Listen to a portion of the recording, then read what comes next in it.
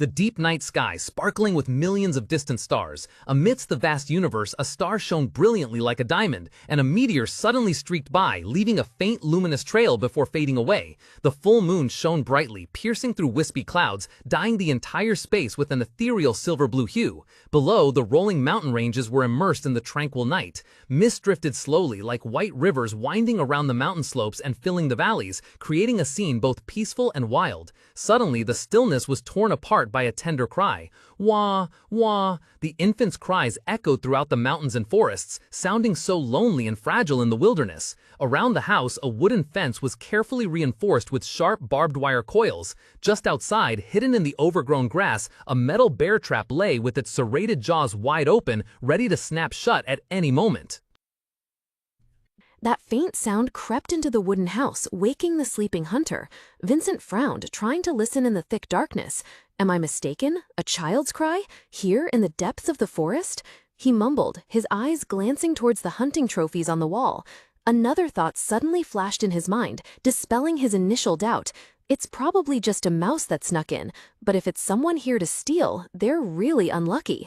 With a cold and resolute expression, Vincent's calloused hand gripped the handle of the sharp axe propped in the corner of the house. He was shirtless, revealing his bare, muscular, bulging back as he stepped out the doorway. In the dense darkness, Vincent's bulging muscles tensed as he gripped the axe handle, a dry sound signaling readiness. His eyes coldly swept through the night, filled with vigilance and danger. Hidden in the shadows outside the log cabin, he quietly observed, his formidable frame like a lurking predator.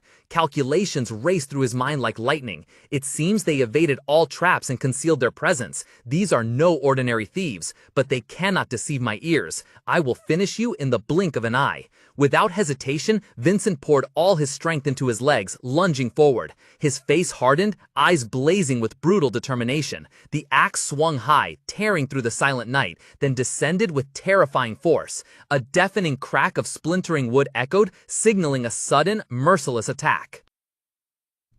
Vincent let out a sigh, his eyes darting quickly everywhere, from the stalls with curious horse heads poking out to the silent, dark corners. He whispered to himself in despair, "There's no one here." The tension on his face gradually gave way to weariness. Vincent raised a hand to rub his forehead, deep sadness etched in his eyes. He muttered bitterly, "Ever since I heard we couldn't have children, I've started hearing phantom sounds."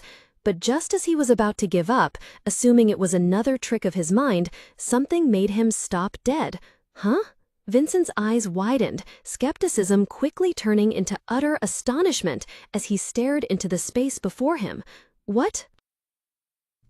Vincent stood frozen, his strong hands gripping the side of the rickety crib. Inside the crib, a gentle, ethereal blue glow suddenly emanated, enveloping the tiny form of a newborn baby. The light was not harsh, but shimmered like pixie dust, illuminating a dark corner of the room, making everything appear surreal. Vincent froze, his eyes wide with astonishment. "What is this?" he exclaimed, his voice cracking with panic and disbelief. Without a second's hesitation, almost instinctively, he swiftly scooped the baby from the crib, hugging it tightly to his muscular chest. The strange glow vanished the moment the tiny body was shielded by him.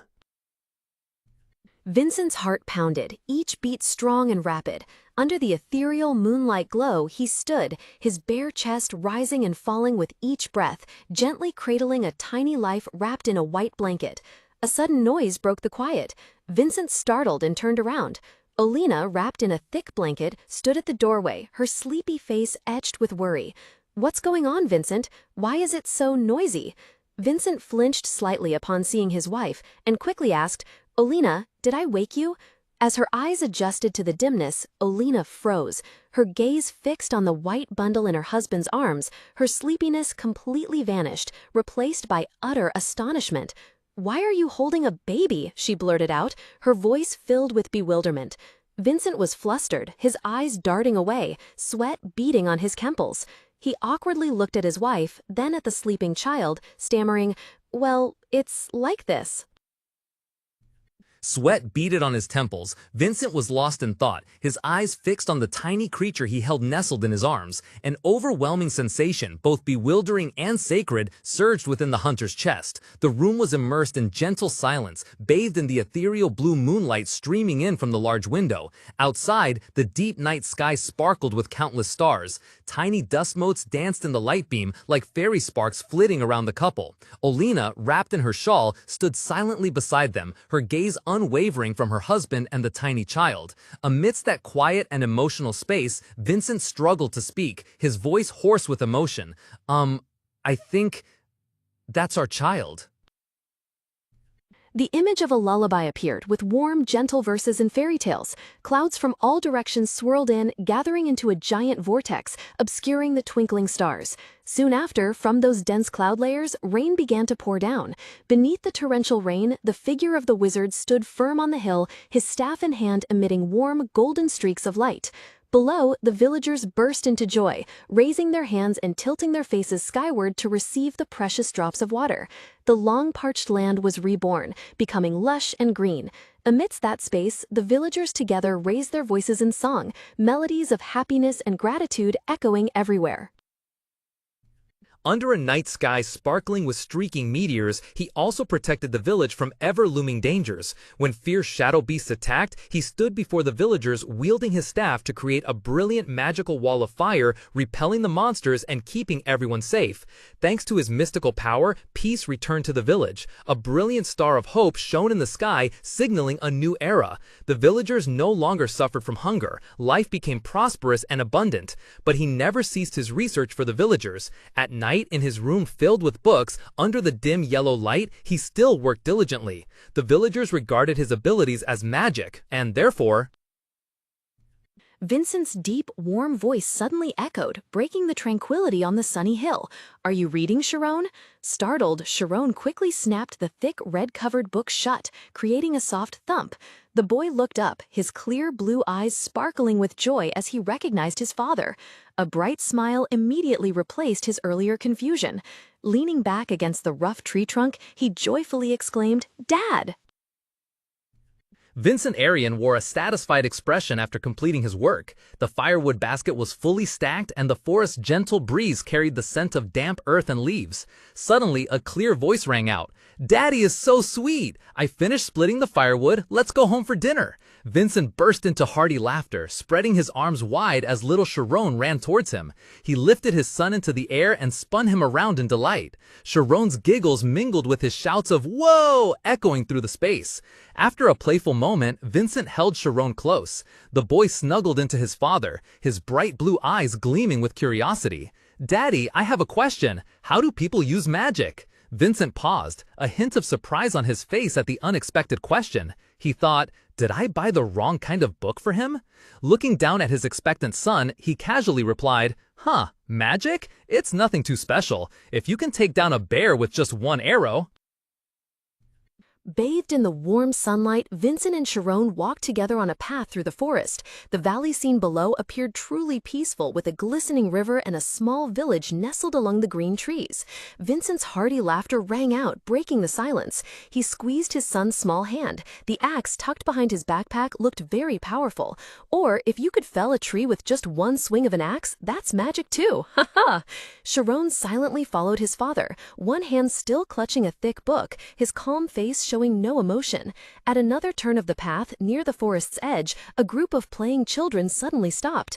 They saw the father and son from afar and started whispering, "Oh, it's Uncle Vincent, and Sharon is with him too. He never stops reading, even when we invite him to play. What's that big book for? I wonder if he actually knows how to read." Vincent and Sharon's figures gradually disappeared behind the trees, but the comments didn't stop. Standing on the lush green grass, where other children were still engrossed in playing soccer, one of the two children made a final remark. "He's so skinny. He doesn't look like Uncle Vincent at all." Vincent froze. A dark purple aura of killing intent began to emanate around him as the venomous whispers of the neighborhood children reached his ears. "My mom said they picked him up from somewhere," one child remarked. "Maybe he was abandoned for being too strange." His hands clenched into fists, veins bulging. "How dare they speak of my son like that?" he muttered through gritted teeth. His rage seemed to compress, transforming into an iron resolve. Vincent's face glistened with sweat. He called out to his son, "Sharon, if you can fell a tree with just one swing of the axe?" Under the bright sunlight of the forest, Sharon's eyes widened in astonishment, unable to believe what he had just witnessed. That extraordinary power made him exclaim excitedly, "That's magic, isn't it?" Sharon's small hand, still clutching the red-covered book, was nestled within his father's large, calloused one. A bright, sun-like smile lit up the boy's face as the two walked together. Vincent, with a heavy bundle of firewood and an axe strapped to his back, broke the peaceful silence. "Sharon, since you helped me today, tomorrow we'll go to the city. I'll buy you your favorite fruit." Sharon's eyes widened, lighting up with surprise and joy. He looked up at his father, his voice a mix of disbelief and extreme excitement. "Wow, really? I can't wait." Seeing his son's pure delight, a pang of guilt momentarily crossed Vincent's mind. "I'm sorry for being such an inadequate father." In his excitement, Sharon let go of his father's hand, wrapping both arms around his leg, his radiant face pressed against his father's hip. Vincent looked down at his little boy, his eyes reflecting tenderness and a silent determination. Vincent's steady, warm hand gently rested on Sharon's tangled blonde hair. The boy softly closed his eyes, savoring the familiar and peaceful feeling spreading through him. Vincent thought to himself, "But no matter what anyone says, you are still my son." Sharon clutched the worn, red-covered book tightly in his hand, then looked up. He whispered, his voice soft but filled with burning desire, "I want to know more about magic." His words seemed to merge with the clear blue sky stretching endlessly above, where white clouds drifted serenely. And then, amidst the valley embraced by majestic mountain ranges, a magnificent city with towering spires appeared, promising a new horizon of knowledge awaiting him ahead. The horse-drawn carriage slowly rolled through the massive stone gate of Kreese, a bustling city nestled in the rural kingdom of Thormia. From above, the main road stretched endlessly, flanked by stately buildings with neat, tidy tiled roofs. Inside the carriage, Sharon pressed his face against the window, his bright blue eyes gleaming with excitement. He couldn't suppress his astonishment, exclaiming eagerly, "Wow, so this is a city!" The scene outside was entirely different from the world he once knew. The bustling streets teemed with people. The boy eagerly gazed at a luxurious clothing store where gentlemen were selecting elegant attire. The clatter of wheels echoed before coming to a halt as Vincent's carriage entered the bustling market. Amidst the lively space where street vendors hawked prices and groups of shoppers bustled back and forth, Vincent stopped the carriage. He turned to his son, Sharon, his voice stern with instruction. "Sharon, you must wait at Mr. Martin's shop until I'm done. Let me remind you again, absolutely do not go into any deserted alleys or have any contact with nobles, understood? Even though I know you've never disobeyed." Sharon looked up at his father, a bright smile and a resolute voice. "I understand. Don't worry, father." Hearing his son's reply, Vincent stood up, guiding the heavily loaded carriage forward, merging into the dense crowd on the cobblestone street. The scratching sound of the pen echoed as Sharon carefully wrote the price list for the fruit stall. The vendor, an old man with a kind face, exclaimed in surprise, "Good heavens, you really can read and write?" The old man smiled gratefully. "Thank you, my child, you didn't have to." Sitting amidst the colorful fruit baskets, Sharon cheerfully replied, "It's all right, I wanted to help." The old man looked at the boy with affectionate admiration, a warm smile on his lips as he thought to himself, "He truly is an intelligent child, especially for his age, and yet my Martin is the one who's always causing trouble in town." From afar, a young voice called out, "Grandpa!" The man startled and looked up, a bit surprised. "What?" Sharon curiously approached, eyes gleaming with eagerness. "Do you know about magic, sir?" Seemingly not hearing clearly, the old man innocently asked again, "Huh? Are you asking about traffic?" "No, sir, magic!" Sharon impatiently held up the red-covered book, his voice ringing with earnestness. "How do you use magic?" Finally understanding, the old man burst into hearty laughter. "Oh ho ho! Ah, so you want to ask about magic?" Children's interests often follow a familiar loop, starting with mighty dragons, moving to heroes, then mages, and finally bows or guns. However, for Sharon, this passion seemed to have taken deep root. The boy's blue eyes suddenly glowed brightly, sparkling with an extraordinary desire and wisdom as he looked at the book titled Tale of the... A mystical and wondrous world seemed to be opening right before his eyes. The old man's smile was benevolent and warm. He pointed across the bustling street, but there are many books written about it over there.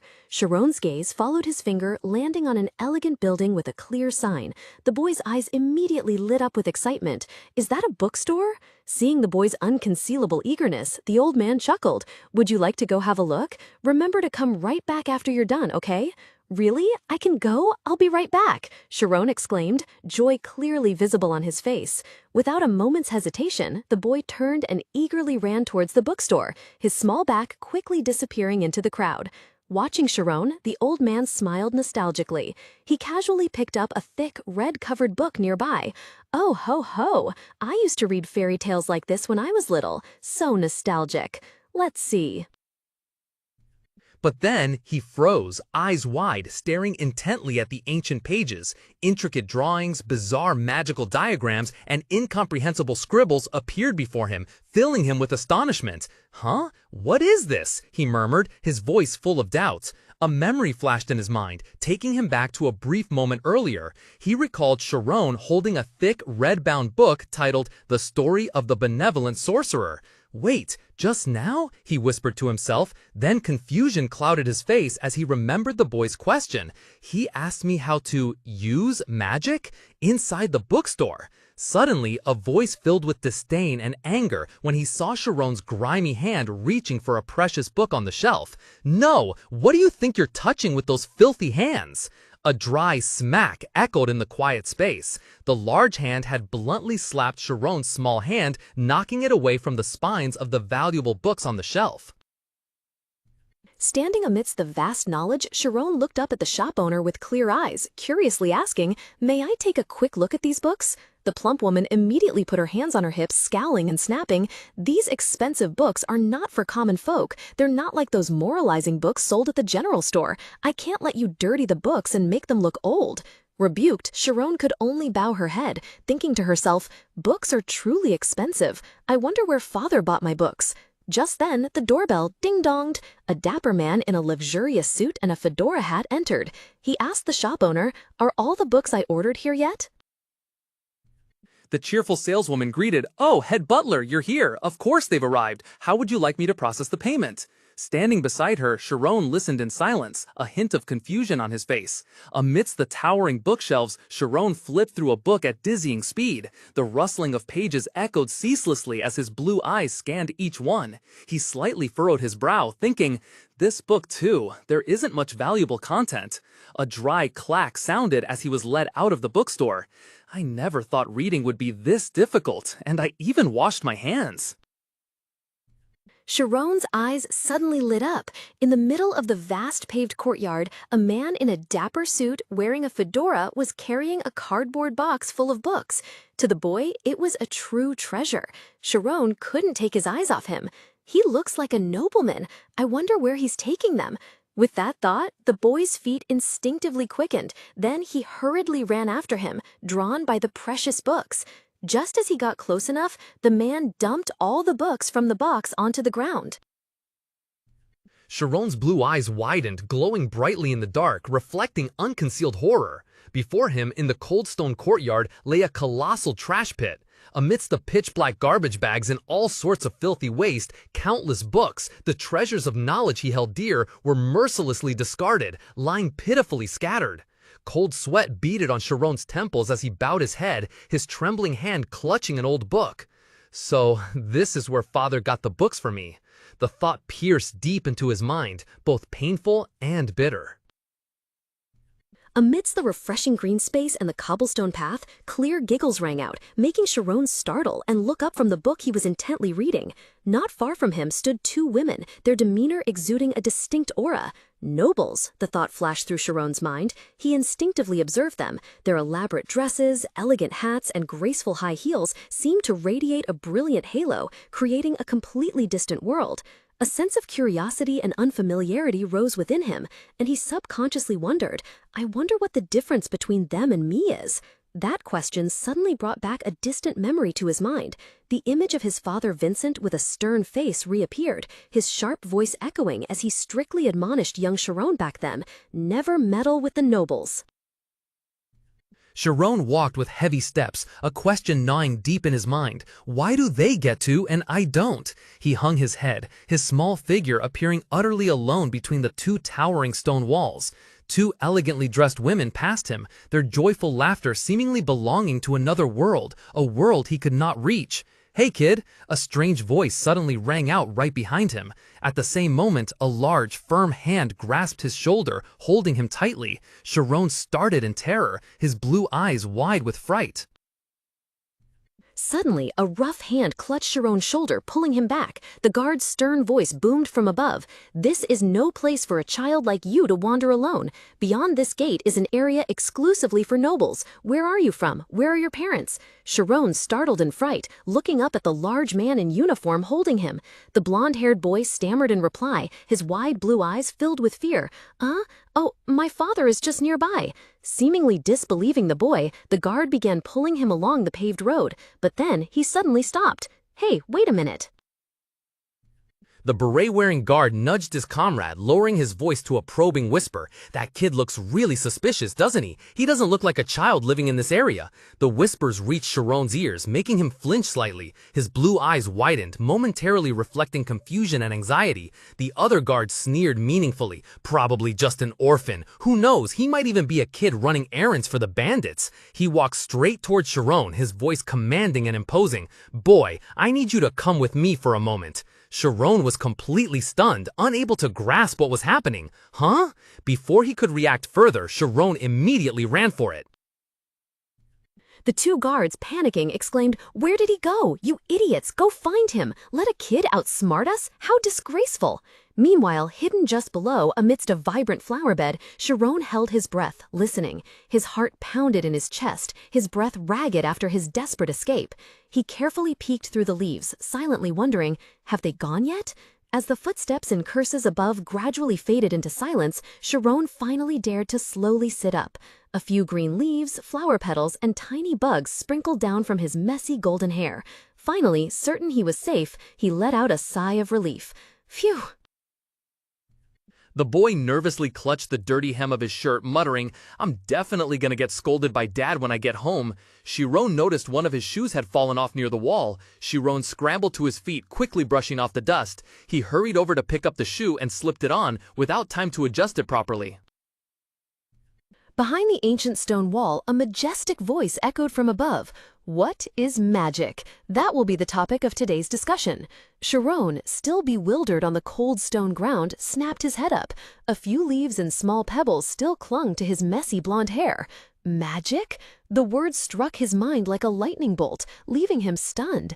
Just then, the solemnness was broken by another voice, full of excitement and a hint of mischief.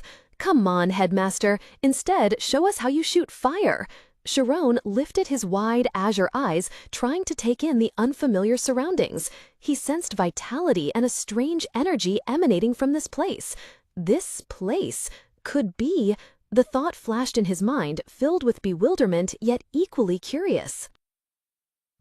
Sharon carefully shifted his body to hear more clearly what was happening inside the academy grounds. A deep, somewhat mischievous voice echoed from the other side of the wall, seemingly addressing a crowd.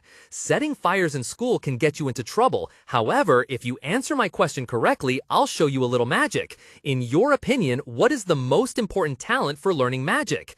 As soon as the question ended, other immature voices clamored to answer. "It's knowledge. It must be diligence. After all, we have to study magic our whole lives." It's money! I heard there are many things that need to be bought. A cheerful burst of laughter followed those answers. The original voice spoke again, calmly refuting. No one has given the correct answer yet. Sharon froze. His blue eyes widened, revealing surprise and deep contemplation. Huddled behind the rugged stone wall, Sharon held his breath, listening, his heart wondering, do you have to be a noble or something like that to be allowed? The old mage's voice rang out, clear and erudite. The most important talent when learning magic, Sharon's blue eyes widened, focusing intensely on every word, is insight. The word insight struck him like lightning, sending a jolt through his mind. Memories of a class flooded back, as vivid as if it were just yesterday. In the magically lit classroom, a bewildered female student asked, "Teacher, what is insight?" The old mage with the white beard smiled kindly, his eyes gleaming with wisdom. Does anyone here not know what 1 + 1 equals? A student nearby quickly replied, his voice full of confidence. Who doesn't know that? It's clearly 2. The mage chuckled softly. So, can anyone explain to me why it's 2? The unexpected question silenced the entire class. The student who had just spoken scratched his head in confusion, stammering, huh? Amidst the fresh air, a voice resounded, explaining a profound concept. That strange feeling you're having right now is called intuition. There was a time when people didn't know that 1 + 1 = 2. Many scholars strive to prove it, but even without specific evidence or proof, we can still understand that 1 + 1 = 2, right? Sharoni listened intently, immersed in every word. That's because it's a law that has always existed in this world. That's why we don't need to learn it, because we can perceive and accept that concept. Since magic is also a law that has existed in the world from the very beginning, we can perceive and fully accept it through intuition. That's why intuition is more accurate than knowledge and faster than diligence. The final words struck him like a bolt of lightning. A thought flashed through Sharon's mind, stunning him. Wow, does that make someone a genius? He stopped abruptly. His blue eyes widened, revealing clear astonishment and bewilderment. A deep, warm voice tinged with hearty laughter echoed through the space.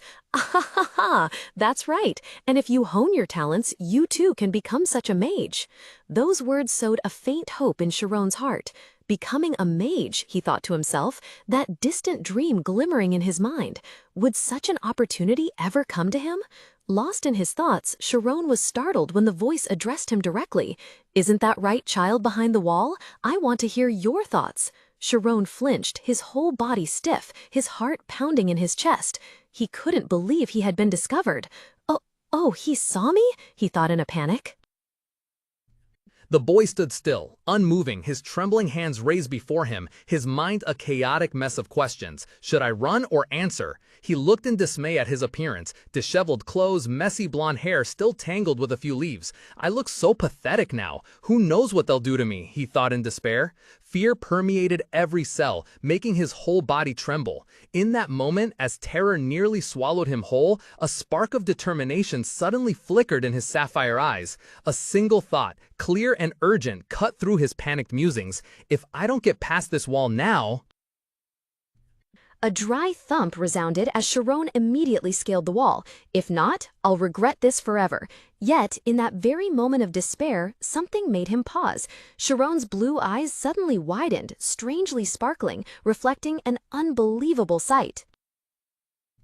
Warm morning sunlight filtered through the leaves, casting sparkling streaks of light onto the lush green lawn of Alpheus Academy of Magic. The Academy's main building stood tall and majestic, with its white walls and ancient tiled roof, casting its reflection onto the peaceful campus. A gentle breeze swept through, carrying the scent of flowers and rustling the leaves. In the shade of an ancient tree, other students were gathered around an old man. He had long, silvery white hair and a beard, his benevolent face marked with the wrinkles of time, yet his eyes shone brightly and keenly. This was Myre Alpheus, the esteemed principal of the academy. Noticing the children's presence, he smiled brightly, his warm and friendly voice resonating. "Have you come here to keep this old man company?" Sharon's face flushed crimson from the effort. He clenched his teeth tightly, his eyes squeezed shut in an extreme attempt. Sweat beaded on his temples as his heart pounded in his chest, rapid like war drums. Mustering all his strength, Sharon tensed his body, pushed off forcefully from the edge of the towering stone wall, and leaped straight down to the ground below. The brilliant morning sunlight streamed through the leaves, dyeing a corner of the deep blue sky golden. Below, a towering brick wall stretched out, seemingly an invisible boundary. Along the base of the wall, in the cool shade, Sharon walked quietly. His light blonde hair caught a few dry leaves, his eyes reflecting contemplation. In his hands he held a scroll tightly, his footsteps rustling softly on the grass, breaking the early morning silence. Beneath the tree, a group of people had gathered, intently listening to an elderly person lecturing. Sharon slowly approached, his gaze fixed on the warm and knowledge-filled scene before him. Underneath an ancient tree, Headmaster Alpice Milch stood with a dignified yet serene presence. Gathered around him were elite students, clad in the academy's luxurious uniforms. A sharp-eyed student recognized the newcomer and quickly informed the headmaster, his tone filled with disdain. "Headmaster, he's not a noble. I believe he's a commoner." A dark-haired student sharply yelled, "Hey, you're not allowed in here." Other voices joined in the expulsion, culminating in an enraged shout, "Get out!" All those harsh words of dismissal pierced Sharon like daggers. The boy stood stunned, his large, round blue eyes wide open and glistening with tears. His dirty face and simple clothes were completely out of place among the luxurious uniforms. A few dry leaves still clung to his disheveled blonde hair, evidence of his arduous journey through the forest. He just stood there, speechless, a surge of humiliation and bewilderment swelling in his chest.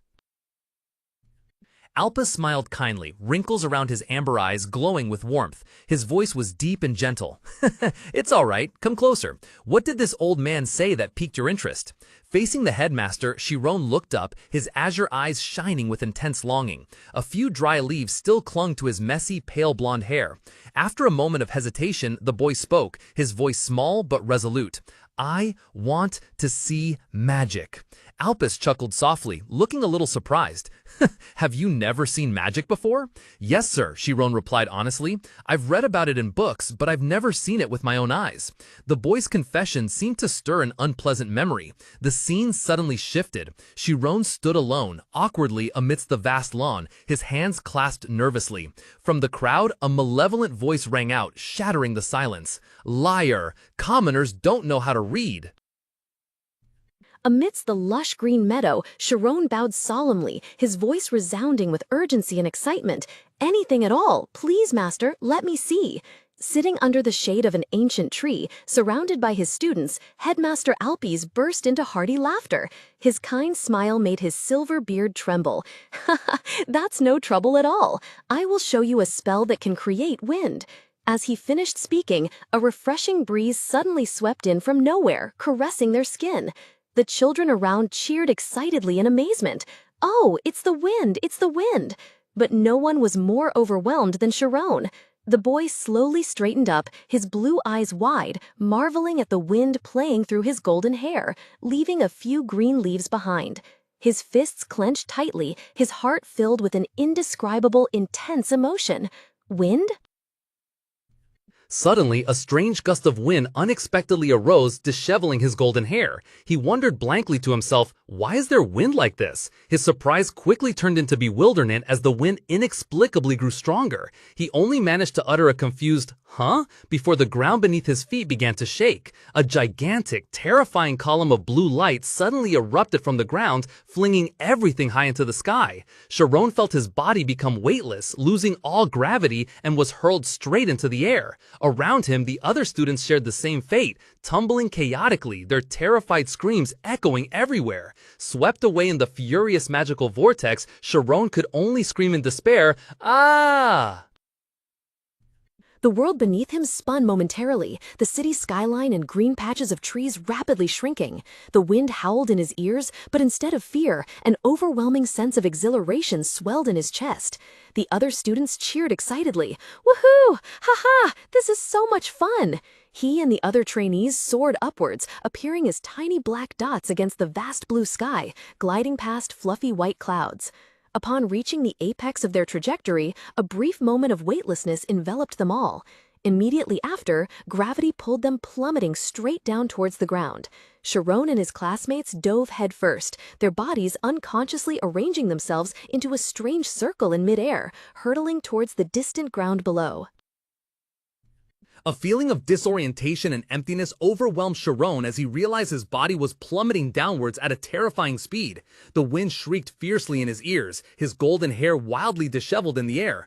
Oh, huh? His initial surprise was quickly replaced by utter horror. Sharon's eyes widened, a desperate scream tearing from his chest as he flailed his arms in vain, trying to grasp at the empty air. He was free-falling straight towards the ground. Why am I falling like this? Panic-stricken thoughts flashed through Sharon's mind. Cold sweat beaded on his forehead, and the intense fear of imminent death choked off his every breath. Immediately after, peals of delighted laughter erupted like firecrackers. Bah ha ha ha ha ha! In the middle of the academy's lush green lawn, before the eyes of the student crowd, Sharon hovered about a meter above the ground. The genius boy lay curled up, hands covering his face in extreme embarrassment, his body trembling incessantly. Around him, his peers made no attempt to hide their amusement, laughing hysterically at this unprecedented sight. From a position where he could observe everything, Principal Alpes calmly asked, "How is it going?" With a benevolent smile and eyes sparkling with pride, Headmaster Alpes declared, "That is magic." Two students standing beside him also beamed, completely captivated by what they had just witnessed. His cerulean eyes widened, filled with utter astonishment. A completely new world had just unfolded before him, a world of the impossible. He whispered, his voice lost in overwhelm and confusion, "Magic, what is it?" The question from the past seemed to still echo. Noticing Sharon's contemplative expression, Alpes gently stroked his silver beard. He mused, let's see. Magic, if I were to give an example. Confronted by Headmaster Alpes Milch's enigmatic smile, Sharon could no longer hold back. Tears welled up and his voice broke with despair and frustration. "It doesn't matter if I don't understand. Please tell me the truth." From a nearby thicket, a group of students witnessed the unbelievable scene. They whispered to each other, their voices filled with astonishment and fear. "Did you hear that? He dared to be so insolent to the headmaster. Not even the teachers would dare speak to him like that." Sharon's plea seemed to wipe away the serene expression on Alpes' face. His smile vanished completely. His eyes narrowed, his gaze becoming sharp and cold, a dreadful solemnity beginning to pervade the air.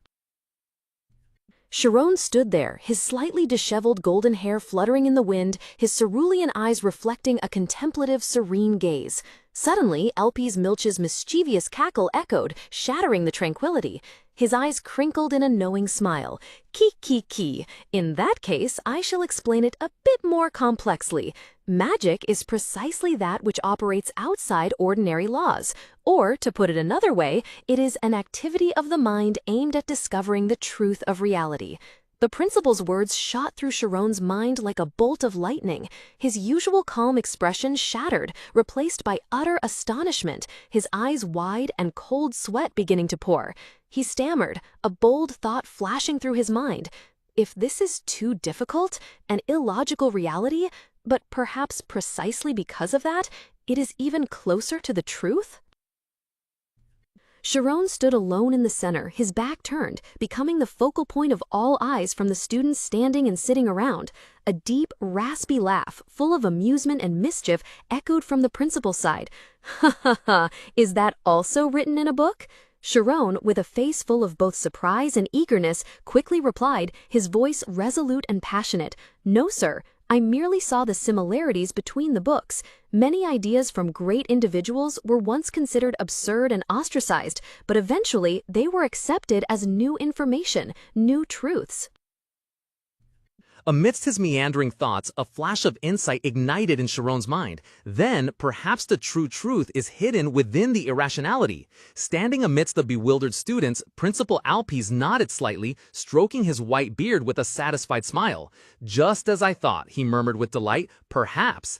At that moment, in the sun-drenched courtyard and under astonished gazes, Sharon stood alone, small in stature but exuding unusual resolve. He held his head high, his voice ringing out clearly, quickly, breaking the silence. "What must I do to learn magic?" A cunning and excited smile instantly bloomed on Principal Alpi's face. A clear, undeniable thought echoed in his mind: an outstanding child. Sharon's gaze did not waver as he resolutely continued, his voice filled with iron determination, "even if it is very difficult." Headmaster Alpice's thoughts were entirely focused on Sharon. He knew well that his student was striving to find accurate information for his own research. The headmaster's gaze seemed to pierce through space, resting on the figure of the young boy. Against the clear blue sky, a few leaves gently brushed past Sharon's disheveled blonde hair. He stood there, his azure eyes reflecting resolve, unwavering. Does the boy truly believe he can do it? Alpice wondered, a fleeting doubt crossing his mind. But then a stark truth re-emerged, overshadowing his other thoughts. "Unfortunately," he murmured, his tone tinged with a hint of regret, "the boy is merely a commoner." Alpice's aged face subtly curved into a knowing smile, his eyes glinting with an inscrutable depth.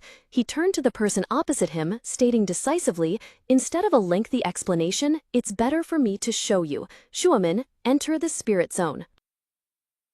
Standing at the center, Shuamin, the girl with neatly braided purple hair, her hands clasped seriously yet her face glowing with excitement, replied to the principal in a clear and resolute voice, "Yes, principal." Standing amidst the crowd, Sharon couldn't help but be astonished upon hearing those words. The spirit realm? He wondered, his blue eyes wide with curiosity. This seemed to be a completely new concept to him. Instantly, an ethereal blue aura enveloped Shuamin. The world around her seemed to transform, and her eyes lit up with a pure, magical glow. The girl smiled, her voice resonating as if echoing from another dimension. "I have entered the spirit realm." Leaning against the tree trunk, Principal Alpice gave a kind and mysterious smile, his long white beard gently swaying. He clasped his hands together, concealing something within. "All right," he said in a deep, warm, and encouraging voice, "can you guess how many coins I'm holding here?" Shuamin spoke softly, his voice quiet but full of certainty. "There are 6, precisely," Alpice confirmed. His affirmation stunned Sharon, his eyes widening in astonishment. He stared at the headmaster's outstretched palm, filled with small, gleaming stones, unable to believe what he had just heard. "How can that be?" he thought to himself, while the other students also buzzed with discussion. Noticing Sharon's confusion, Alpice calmly explained, his voice resonating clearly. "When a mage focuses, their mind becomes sensitive enough to perceive everything around them. Exceptional mages are said to be able to count the leaves on a tree from a distance." He subtly moved his hand, discreetly dropping a few stones. "This is the extremely sensitive mental state, the spiritual zone." As soon as he finished speaking, Shuamin, still with his eyes closed and a bead of sweat rolling lightly down his temple from intense concentration, spoke again. "There are 3 now." Amidst the silence, Principal Alpice's deep, resonant voice echoed, carrying an indescribable weight. His eyes were profound, imbued with years of wisdom as he explained a supreme realm of magic. When a mage steps into the zone, they perceive the external world with a supernatural ability and ultimately can control reality. In that moment, an image of Sharon appeared in his mind. The season's principal continued his explanation, his gaze seemingly piercing the student's very being. It wasn't that the girl counted the coins, it was the ability to perceive the entire situation unfolding before her in a single instant. The explanation struck Sharon's mind like a bolt of lightning. A thought suddenly flashed in his mind. Seeing the student's expressions, Alpice smiled gently, breaking the tense atmosphere. He spoke in a warm and encouraging tone. "Anyone can do it. Try practicing in a quiet place. First, you need to perceive yourselves." Amidst the silent crowd of students, Headmaster Alpice Milch's voice resonated, solemn and profound. "Then you will have to erase yourself," he further explained. "Although anyone can do it, not everyone can truly achieve it. When you do, a completely new world, different from the one you know, will open before your eyes. Do you understand what I'm saying?" For a moment, Sharon stood still, his blue eyes lighting up with sudden realization. His face showed determination as he uttered, his voice echoing with certainty, "If I can't feel myself, then self-erasure is impossible."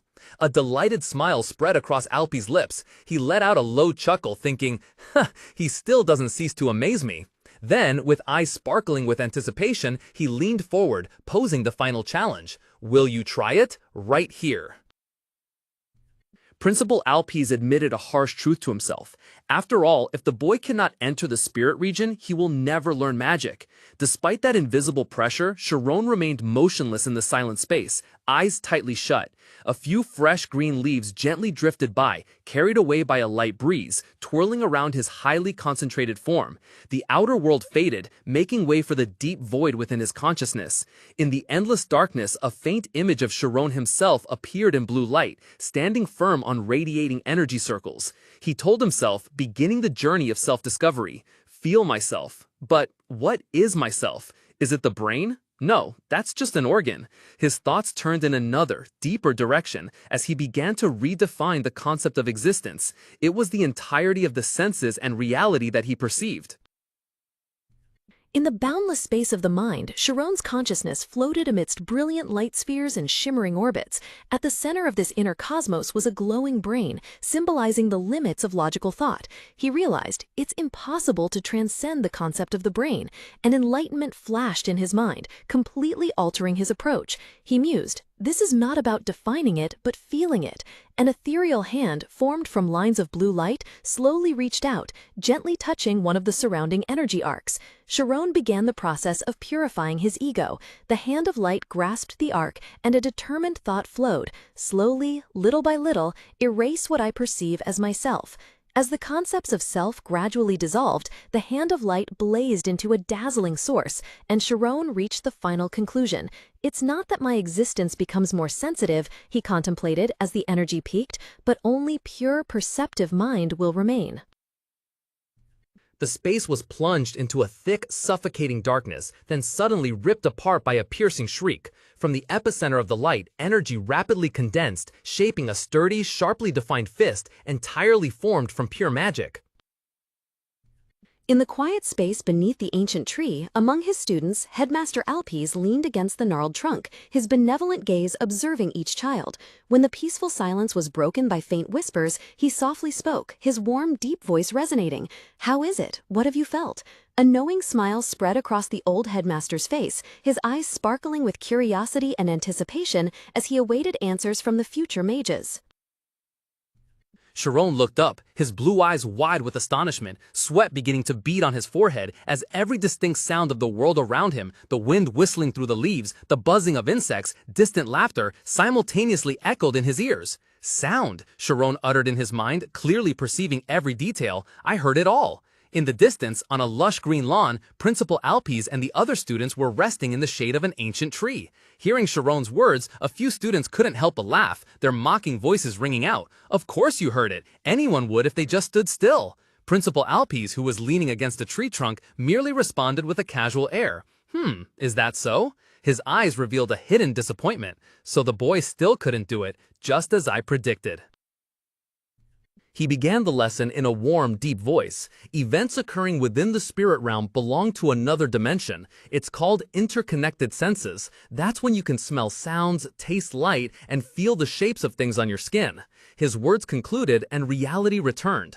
Alpes' warm hand gently caressed Sharon's head, a gesture full of encouragement. "You did very well," he smiled with satisfaction. "If you continue practicing in the future, you will be able to hear even more sounds."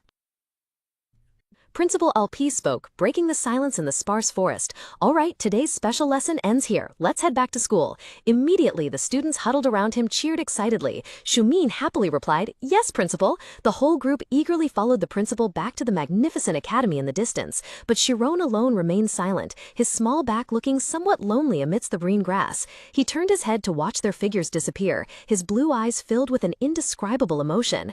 In his mind, Sharon's image contrasted completely with the noble children surrounding him. Alpes stroked his silver beard, lost in thought. If that child had been born into a noble family and trained from a young age, could they achieve similar accomplishments to these children? Oh well, he sighed softly, accepting a reality. There are already many talented children in this world. After that, Sharon swiftly vaulted over the towering brick wall. The moment his feet touched the ground, he stumbled, losing his balance, his entire body lurching forward in a desperate attempt to stay upright. Cold sweat poured out, soaking his light blonde hair, his azure eyes wide with astonishment. Sharon whispered, his voice initially trembling and broken, but then bursting with immense relief. "It really, really worked." A colossal sound echoed in Sharon's mind, tearing through the silence. Instantly, the space around him completely transformed. An ethereal emerald world appeared, with ripples of energy spreading like a disturbed lake, sparkling with countless tiny particles of light. Amidst that dazzling void, a gigantic ancient tree, woven entirely from light, slowly materialized. Its vast canopy radiated a gentle, vibrant halo. Sharon was stunned by this magnificent sight, his heart filled with wonder as he silently asked, "Is this truly the spirit realm?" As the leaves of light began to slowly drift and fall like a shower of shooting stars, a bird, also crafted from pure spirit energy, suddenly appeared. It gracefully spread its wings, swooping down from above, becoming a vibrant azure streak in the surreal landscape. In an ethereal space filled with pure azure, Sharon's mind drifted. Before his eyes, a city made of shimmering lines of light began to shatter into countless fragments, and from them, birds of light soared high into the sky. Sharon felt as if he himself was torn into pieces, then scattered, dispersed across the world. A terrifying, rending sensation pierced his consciousness. A piercing sound echoed as his being was pulled along chaotic streaks of light, vanishing into oblivion. Sharon's consciousness plunged into an overwhelming space, initiated by a blinding blue-white light. As his vision reformed, he found himself suspended in a fantastical cosmos, where luminous energy lines stretched endlessly like a cosmic web. His awareness was pulled backward, along the lines of light, towards a single central point, a pitch-black void, an empty circle that nonetheless radiated an irresistible gravitational force. In the absolute stillness of this transcendent space, a sudden and profound truth surged from the depths of his memory, echoing in his mind. I once was this very world. A hot tear rolled down Sharon's cheek as his blue eyes opened wide, reflecting a deep, endless space. A powerful shiver ran down his spine. Before him, the cobblestone road stretched endlessly, 2 rows of houses gradually fading, then converging into a blinding bright spot on the horizon. A feeling of smallness and overwhelm seized his mind. I couldn't help but shiver at the infinite vastness, Sharon thought to himself, trying to suppress his rapid breaths. That feeling was fleeting, a brief moment, yet it etched itself deep into his mind. Just for a moment, but I broke free. My body and I became infinite. Sharon continued to run swiftly along the road to find his way back. A deafening crash rang out, tearing apart the tranquility of the cobblestone street. He was thrown backward, losing his balance completely. He had no time to do anything but fall face first onto the cold, rough ground. Ah! Startled, he quickly looked up, his wide, terrified blue eyes stammering, I'm sorry. Before him wasn't just one, but a whole group of large men, looking like thugs. They surrounded him, blocking the entire pathway in the narrow, dark alley. The air suddenly became suffocatingly tense. The burliest man, wearing a tank top, growled, "Who the hell are you? You're pissing me off." Immediately, a large ruffian closed in, his crude hand clutching the boy's collar tightly. With a sinister grin, he snarled at the terrified Sharon. "Are you crazy? If you hit someone, you have to compensate them. That's obvious, isn't it? Do you think an apology is enough? You're from the Wolf Gang, aren't you?" Completely overwhelmed, Sharon could only stammer, trembling, I'm sorry." The apology seemed only to amuse the ruffian further. He let out a savage laugh, then jeered, "Ha, did you come here to kill me?"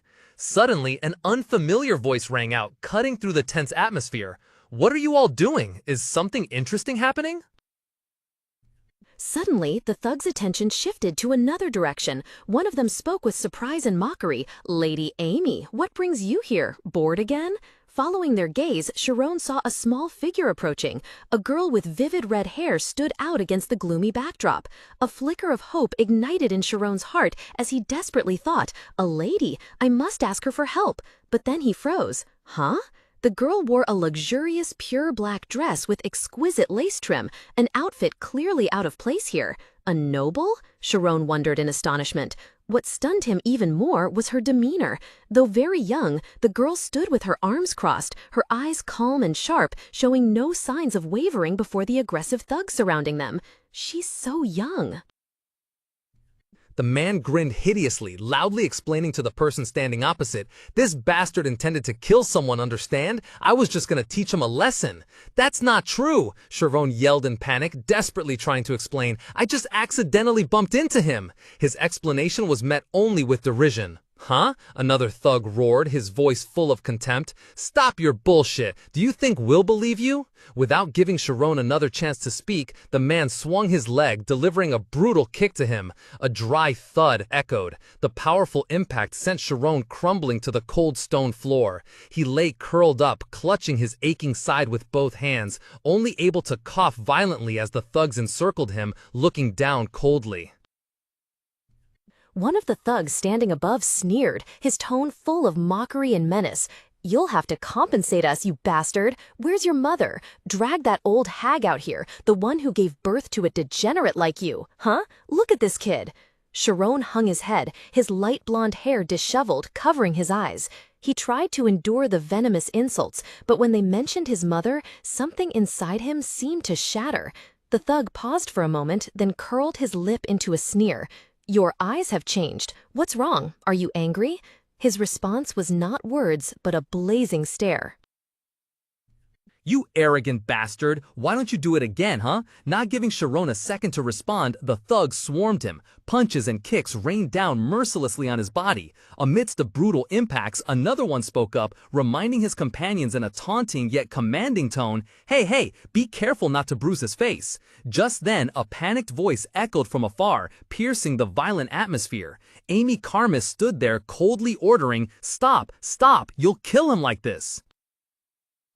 The heavy thud of tall boots on the cold stone-paved street shattered the suffocating silence of the dark alley. Under the flickering street lamp, Sharon lay sprawled on the ground. Amy approached him to check. "Are you all right?" Noticing her presence, one of the ruffians hastily spoke up in denial. "I didn't do anything." But Sharon couldn't hear anything. He lay curled up on the cold ground, his face smudged with dirt and marked with bruises. His shoulders trembled violently with each choked sob. Hot, resentful tears streamed from the corners of his eyes, rolling down his cheeks, revealing ultimate pain and helplessness. Amy glanced around boredly before speaking. "All right, can we stop here?" Her voice sounded indifferent, but then a faint, malicious smile formed on her lips as she continued. "Don't you guys have anything more fun to do?" Hearing this, one of the thugs standing nearby smirked and replied, "Well, we were planning to beat him to a pulp and then sell him to a village in the south. He's just a commoner anyway, so there'll be nothing to worry about afterwards." Extreme fear choked his heart. The prospect of being sold off, separated from his family forever, became terrifyingly clear. Sharon let out an inarticulate cry from deep within him. "Mom! Dad!" Facing him, Amy Karmas sat cross-legged, powerfully. Two large thugs loomed on either side like guardians. Amy lightly cleared her throat. Her sharp green eyes scanned Sharon from head to toe. She raised a hand to her mouth, her cheeks faintly flushed as she spoke with feigned amusement. A slave shouldn't have any flaws, right? So why don't we test?" Hearing this, the two thugs standing nearby couldn't help but burst into raucous laughter. One of them sneered, "Are you going to personally check him?" They leered down at him with sinister smiles and threatening tones. One growled, "Hey, she told you to strip. You want another beating?" Faced with the blatant threat, Sharon's face twisted with fear. With tears welling in his eyes, he screamed desperately into the void. Hiding behind the two thugs, Amy secretly peeked at the scene unfolding before her. Her face flushed, and she quickly covered her mouth to hide her confusion and astonishment. Her mind was a chaotic mess. Strip? What are they trying to make him take off? These lunatics! I only wanted to see his face. But why? Is he like that? "I only intended to bully him a little and then let him go," she thought to herself, her initial confidence quickly vanishing, giving way to a growing unease as she witnessed Sharon's reaction. He's not losing his mind, is he?" Facing her, Sharon no longer maintained his usual composure. He stood there, his whole body trembling slightly. His eyes flared with a strange, brilliant, and menacing blue light, standing out in the dim space. His expression was dazed and horrified, as if some terrifying power was surging from deep within, beyond his own control. The previously cocky thugs were preparing for a morbidly entertaining situation.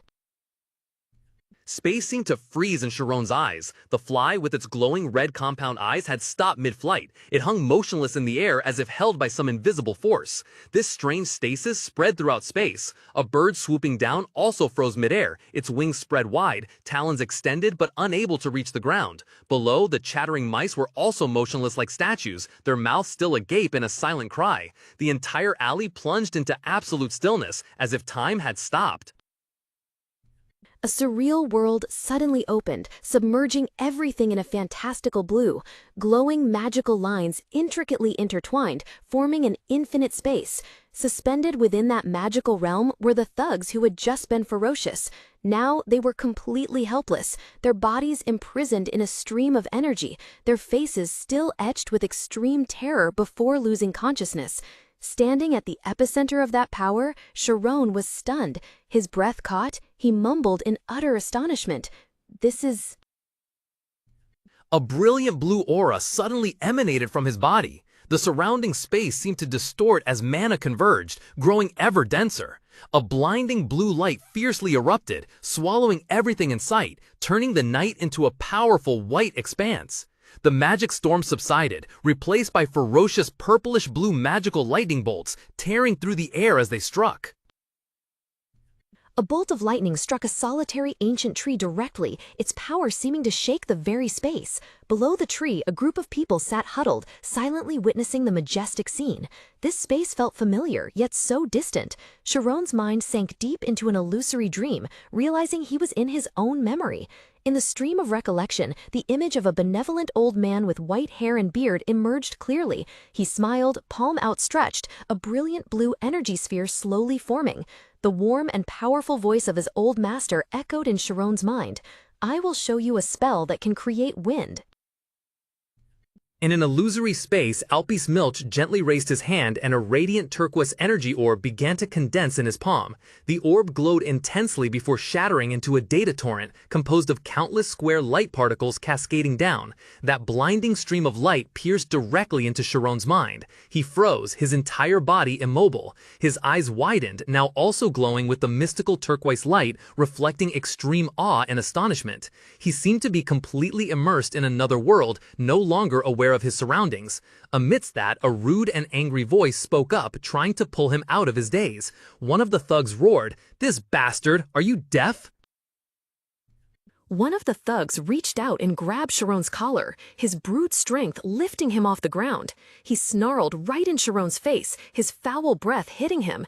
"You think I'm kidding with you?" Choked and breathless, Sharon couldn't answer. But in the shadows, a terrifying change was occurring. His cerulean eyes suddenly flared with a cold, murderous magical light, signaling an imminent explosion of rage. Witnessing the scene, extreme horror was evident on Amy's face. She shrieked in panic, her voice lost to fear. "Wait, stop it!" But it was too late. A fierce blast of blue-purple magical energy erupted, radiating from Sharon as its epicenter. The invisible yet unstoppable force swept through the space, flinging the thugs backward like leaves in a whirlwind, their faces contorted in extreme terror and agony. A fierce blue energy surge suddenly erupted, tearing apart the quiet air of the narrow alley. Razor-sharp magical streaks swirled, sweeping everything in their path with uncontrollable power. At the epicenter of that energy storm, Sharon stood still and alone on the old stone pavement. The boy seemed to be consumed by the very power he had just unleashed. As the dazzling light faded, restoring an eerie silence to the alley, Sharon collapsed onto the cold stone ground, his azure eyes wide open, filled with utter horror and bewilderment. Breathing heavily, his entire body trembling, the boy still couldn't comprehend the destructive power that had just poured forth from his own body. Sharon's blue eyes widened, reflecting an unbelievable sight, figures free-falling from the sky. Immediately after, the horrifying, desperate screams of the thugs echoed among the towering buildings. They were hurled into the sky by an invisible force, their bodies spinning helplessly in midair. Papers and debris scattered everywhere, painting a scene of extreme chaos. Standing below, Sharon sharply looked up, her mouth agape in extreme astonishment. His blue eyes widened, his pupils constricted, flashing with a haunting and terrifying magical light. The scene around him was a living hell. The thugs who had just been so aggressive now lay scattered across the shattered ground. Their desperate and agonizing screams echoed in the silent space. "Gwarg! Ah, my leg! Help me!" One screamed in ultimate agony, blood gushing from his wound, while others writhed and convulsed amidst the wreckage. A few were unconscious, white foam bubbling from their mouths, lying motionless in their own pools of blood. Amy lunged at Sharon. Her fiery red hair flared like a wild flame, her beautiful face contorted with extreme rage and suspicion. Amy roared, her sharp voice cutting through the taut air like a drawn bowstring. "Hey, you! What in the world are you? Where did you learn magic?" Amy's voice rang out, disdainfully breaking the peace. How could a mere commoner? Just then, the tense silence was shattered by a loud noise echoing from the end of the street. Someone shrieked in alarm. "Over there! There's a big noise!" Amy clicked her tongue in annoyance, her usual arrogance now turning into fury. She clenched her fists, and a powerful aura began to erupt, swirling around her small frame. Amy quickly darted away like a squirrel, escaping the chaos. Sharon hastily turned around, his heart pounding in his chest. Along the cobblestone street, a few passersby began to gather in the distance. His mind reeled, unable to comprehend what dreadful power could have caused that. How could he have been blown away like that? Amid Sharon's bewilderment, a panicked shout echoed from the crowd. "Someone's been struck down over here!" A sudden chill ran down Sharon's spine. His blue eyes constricted, his initial shock quickly turning into profound horror as he realized something even worse. Amidst the chaotic scene, Sharon stood still, his small back casting a long shadow on the stone ground. He looked at those who had just provoked him, now lying motionless. A fleeting sadness crossed Sharon's mind as he thought, after all, they weren't going to listen to anything I had to say anyway. Without a moment's hesitation, he turned on his heel. Hurried footsteps echoed rapidly, shattering the alley's silence. Sharon poured all his strength into his legs, dashing away at lightning speed. Behind him, one of the thugs struggled to lift his head, his eyes wide with horror as he watched Sharon's figure disappear. He shrieked desperately, "Hey, call for help!" But his desperate cry for help was swallowed by the night. The image of his father suddenly appeared in Sharon's mind, a silent, agonizing call echoing in his head. "Father!" He squeezed his eyes shut, bit his lip hard, mustering every last ounce of his dwindling strength to run even faster, leaving behind the dark alley and the troubles that had just unfolded.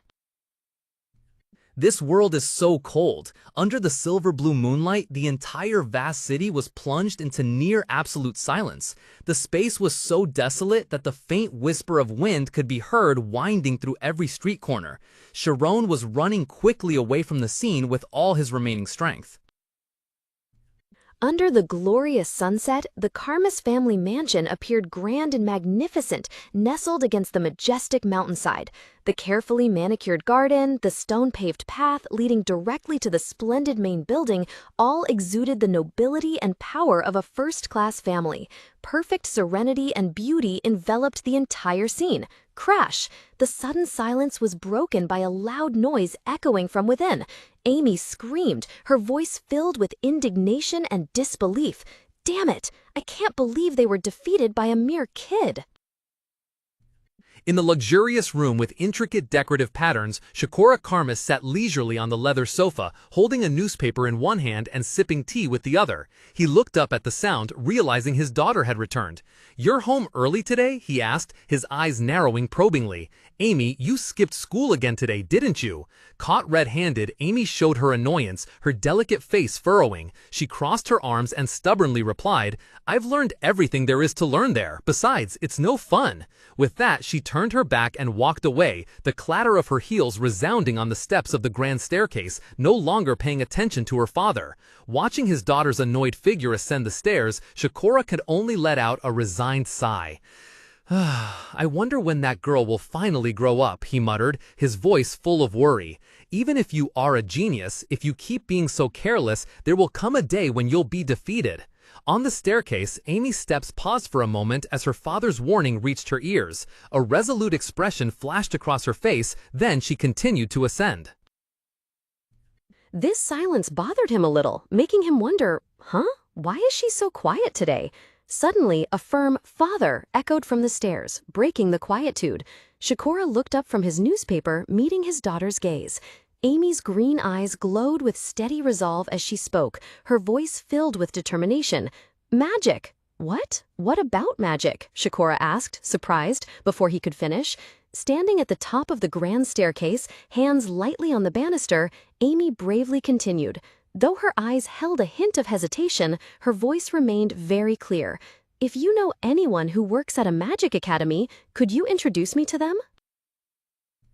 Snow fell ceaselessly from the gray sky, blanketing the entire landscape in white. In the silent space, Vincent's worried call echoed, only to be quickly swallowed by the cold wind. "Sharon! Sharon! Where are you?" The village houses nestled quietly under the thick snow, the path almost gone. Receiving no reply, Vincent returned home, his breath forming white plumes in the biting cold air. Thick snow still clung to his hair and fur collar, a stark contrast to the warmth radiating from the fireplace where Olina was sitting. Olina looked up from the knitting needle in her hand, her eyes showing clear unease, softly saying, "Sharon has gone to the logging area, dear. He said he was going to get some firewood." Vincent's face instantly changed, panic evident in his voice. "What? It's still snowing."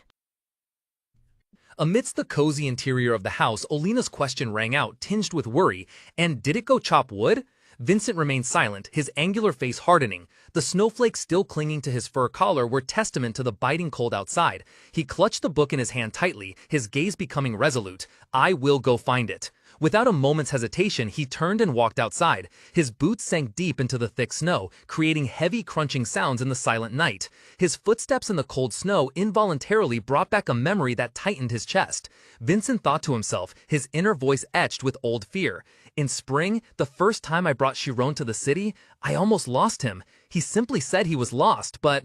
The flashback stopped at the image of him kneeling, embracing Chiron's small body amidst the bustling market. Vincent's face then clearly showed extreme panic mixed with unspeakable relief, his arms tightening around his son as if fearing that with just a moment's carelessness, the boy would vanish into thin air again.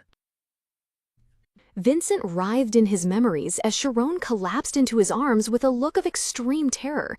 The scene abruptly shifted to a cold winter forest shrouded in a hazy mist. Snow fell softly, blanketing the gnarled, bare branches with a delicate layer. In the quiet forest, a gigantic ancient tree stood majestically, its rough trunk bearing deep gashes, like scars that would never heal. Beneath that tree, amidst the stark white and solitude, was the back of Sharon standing alone, clutching an axe. A dry cough racked his chest. Sharon's body trembled in the cold night air. Standing on a high ledge, sweat beaded on his temples. He sank deep into thought, recalling an event deep etched in his mind. Memories surged back like a storm. A massive explosion of purple magical energy erupted, its power flinging everyone sprawling onto the ground. Amidst the epicenter of that chaos, a small dark figure stood firm, its eyes glowing strangely. Sharon mused, "The magic activated that day. Since then, I haven't been able to use it again. It was a type of magic I successfully cast unconsciously. Because Twaitzak skipped the middle part, I didn't know what happened, as I have no knowledge of magic at all."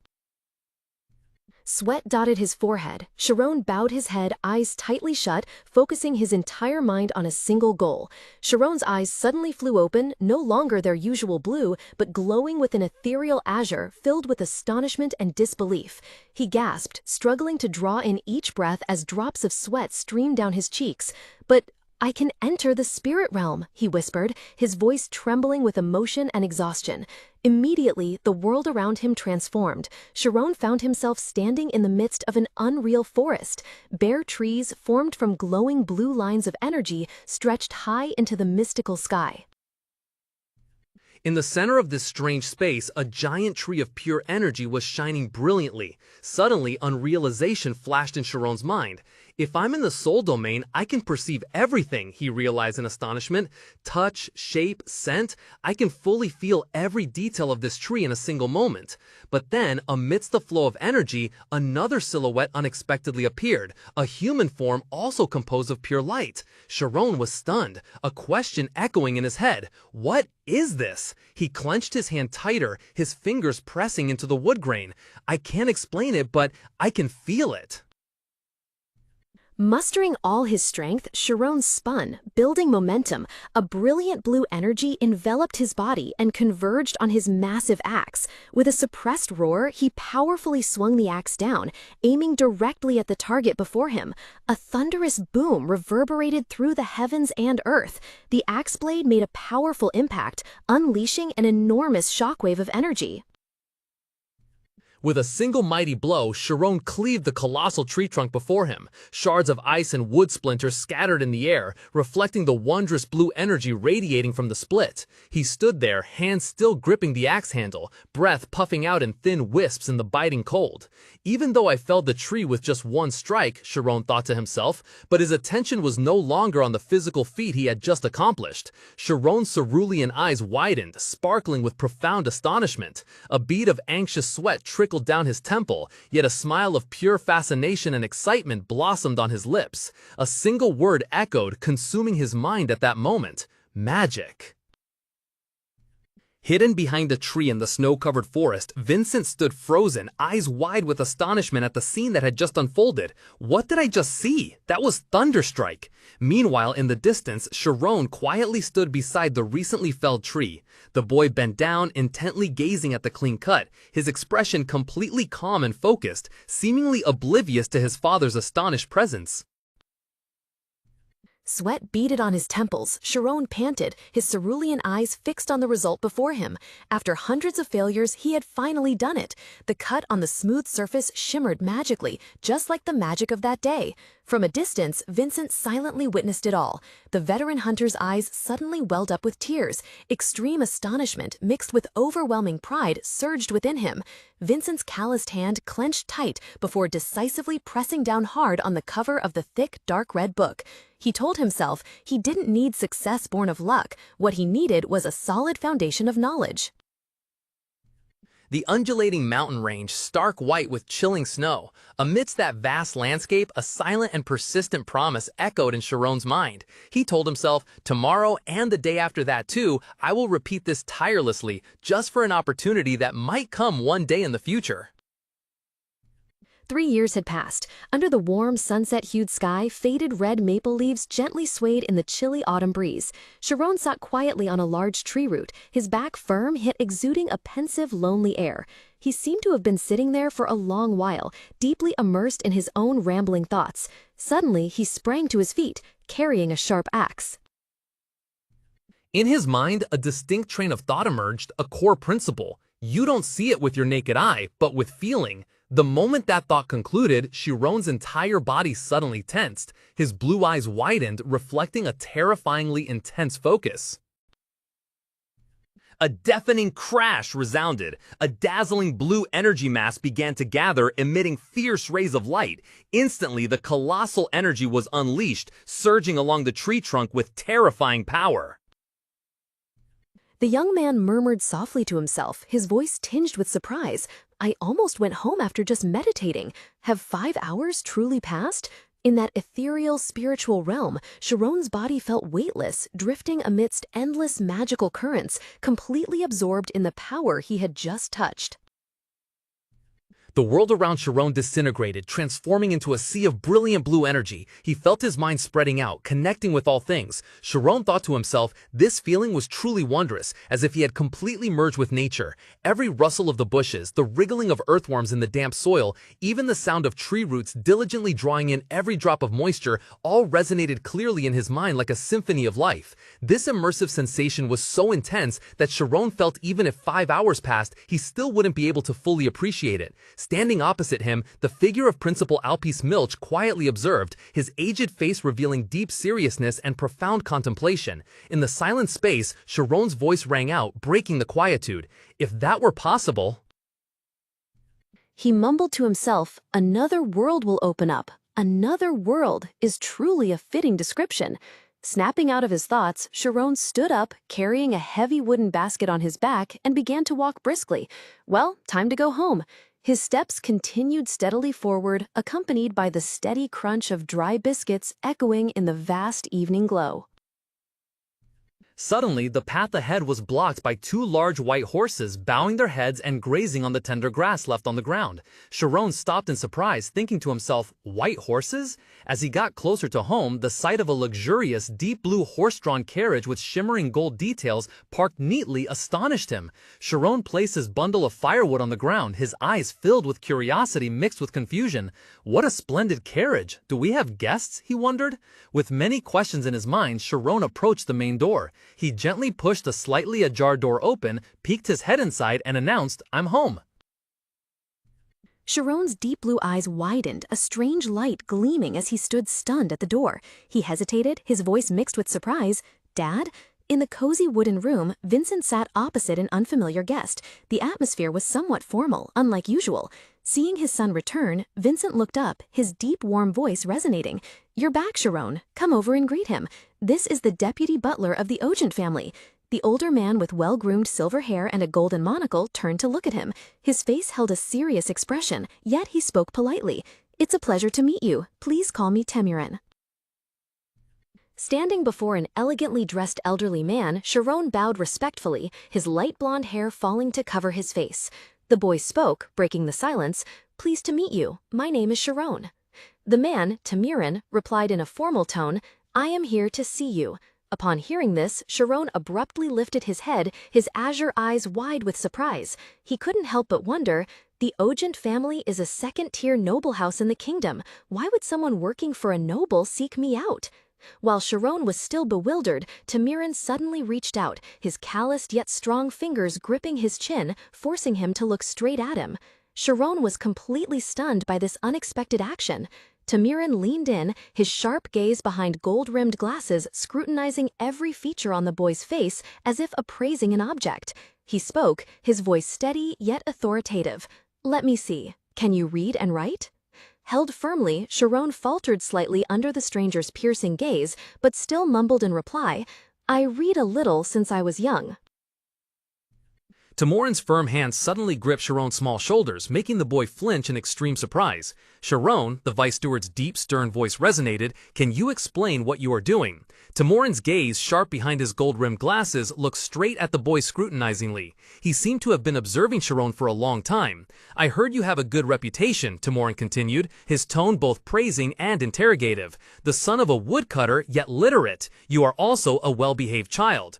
Everything happened so fast that Sharon was completely bewildered. He stammered, trying to find his voice to interrupt him. "Wait!" But Temurin ignored his panic, his gaze deepening as he cut to the chase. "You here, do you intend to work for the Ogent family?" Sharon exclaimed in astonishment. "What?" His blue eyes widened, unable to believe what he had just heard. Facing him, Temurin maintained a solemn expression, his gaze behind gold-rimmed glasses distant. He slowly explained, "We will move the books out of the Ogent family's great library. There are nearly 10,000 books in total, including important ones that must be carefully collected. This task will take 2 years. The transportation will be handled by others, but the sorting will be carried out by just the two of us." Hearing this, Sharon's initial astonishment immediately vanished. His face lit up and an excited shout burst from his chest. "The library!" With blue eyes gleaming with a mix of hope and anxiety, Sharon looked up at the butler, his voice slightly trembling yet resolute. "If that is the Ogent family's library, then it must contain knowledge crucial for mages." Temurin, his stern expression unchanged, replied in a deep, firm voice, his gold-rimmed monocle subtly glinting under the light. "However, the only ones who know about this are your family. If even one of those books were to leak, or even just news of this spread, then your life and your entire family's lives would be taken." His ruthless threat fell like a hammer blow in the already tense air. Hearing this, Vincent's face paled, cold sweat beading on his forehead. His hand clenched into a fist resting on the wooden table. Sitting beside him, Sharon's mother also couldn't hide the extreme horror and worry clearly etched on her face. Noticing the father and son's hesitation, Temurin spoke, his sharp eyes seeing through their very souls. "Ah, so this is why you two look so worried," Temurin began, a self-satisfied smile playing on his lips. He adjusted his tie, his demeanor patronizing. "Because your lives are in danger, we will pay you a great deal of money. It will be an amount you could never earn just by hunting. It seems caring for your son is quite valuable after all." The contemptuous words were like a fuse lit to a powder keg. Vincent, the hunter father, suddenly lunged forward, his face red with rage. He roared, his voice cracking with indignation. I won't follow your demands for money. I just want our Sharon." His hands pressed firmly on the table, a deep, resolute voice echoed, containing all the hopes of a father, "So that he can fulfill his dream." Timorin's scornful laughter broke the solemnity. He looked down, his eyes behind gold-rimmed glasses filled with mockery. "What profound thoughts are you having? What, you think he'll have a career? Stop dreaming. If not for money, why would you ask me to use your son?" Unable to hold back any longer, Vincent slammed his fist onto the table, leaning his whole body forward. He roared, his face etched with genuine rage and despair. "Because you said he could read." Timorin's voice rang out, calm but with an underlying sharpness. "Of course, I recall you saying so, but even if he can read, I cannot supervise him completely. You said you wanted to help him fulfill his dream. Did you lie to your own son like this?" That venomous accusation was like a knife plunged directly into Vincent's heart. The weather-beaten hunter's face suddenly froze in shock, cold sweat beading on his furrowed brow. Darkness seemed to engulf him as he reminisced about his childhood days. Sharon? Is reading? Under the gentle light, Sharon was engrossed in turning the pages of a book. Vincent quietly observed his son, lost in complex thoughts. Initially, Olina only taught Sharon a few letters for fun, but unexpectedly, after turning 6, the boy started to find books to learn on his own. He looked bright and endearing, but most importantly, he was very intelligent. Vincent's thoughts suddenly veered in another direction, heavier and gloomier. A terrifying thought crept into his mind, sending shivers down his spine. What if the boy carried noble blood? If he had been raised by nobles instead of us, then he could have already gone to school. Vincent raised his hands to cover his face, his trembling fingers pressed tightly against his temples in torment. He gritted his teeth, trying to ward off the guilty thoughts that plagued his mind. "No, what the hell am I thinking? Sharon is my son," he murmured to himself, his inner voice full of contradiction. A hunter's son naturally has to learn to work in the mountains. Memories flooded back, taking him to the forest bathed in golden sunset lights. Amidst the vibrant autumn foliage, tiny Sharon was straining with all his might, hands gripping a large saw, pulling it back and forth across a colossal fallen tree trunk. The boy looked so alone and frail amidst a majestic natural scenery, each saw stroke incredibly laborious. But when Sharon began his work in the mountains, the boy quickly became exhausted. His golden hair was matted with sweat, clinging tightly to his forehead and cheeks. Vincent clutched his head, eyes wide with horror in a chaotic, fiery red space, as if his very soul was screaming. "I was so scared," he thought to himself, his voice lost in his own musings. In the end, I only raised the boy to become the son of a woodcutter."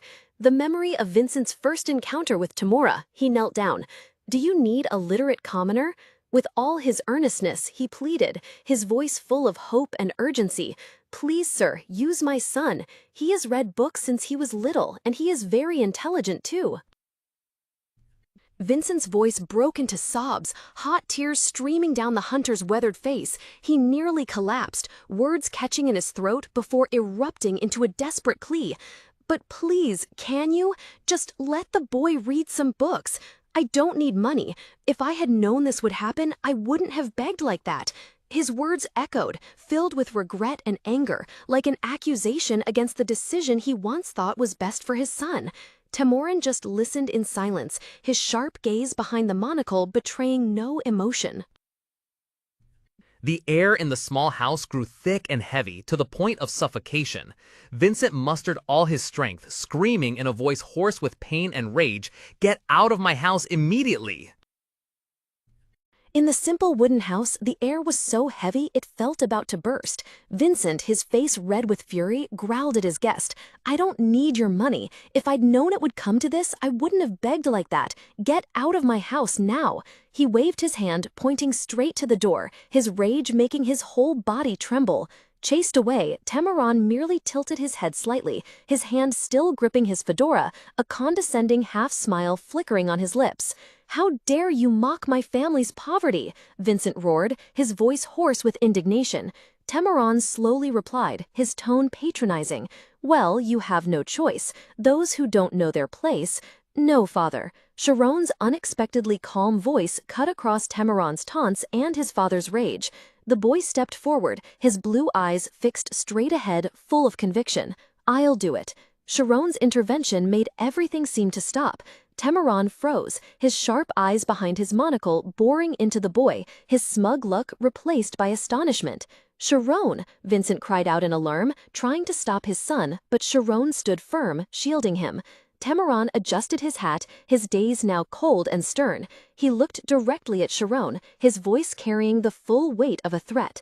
"Are you serious? I'm not bluffing. I mean this. If even the slightest rumor gets out, your head will be severed from your neck." Faced with the deadly warning, Sharon did not flinch. The boy calmly replied, his voice still composed but firm. "It's all right. Please let me do it." With unwavering azure eyes, Sharon looked straight at Temeron, his voice firm and without a trace of hesitation.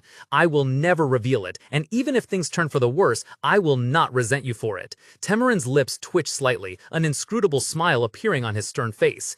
It seemed the young man's resolve had convinced him.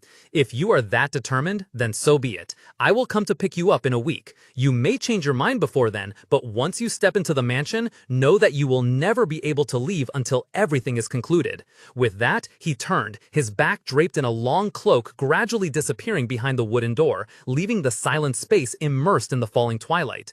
As soon as Temeron was gone, Vincent rushed over, his face contorted with panic and anger. He grabbed his son's shoulders, shouting in despair, "Sharon, why did you accept such a thing? Those bastards need someone to die in their place. This is my fault, so I will take responsibility. Refuse!"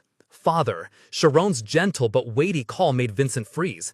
The father looked at his son, eyes brimming with tears, face contorted with pain and fear. In complete contrast to his father's expression, Sharon revealed the most radiant, beautiful, and pure smile. Tears streamed down his cheeks, but they were tears of pure happiness. He spread his arms wide, his voice choked with emotion. "Thank you, Father, for giving me such a great gift." Sharon's words of thanks left him gaping in silence, tears streaming uncontrollably, the ultimate pain clearly etched on every feature. Vincent hugged Sharon tightly, his arms squeezing as if to impart all his strength and reassurance to his son. He roared, his voice trembling with emotion yet full of resolve. "Don't worry, Sharon. Do you think your father can't protect you? I'll make sure they can't lay a finger on our family. Come back safe." Despite trying to appear strong, hot tears ceaselessly streamed down the hunter's weathered face, the pain of separation evident in his eyes. Standing not far away, Olena quietly raised her handkerchief to wipe away her tears. Her heart was heavy with a mix of emotions, a question echoing in her mind. "Sharon, finally, I've raised you to be a man, haven't I?" Feeling his father's warmth and tremor, Sharon could no longer hold back. He buried his face in his father's steady shoulder, sobbing silently. His tears soaked his father's shirt, carrying both the sorrow of separation and the determination for the journey ahead. 1 week later. Under the satisfied gaze of the man in the suit, Vincent heavily signed the contract. "Sign here. Yes, that's done," the man said with a smile. The man didn't let the lull linger. He quickly approached Sharon, placing a hand on the boy's back. "Come, time waits for no one. Let's go. This way. Just leave your luggage there." Sharon silently allowed them to lead him into the luxurious carriage. The carriage door slammed shut, separating him from the outside world. Inside, he sat motionless between two strange men, the atmosphere becoming stifling and cold. As the carriage began to roll, accompanied by the steady clatter, Sharon closed his eyes tightly. In his mind, a blurred scene appeared in a magical blue light. There, his parents were embracing tightly, their faces obscured by sorrow. "Father, mother," he whispered in his heart. The memory of his hand reaching out helplessly, trying to touch them, then his mother's hand desperately reaching back towards him as the distance grew. Each turn of the wheel was like a cruel cut, tearing him away from his family. Returning to the grim reality inside the carriage, Sharon clasped his hands tightly together. He took a deep breath, telling himself firmly, "Do not waver." The clatter of the wheels echoed with each jolt as the carriage sped down the tree-lined road. Inside the carriage compartment, Sharon closed his eyes tightly, his normally serene face now filled with deep concern. A stream of thoughts flowed through his mind. Because this is a once-in-a-millennium opportunity, it's also a double-edged sword.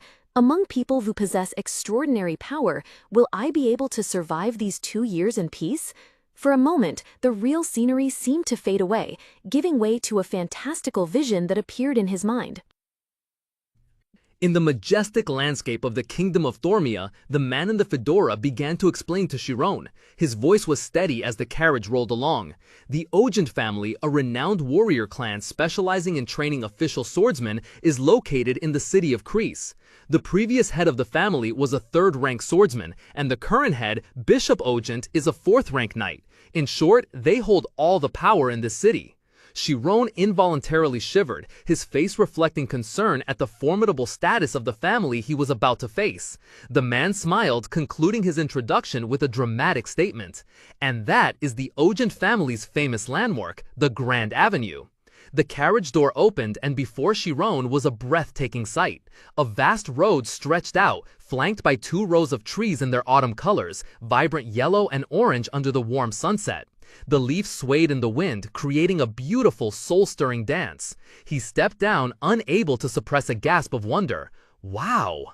Scared now? This family is full of monsters, the man in the fedora sneered, amused by his reaction. The burly man accompanying them immediately growled a warning. Watch your words. Do you want to be hanged? Ignoring the threat, the man in the fedora pointed forward. Come on, we have to go down this road. Chiron tightened his grip on the strap of his bag. Now it feels real, he thought, his heart pounding.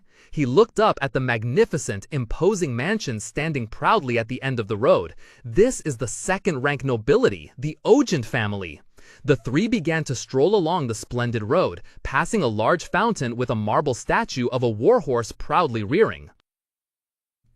Under the gentle afternoon sun, Chiron walked through the sprawling grounds, heading towards a towering white spire amidst the autumn-yellowed trees. Chiron, this is where you'll be staying. Afterward, he arrived at a luxurious study where towering bookshelves touched the ceiling, a magnificent chandelier, and a bronze armillary sphere exuded an air of erudition. Timurin called out, "There you are." Turning around, he saw Chiron standing behind him, clutching a leather bag, his eyes gleaming with determination. With a stern demeanor, Timurin said, "I'll explain your duties. Follow me." Chiron bowed his head, replying respectfully, "Yes, I will do my best." A heavy creak echoed as 2 gigantic wooden doors slowly swung open, revealing a breathtaking space. Chiron could only gasp in astonishment. "Whoa, this is..." Before Timurin's voice rang out proudly, the Ogent family grand library. An entire world of books unfolded before Chiron. Towering dark wooden bookshelves, stacked in endless layers, stretched out infinitely, bathed in a warm golden light. Timurin walked ahead, his voice echoing in the silent space. "The books here will be moved to the new library, and your task is to organize them. Each week, you'll be given a list, and you must find and gather those books. Working hours are from 9 a.m. to 6 p.m. Afterward is free time, but you are not permitted to go outside nor enter the mansion without special permission. The usual butler will teach you the rules. Any questions?" As he spoke, Timurin handed over a thick stack of papers, his sharp gaze fixed on Chiron. To Chiron, this opportunity was more than just a job. He thought to himself, his eyes resolute as he looked at the endless bookshelves. "This is worth risking my life for." He looked up, asking eagerly, "When do I start?"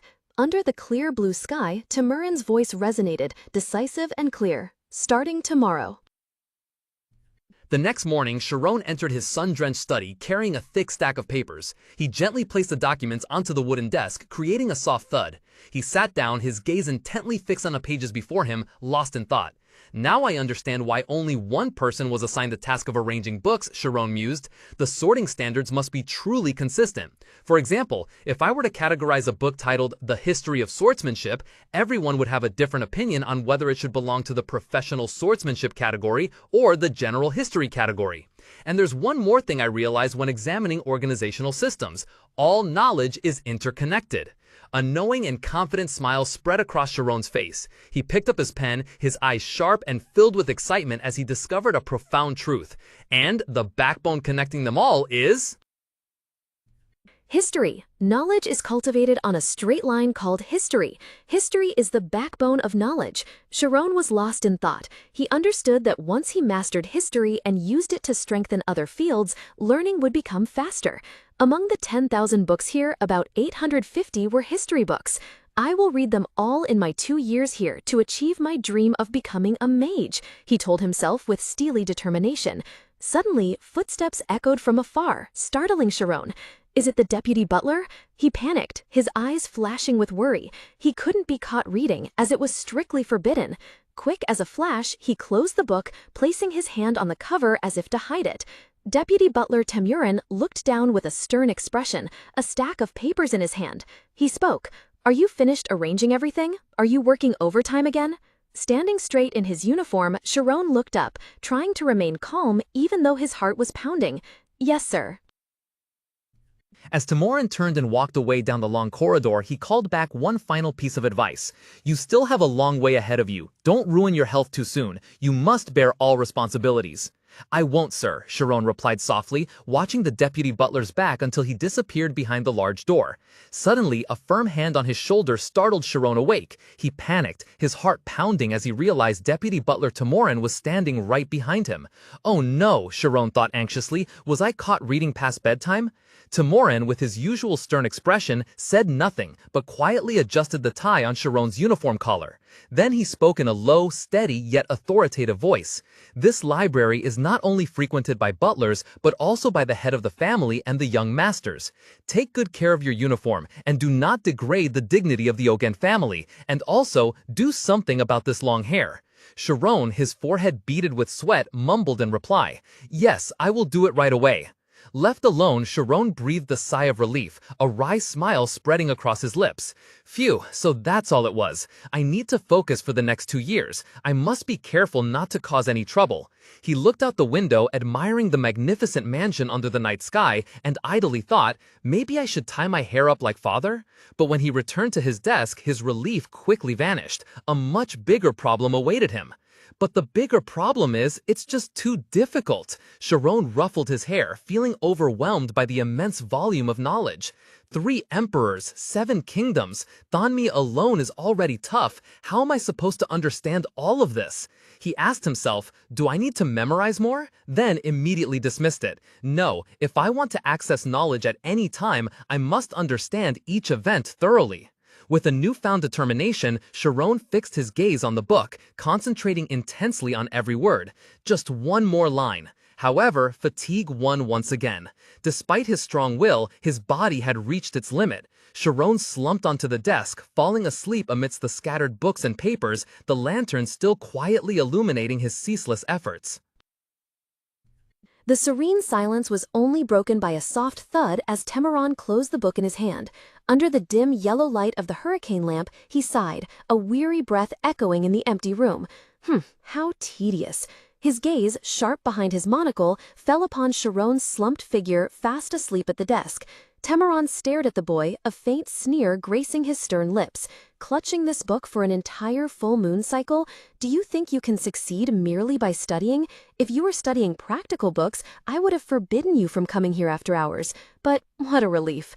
He turned his back, his tall, slender frame, perfectly straight in his butler's attire, slowly stepping out of the library, leaving Sharon alone in the silent night.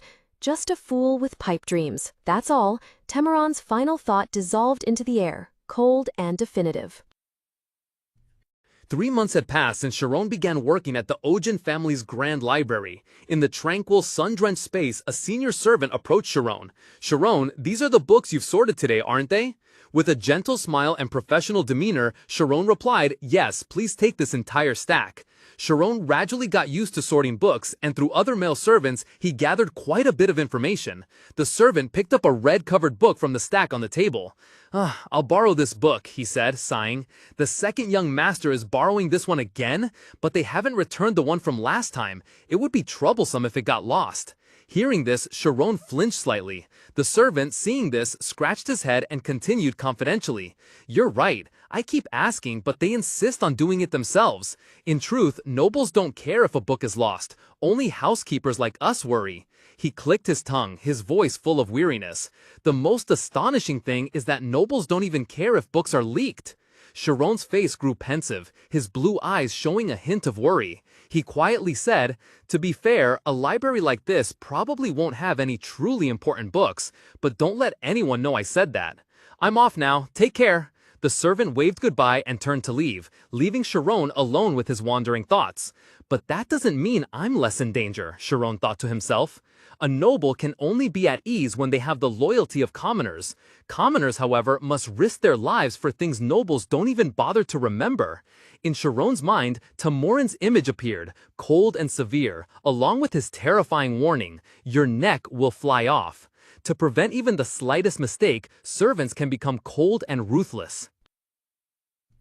In the quiet expanse of the vast library, beside towering stacks of books, Sharon smiled contentedly. He thought to himself, it doesn't matter if the nobles care or not, it's best to live a quiet life. Suddenly, an angry shout echoed from the end of the red-carpeted hallway. "Damn it, you bastardly old man!" Sharon flinched, his peaceful expression immediately turning to bewilderment. What's going on? A figure with blue hair burst into the library, panting and looking panicked. It was Ryan. He mumbled despairingly, "Huh? On a day like this, who cares if I rest a little?" Before Sharon could collect himself, another voice, full of authority and anger, followed close behind. "Ryan, how dare you run away? If I catch you, I'll make you run another 100 laps." That blue hair, that's the Lord's youngest son, Ryan Ogent, Sharon realized in surprise. "Ah! Damn it," Ryan yelled, bolting towards Sharon's table. In a flash, Ryan grabbed Sharon's shoulders, his golden eyes pleading, "Hey, don't tell him I'm here, okay?" Sharon was stunned by the sudden action and the large stature of the person in front of him. He's really big. Before Sharon could answer, Ryan quickly slipped under the table, hiding behind the thick wood. Sharon stood frozen, completely bewildered by this chaotic situation. Just then, an older man with a bushy beard and a murderous expression appeared at the library entrance, his shout shaking the entire space. "Ryan, I know you're hiding here!" His voice rang out, booming and full of irritation. "Hey kid, that bean-sized green-haired brat just came in here, didn't he?" Sharon flinched slightly at the abrupt question, secretly wondering if the little green-haired master was only bean-sized. Then what did he himself look like in this man's eyes? Maintaining his composure, Sharon replied, a bead of sweat gently rolling down his temple, "From what I saw, he looks like the youngest master. But pardon me, who are you?" The man's face immediately contorted into a frown, veins popping out on his neck as he growled, "I am a sword master. I am that brat's teacher and the one who has the right to give him a beating. You'd better tell me quickly, don't play games unless you want to get beaten too." Contrary to expectations, Sharon remained unfazed. He calmly responded, "I understand." Then, without a hint of hesitation, he pointed towards the shadow beneath a nearby bookshelf. "The youngest master is hiding under that bookshelf over there." From within the shadows, a pair of amber eyes flashed with fury. An angry voice echoed from under the table. "Hey, are you crazy? Do you want to die?" But before another word could be uttered, a strong arm reached into the darkness, dragging Rian out.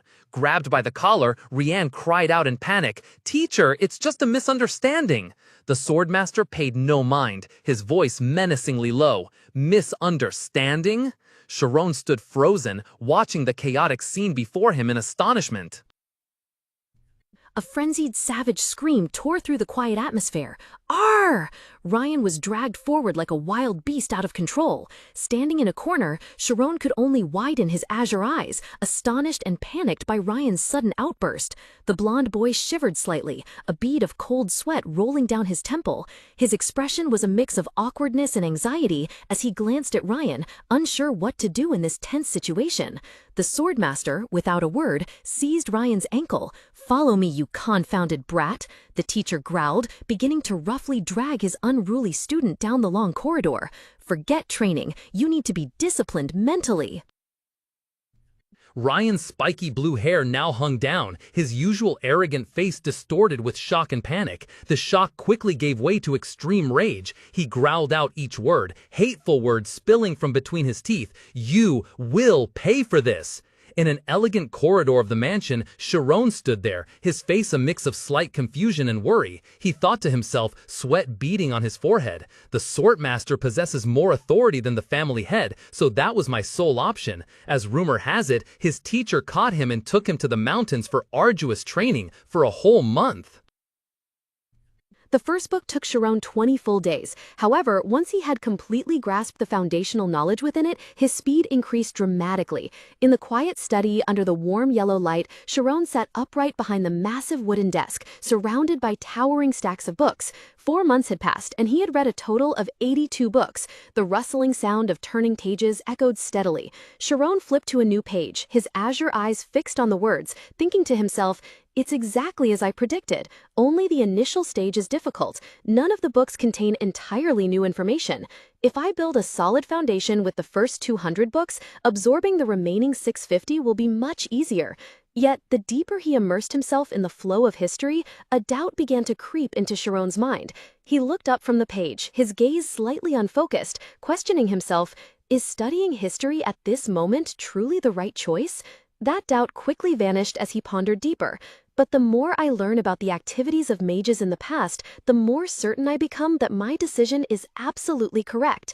A firm conviction resurfaced within him, dispelling all hesitation.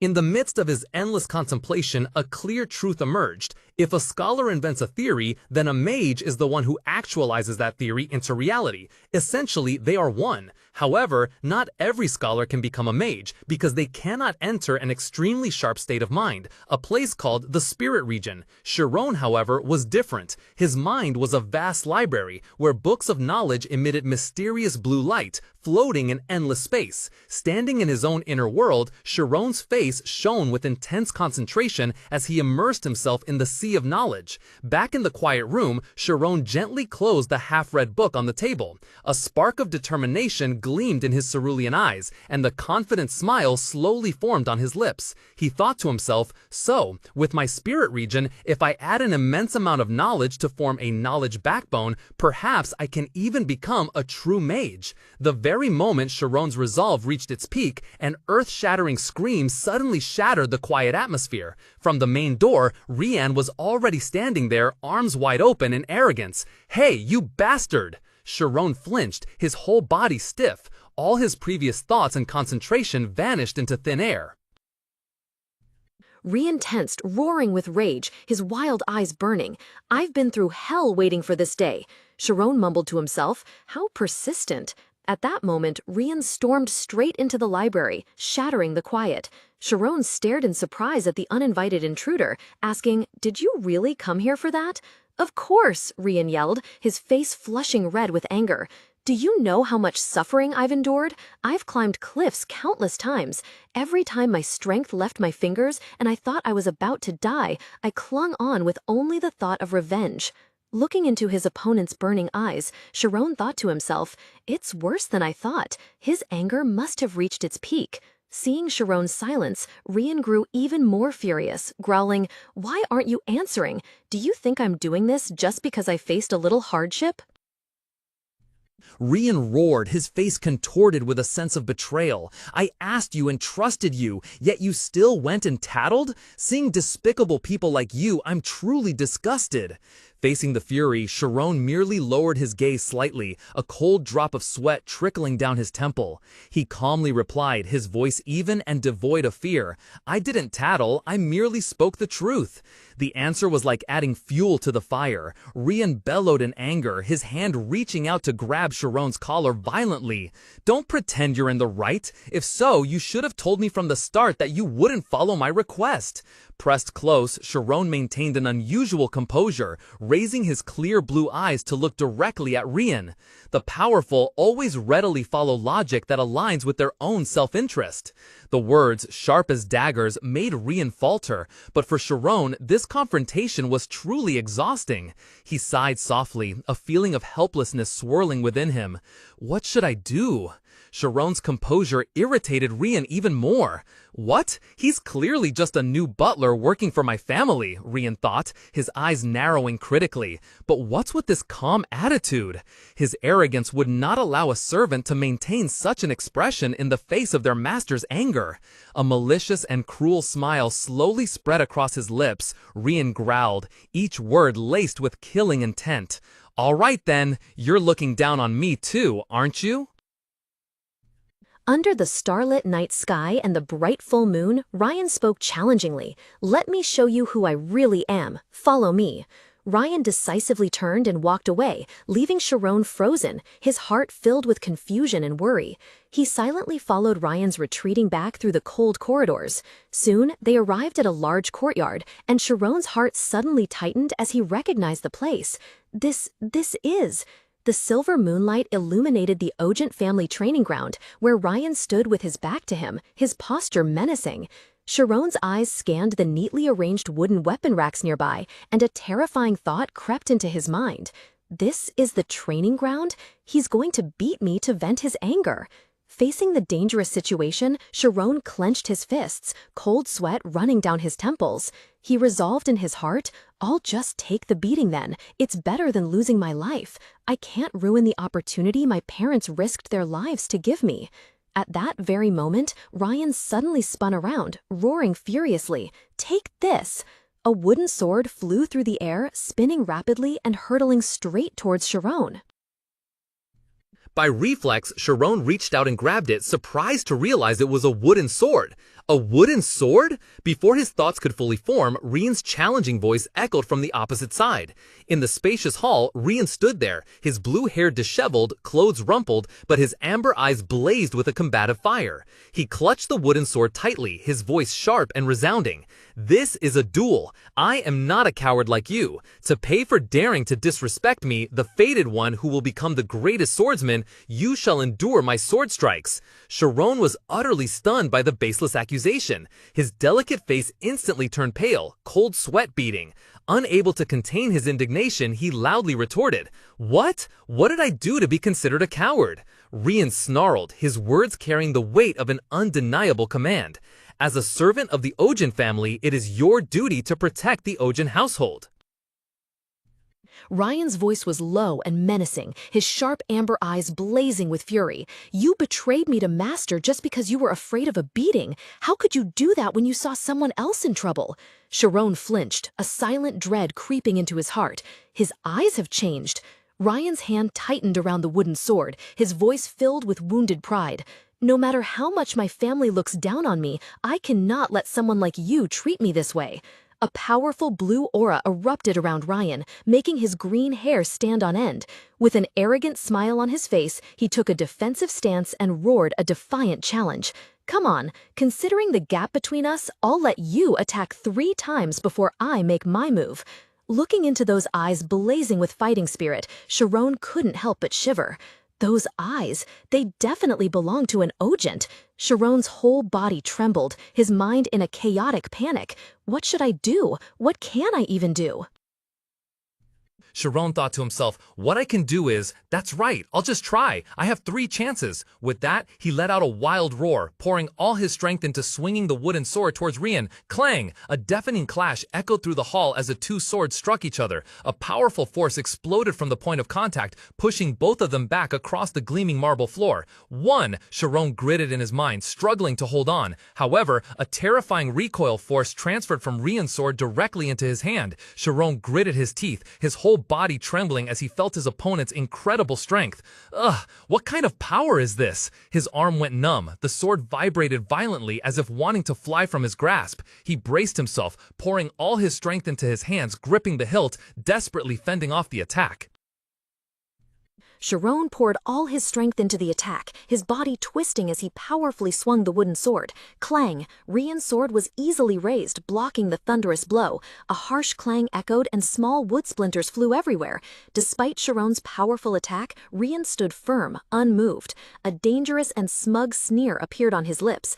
2, Rian counted coldly, his tone full of arrogance and mockery. He let out a slight, spine-chilling chuckle. "Have you ever held a sword before?" The taunt hit Sharon like a bucket of cold water. Sweat poured out, streaming down his temples and cheeks. A single thought echoed in his mind. "I only have one last chance." Sharon's emerald eyes flashed with a determined gleam. He shouted, "I'm coming!" Immediately, a brilliant blue energy burst forth. That was the spirit domain to find the weakest point on Sharon's opponent. Surprised by Sharon's strange offensive stance, Rian hastily raised his wooden sword in a defensive posture. He roared proudly, "What kind of attack is this? With this stance, it'd be hard for me not to block it." The two wooden swords clashed, sparks flying. A piercing clang resounded, shaking the very space as Rian's dark purple energy countered Sharon's blue light. Under immense pressure, a crack began to appear on the sword in Rian's hand. Rian's amber eyes glowed brightly, a smug smile gracing his lips as he growled, "Now then, it's my turn." Suddenly, a resounding boom echoed. The wooden sword in Ryan's hand exploded into countless splinters, scattering everywhere in a powerful blue burst of light. However, the result was not what he expected. Ryan's amber eyes widened, filled with utter astonishment and confusion. Powerful energies collided, creating a deafening sound as the two wooden swords crossed. A brilliant purple aura flared at the point of impact, scattering countless tiny sparks. An arrogant, wild grin spread across Rian's lips. His amber eyes shone with determination. A cracking sound echoed as he poured all his strength into the strike, growling, "Right now! From now on, it's my turn!" Muscles rippled on Rian's arms, and with a resounding crack, his opponent's wooden sword could not withstand the pressure, shattering into pieces. Countless sharp splinters flew everywhere in the air, forming a rain of debris around Rian. To Sharon's astonishment, the sword was completely destroyed, leaving only the bare hilt in his hand. Sharon let out a sigh of relief as he thought to himself, "My gamble, it paid off." Sharon panted, his chest heaving continuously. With the first strike, I grasped the situation. With the second strike, I calculated my opponent's timing. And finally, with the third strike, I succeeded. This is precisely the thunder strike that I've diligently trained for over 3 years, Sharon thought to himself, his eyes gradually regaining their composure. Facing him, Rian stood rooted to the spot, his wooden sword shattered. The usual arrogance on his face had completely vanished, replaced by extreme bewilderment. He stared dumbfounded at Sharon, sweat pouring down his temples. "Hey," Rian uttered with difficulty, his voice full of doubt and anger. "Where did you learn swordsmanship?" Sharon looked directly into the amber eyes fixed on him, calmly replying, "This isn't swordsmanship, it's thunderstrike." "What?" Rian yelled, unable to believe his ears. Sharon slowly explained, his voice monotonous as if telling an unrelated story. "My father's workplace is on the mountain, and I often follow him up to chop firewood. But my physique is too weak to fell trees, so this is a skill I learned to compensate for that deficiency. To lumberjacks, it's called thunderstrike." Sharon's explanation was like a thunderstrike to Rian. "This bastard, what nonsense is he spouting?" he thought, stunned. "Learned while chopping firewood? I've trained in swordsmanship for 15 years. Rian's entire body stiffened, sinking deep into an unspeakable shock and shame. Ryan's silent fury screamed in his mind. That's not a skill you can learn just by chopping wood. Crash! Ryan recalled the moment the wooden sword shattered into 100 pieces, splinters flying everywhere on the cold stone floor. Everyone cheered. "Rai, you're incredible! We can't believe you've mastered the sword-breaking secret art." The tutor stood beside him, hands clasped behind his back, nodding in satisfaction, and said to the man opposite, "He's only 12, yet he has grasped the Ojin family's secret technique. The second young master's skills far surpasses his peers. I have nothing left to teach." Meanwhile, their father laughed heartily, his eyes filled with undisguised pride as he looked at his victorious son. "You've inherited my talent, Rai. We'll throw a grand party to celebrate today." His joyous laughter echoed throughout the training ground. Amidst the throng of joyfully congratulating adults, Ryan slumped to the ground, his own wooden sword also shattered beside him. He was completely forgotten. Suppressed tears welled up in the corners of his eyes, his small hands clenched into fists in shame and helplessness. Ryan Ogent cried out, filled with resentment and helplessness. "Why can't I catch up to that bastard? Ryan Ogent!"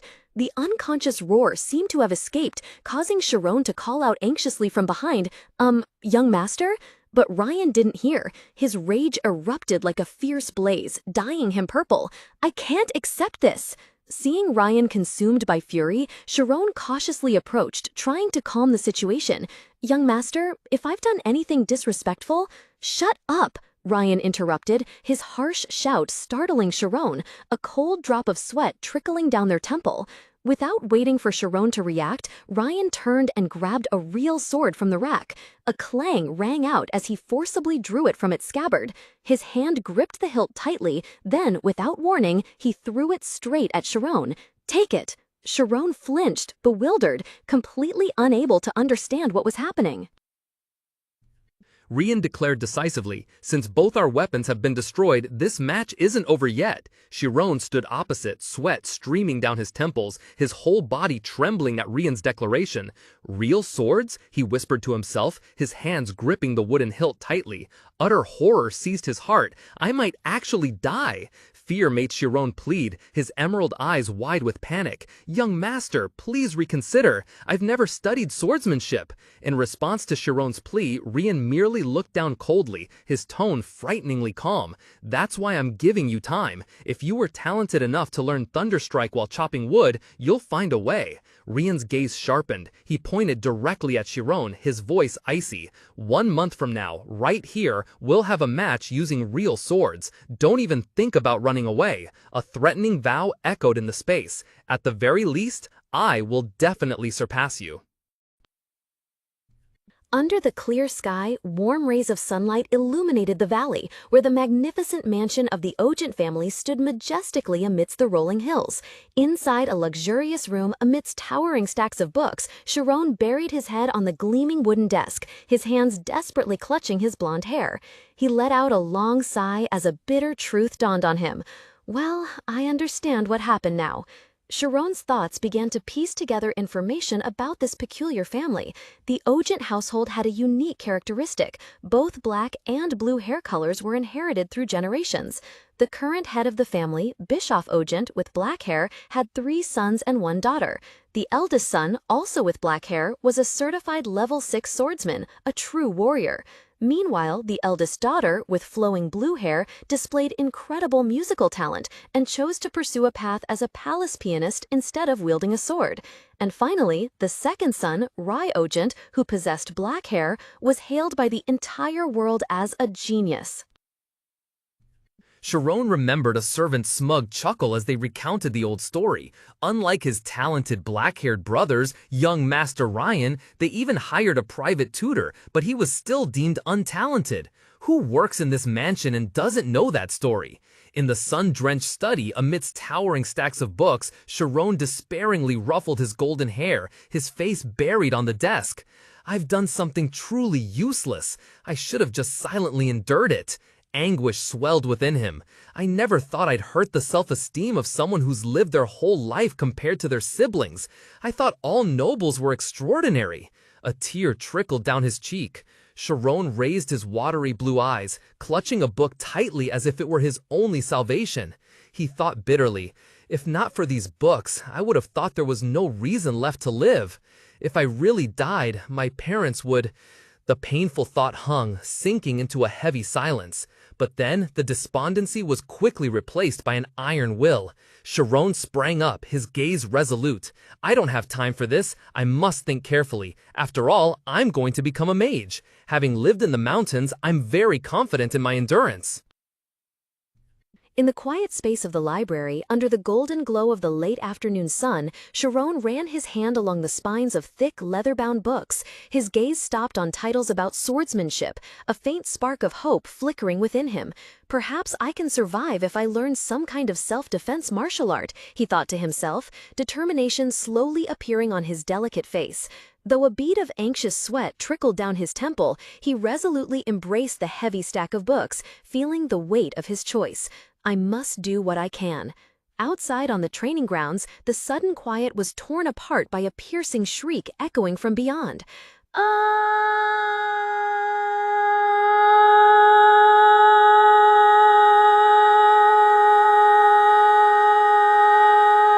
On the dusty training ground, Ryan shot forward like an arrow, his body strained to its limits. Standing with crossed arms, the swordmaster observed. As Ryan zipped past like a gust of wind, he shouted loudly with great satisfaction, 100 laps accomplished.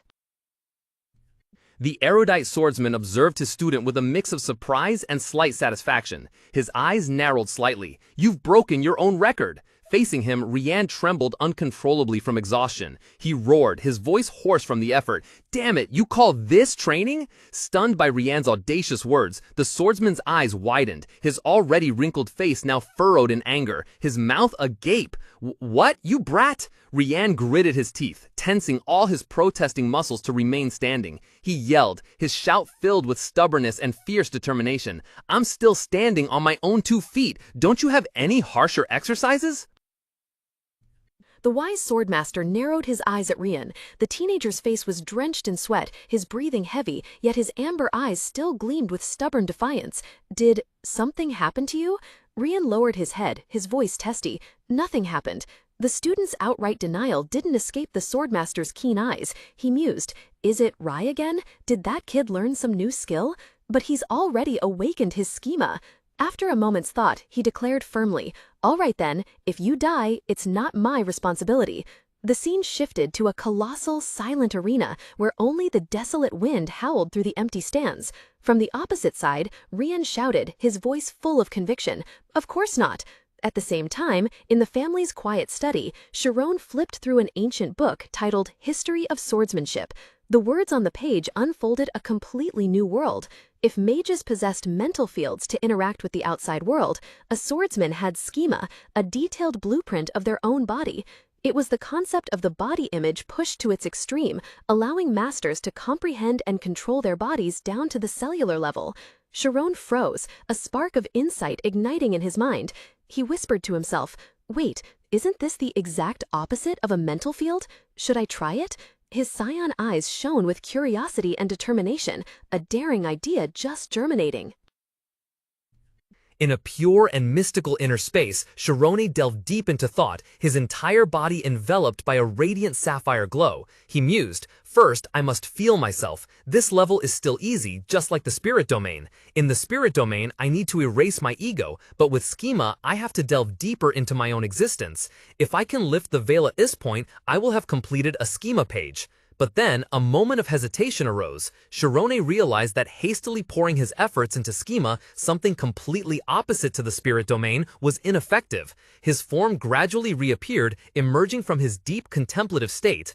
A memory suddenly flashed in his mind, the image of a small girl he had met 3 years prior. He wondered, the girl I met 3 years ago, could she also be a schema user? It's unbelievable she could do that at such a young age, truly astounding.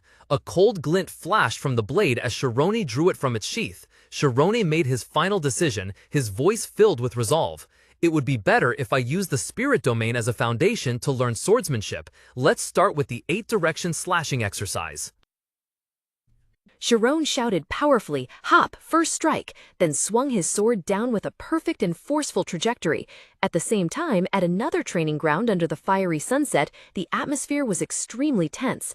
The swordmaster cried out in horror, "Rian, boy, stop, your muscles will tear." Ignoring his master's warning, Rian still furiously unleashed his rage on a hard log. He gritted his teeth, tensed his entire body, punching the target repeatedly with bare hands. "They haven't torn yet," Rian roared, defying the pain. Each brutal punch splintered the wood, sending fragments flying. The madness in his eyes grew, transforming into despair and fury. "Damn it, why won't my muscles tear? Why won't my hands break off?" he screamed in indignation, continuing to torture himself. The swordmaster could only watch, his face contorted and pale with worry, a cold drop of sweat trickling down his temple as he witnessed the haunting scene. Tears of resentment streamed down Ryan's dirt-smudged face as he desperately cried out, "Why can't I use schema?" His hand gripped the wooden sword tightly, veins bulging, channeling all his helplessness and anger into it. Suddenly, the swordmaster's deep, authoritative voice rang out from behind. "That's enough, Ryan. We'll stop here for today." Hearing his master's words, Ryan's last shred of resilience seemed to collapse. He let his arms drop, responding in a hoarse voice, "Yes, master." The wooden sword fell onto the dry ground, making a mournful clunk. As dusk fell, painting the entire sky a vibrant orange, the master and disciple sat side by side on the edge of a vast arena. The sword master used a wet cloth to gently wipe the sweat from his student's sturdy, bare shoulder and asked, "What are you thinking?" Ryan let out a sigh, replying, "I'm thinking my arms are about to fall off." The swordmaster looked directly at his student, his gaze profound. "Ryan, in my reports, I have never written that you possess talent." The blunt statement stunned Ryan. He turned around, his voice slightly irritable. "That's precisely why I have to train myself half to death like this." The swordmaster maintained his composure, gently continuing, "But I still believe you have a forte in something. Have you ever thought about what you do well?" Ryan turned his face away, his gaze distant. "I don't know. I only know what I'm terrible at." The swordmaster gently shook his head. "That's why you're not a genius." His body drenched in sweat after the training, Ryan irritably turned his face away, seemingly unwilling to hear another word. "Stop it! I know I'm not good enough. Are you making fun of me?" The swordmaster merely smiled faintly, his profound gaze seeing deep into his student's heart. Geniuses know they are geniuses, and they also know what they excel at. That's why a genius's diligence is always guaranteed to achieve what they are good at. What those geniuses truly fear is diligence aimed at achieving what they cannot possess. The fiery will to challenge what they are not good at. That is what can truly be called the arch nemesis of geniuses. The master's words ran like an electric current down Ryan's spine. He whispered, repeating, "The arch nemesis of geniuses. Huh." A slight smile, partly self-deprecating but also full of relief, suddenly appeared on his lips. "That's the greatest comfort I've ever received." His hands clenched tightly at his trouser leg, veins bulging. That's right. If it's a talent he didn't have from the start, then all he needed was to train to death to acquire it. Sweat streamed down his cheeks, but Ryan's amber eyes now blazed with a fierce fire of mad determination. He gritted his teeth, flashed a challenging smile, and roared, "I will definitely win!" Somewhere else, Sharon was also diligently training to protect his entire family's lives. On the training ground, Ryan Ogent braced himself, enduring the tormenting physical pain. He called himself the arch-enemy of genius. His entire body trembled, but his will flared up intensely. Ryan gritted his teeth, telling himself, "Yes, if it's a talent I've never possessed, then I just need to endure until I acquire it." His amber eyes blazed with an unquenchable fire of determination. He roared in his mind, an ironclad vow echoing, "I will win, no matter what."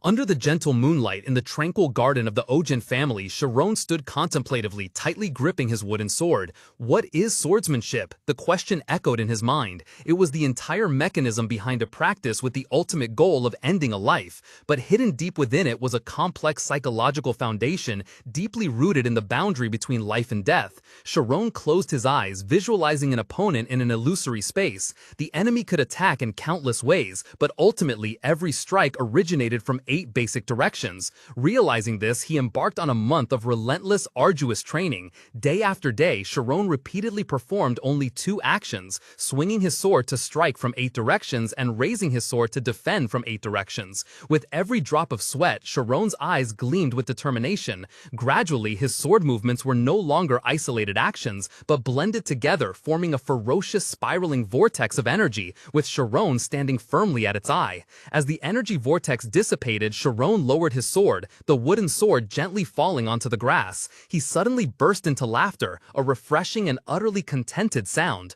Looking up at the starry night sky, a sense of enlightenment welled up within the young man. So this is the path swordsmen have chosen. The realm of swordsmanship is as limitless as magic. The joy faded, giving way to a solemn expression. Sharon picked up the sword, his heart heavy with thought. "Mother, father, I am sorry. I don't know if I can return, but I have no regrets. Even if I must stand on the line between life and death, I have seen such a wonderful world." And then, that day came. In the vast arena lit by flickering torches, Ryan stood ready, the sword in his hand exuding a chilling sharpness. He spoke in a decisive voice, breaking the silence of the night. "Let's begin." Facing Sharon, Ryan tightened his grip on the hilt. His eyes gleamed with undisguised astonishment. A powerful aura, something that had been completely absent a month ago, was emanating from his opponent. He thought to himself, unbelievable, in just 1 month. In the dusty training yard, Sharon stood firm, the wooden sword in his hand suddenly emitting a faint, ethereal light blue aura. Pure yet powerful energy swirled around his feet, leaving Ryan, who stood opposite, utterly stunned. He Can he emit such an aura? Ryan thought to himself in astonishment. The image of Sharon from that day suddenly flashed in his mind, his awkward posture, completely messed up stance and balance, and the pleading words, "Please believe me, I've never learned swordsmanship before." Clearly, Sharon knew nothing about swords back then. However, the strangely calm demeanor he displayed while holding a real sword now was completely different. A terrifying suspicion suddenly sparked in Ryan's mind, his amber eyes narrowing. If that bastard truly possesses talent like Rai, I must defeat him even more. Determination transformed into power. Ryan stomped his foot down, throwing his full weight forward like an arrow. "I'm coming," he roared, the force of his charge cracking the ground beneath his feet. Faced with the furious assault, Sharon maintained his composure, his cerulean eyes glowing with a magical light. He did not flinch, merely silently observing Ryan's powerful approaching sword strike. In that moment, he quietly admitted, "His swordsmanship is truly incredible. He is on a completely different level than me." Though he couldn't see, he could feel it distinctly. "But I feel it, his sword path." A bead of sweat trickled down his temple, evidence of extreme tension. The arrogance in Ryan was challenged, transforming into uncontrollable fury. Is he looking at my blade? This bastard! Is he not afraid at all? Facing the surging killing intent, Sharon's mind was strangely calm. He knew, I cannot overcome the fear of death on my own, but the root of fear lies in the future, and the future is merely an illusion that doesn't yet exist. In his mind's eye, he saw an image of someone falling, blood gushing, then saw someone's feet teetering on the edge of a cliff. If one doesn't imagine the next moment, anyone can jump off a cliff. Ryan stared at Sharon's motionless form, a sense of unease creeping into his heart. He realized that's not merely a resolve against death. It's as if he has completely blocked his emotions. The opponent's calmness ignited Ryan's pride. He gritted his teeth, his eyes shining with grim determination. "However, I'm not afraid of death either." Roaring to the heavens, Ryan charged forward, swinging the sword in his hand to create a dazzling blue streak of light, carrying terrifying power. At that very moment, Sharon shouted loudly, "To the right!" Clang! A deafening clash echoed. Ryan stared at Sharon in astonishment. Ryan's amber eyes constricted, full of disbelief. No matter how much you struggle. Ryan gripped the wooden sword hilt tightly, veins visibly protruding. In his heart, he arrogantly muttered to himself, "There will always be a wall you cannot overcome with cheap tricks." Immediately, he swung his sword, creating a brilliant blue arc. The blade tore through the air, hurtling straight towards Sharon with unstoppable force. Surprised by the fierce attack, Sharon barely managed to raise his sword to block. The immense impact pushed his entire body backward. However, contrary to Ryan's expectations, Sharon had blocked the attack. The heavy sensation transmitted from his opponent's blade left Sharon astonished. His sword is quite heavy, yet agile.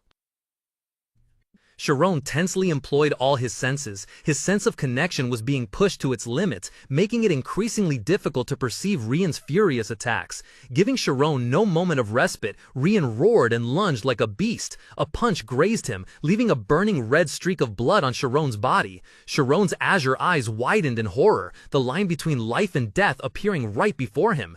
Azure lightning flashed in his pupils, and cold sweat poured out. "Damn it, I'm about to be killed!" A desperate thought flickered in his mind as Ryan's chilling blade neared.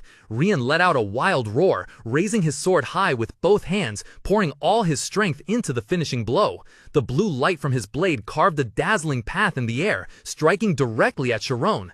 But contrary to expectations, a resounding clang echoed as Sharon narrowly managed to dodge in time. Sharon gasped for breath, staggering but still standing firm. As the shock passed, he stared at the empty space before him, his mud-streaked face filled with bewilderment. Huh? That's strange. How is that possible? A look of self-satisfaction was evident on Ryan's scratched face, his amber gold eyes glinting with arrogance as he watched Sharon gasp for breath, one hand clutching his chest. He curled his lip in a sneer, his voice mocking, "Now do you realize? Completely speechless, aren't you? This is the Ogent family's sword art, specifically for training with a greatsword. The weight of each blow is enough to crush your bones. You have no way to resist this blade. I will crush you with my power. Come on!" With a roar, Ryan swung his greatsword, creating a brilliant blue streak that surged towards Sharon. A swish sound echoed as the two blades clashed, but amidst his defense, a thought suddenly flashed in Sharon's mind. Strange, if he had slashed upwards after attacking my chest, he could have cut my ribs in half and it would have been over. Why does he only use large movements to attack? Looking at Ryan's sword-swinging posture, still not having fully retracted his force, a spark of enlightenment flashed in Sharon's eyes. I understand now. It turns out his understanding of swordsmanship is shallower than I thought. While skilled at using techniques, he lacks the insight to apply them. A plan began to form in Sharon's mind, his eyes glowing with an ethereal blue light. If that's the case, I should lower Ryan's expected combat capability.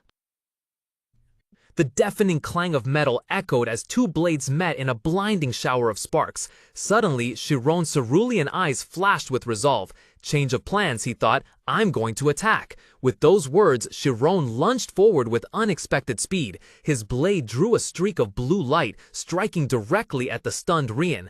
A resounding clash echoed as the surprise attack connected, creating a dazzling halo of light. Rian was pushed back, his usual arrogant expression now replaced by extreme panic. What was that? Did he just attack me? I thought he was exhausted, he roared in his mind. Cold sweat began to trickle down his temples. He's only using basic slashes, but why is it so hard to block? Sharon gave his opponent no second to recover. He pressed on, unleashing a series of rapid and precise consecutive slashes. Rian swung his sword in a desperate defense, his body continuously pushed back across the dusty ground. Every one of Sharon's blows, though only basic swordsmanship, carried incredible weight and accuracy. Finally, a slash penetrated Rian's defense, grazing his shoulder. Kelk! Rian let out a small cry of pain, staggering. Meanwhile, Sharon maintained his intense focus. He realized, my opponent's strength has significantly diminished. I need to maintain this rhythm to not waste energy.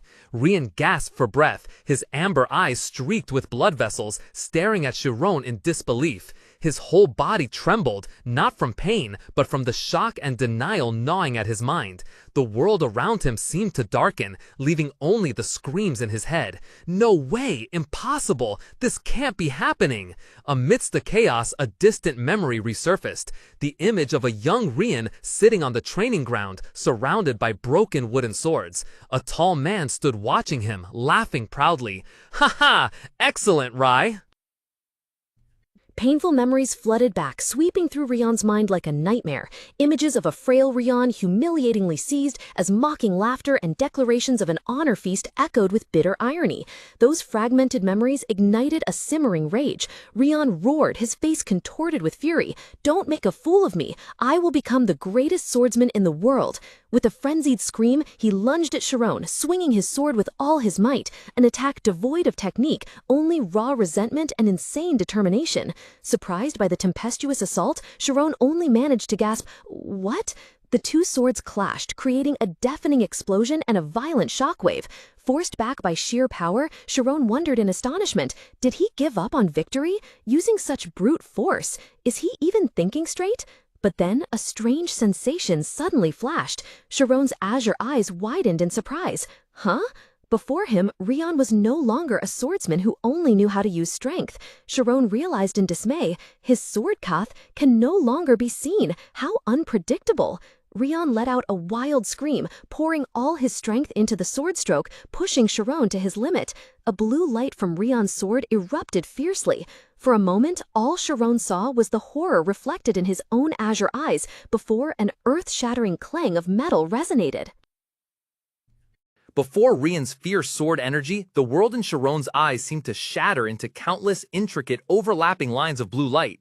He tried to use his full analytical ability to discern the attack's trajectory. The sword path, I can't read it. Too many random variables. In the moment, Sharon was still overwhelmed. Rian roared with fury, charging forward like a beast. His face contorted with exertion, the sword in his hand seemingly screaming, tearing through the air. Facing the unpredictable attack, Sharon gritted his teeth, his cerulean eyes flaring with magical light. He swung his sword up in a final defensive effort. Two streams of energy collided, creating a deafening explosion. A fierce white-blue light erupted, engulfing everything. Crash! A heavy thud echoed in the subsequent silence, signaling the end of the duel. Under the starry night sky, a streak of light tore through the quiet space. The sword was flung high, then plunged rapidly down, embedding itself firmly into the arena ground, creating a resounding, impactful thud. Both Sharon and Rian stood frozen in place, panting heavily. Sharon's chest heaved violently, a wound on his chest bleeding, staining a patch of his shirt red. His cerulean eyes were wide, revealing clear shock and exhaustion. Rian was no better, sweat pouring down his temples, his amber eyes filled with extreme bewilderment as he stared at the scene before him. Rian's mind reeled, replaying the decisive moment just now. He couldn't believe what had happened. How is this possible? In that last instant, he changed his sword grip in a flash and launched an upward flick. What on earth is he? Facing Rian, the astonishment on Sharon's face was no less. He stared at his still trembling hands, then back at Rian. The shock of the unexpected victory washed over him, overriding the pain from his wound. I didn't think I'd actually win, Sharon thought to himself, his heart pounding erratically. But what happens next? In the arena's silence, the air hung thick after the deadly battle. Even as the victor, Sharon couldn't relax. He thought, worry etched deep in his mind. Even if it was a duel, he's still a noble. Since I've once again trampled on his pride, I don't know what he'll do next. Both stood facing each other under the pale golden light of the setting sun, their ragged breaths breaking the silence. Golden dust shimmered in the air. After a moment, Rian bowed his head, his voice hoarse as he admitted, I lost. The harsh truth made him uncontrollably run his hands through his hair in utter fury. Damn it, I lost again. Rian snapped his head up, facing Sharon, his eyes holding a strange resignation. You won. Since I lost, even if you decide to kill me, I won't say a word. Sharon, still panting from exhaustion and with a bleeding wound on his chest, was stunned by Rian's declaration. His surprise quickly morphed into a furious, sarcastic smile. What the hell are you talking about? Do you think I'd be spared if I killed you, young master? What a ridiculous statement. You're the only one who wanted to wager your life on this. I'm just trying to survive. From the beginning, this match was utterly meaningless. Why are you blaming me when you're the one who was hiding to avoid training? Cornered by Sharon's rage, Rian stammered in confusion. What? No, but we fought with our lives on the line, and I admitted defeat, didn't I? Wait, you bastard! Who's blaming whom? This is because you're too petty. Even if it was our first time meeting, you should have acted honorably in that situation, and— Honor my ass, Sharon roared, cutting Rian off, his face flushed with anger. He pointed at his own wound, his voice cracking with indignation. Did you ever think about the dilemma you put me in? I was stuck between the family head's son and his sword instructor. If you were truly an honorable person, you wouldn't push one of your servants into that situation. Don't you think a truly honorable person would bravely face their sword instructor head-on? Sharon's every word was like a knife plunging straight into Rian's mind. He froze, a drop of blood trickling from the corner of his chapped lips, his amber eyes wide with shock as the bitter truth dawned on him. In Rian's memory, the recent match was a life-or-death battle. He remembered shouting aggressively, "You wretched scoundrel, bet your life and fight me," only to face a completely different Sharon, one with blood-red eyes full of killing intent, and a voice as cold as death. "You damn commoner. After I'm done with you, no one will ever find you." But the reality before him was completely the opposite. Rian stood there, mumbling in confusion, So that's it?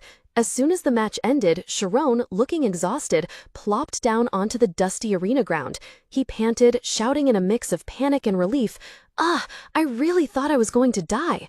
Rian stood frozen, staring at his opponent, a tangled mess coiling in his mind. What is this? After a match, don't people usually exchange warm compliments? And where did the cold warrior I faced go? The image of the god of death in his memory was poles apart from the boy sitting on the ground, dirty and looking weary. Sharon wiped a streak of blood from the corner of his mouth, muttering, "What the heck, seriously?" Seeing Sharon in that state, Rian instinctively mused, "I'm sure he's a genius, but he didn't mock me like Rai. Rather, he faced me with all his strength, head on." After a moment of silence, Rian spoke up, breaking the awkward atmosphere. "Hey, what's your name?" Sharon flinched, looking up, his face still dazed from the life-or-death battle. He hesitated for a moment, then replied, Rian Sharon? Rian straightened up, announcing clearly, I am Ogent Rian. Sharon was completely stunned. He is saying his full name? Amidst Sharon's bewilderment, Rian unexpectedly extended his hand. Under the fading sunset, his face glowed with rare sincerity. Let's be friends. What do you say? The late-season crimson maple leaves gently fluttered against the clear blue sky, then softly landed on the snow-covered grounds of the Ojin family library. Inside, amidst the vast and solemn space, Vice Butler Temuran stood with his arms crossed, his deep eyes behind round glasses watching the diligent workers moving books. He spoke in a calm, steady voice, informing the young man opposite him of the work's progress. To date, you have classified 7,028 out of a total of 10,453 books. Temuran softly humphed, observing Sharon from head to toe before nodding in approval. You've done very well over the past year. Facing the praise, Sharon merely offered a polite smile, his golden hair neatly tied back. Thank you, sir. A full year had passed since he began his work at the Great Ojent Library. Sharon mused. As the number of books to classify dwindled, his work had clearly become much more efficient. Furthermore, of the 850 history books he aimed to read, only 200 remained. Reading about 3 books a day, he would soon complete the foundational knowledge he had always yearned for. But that wasn't all. Sharon involuntarily recalled sword fights, moments facing extreme fear that helped him grasp its essence. Thanks to this, he felt his mental sphere had become more resilient and solid. He clutched the book in his hand, his eyes gleaming with determination. I genuinely thought I was going to die then, but even if the beginning is slow, as long as I don't give up, I will definitely achieve my goal in the end. However, more important than all those achievements was gaining a good friend.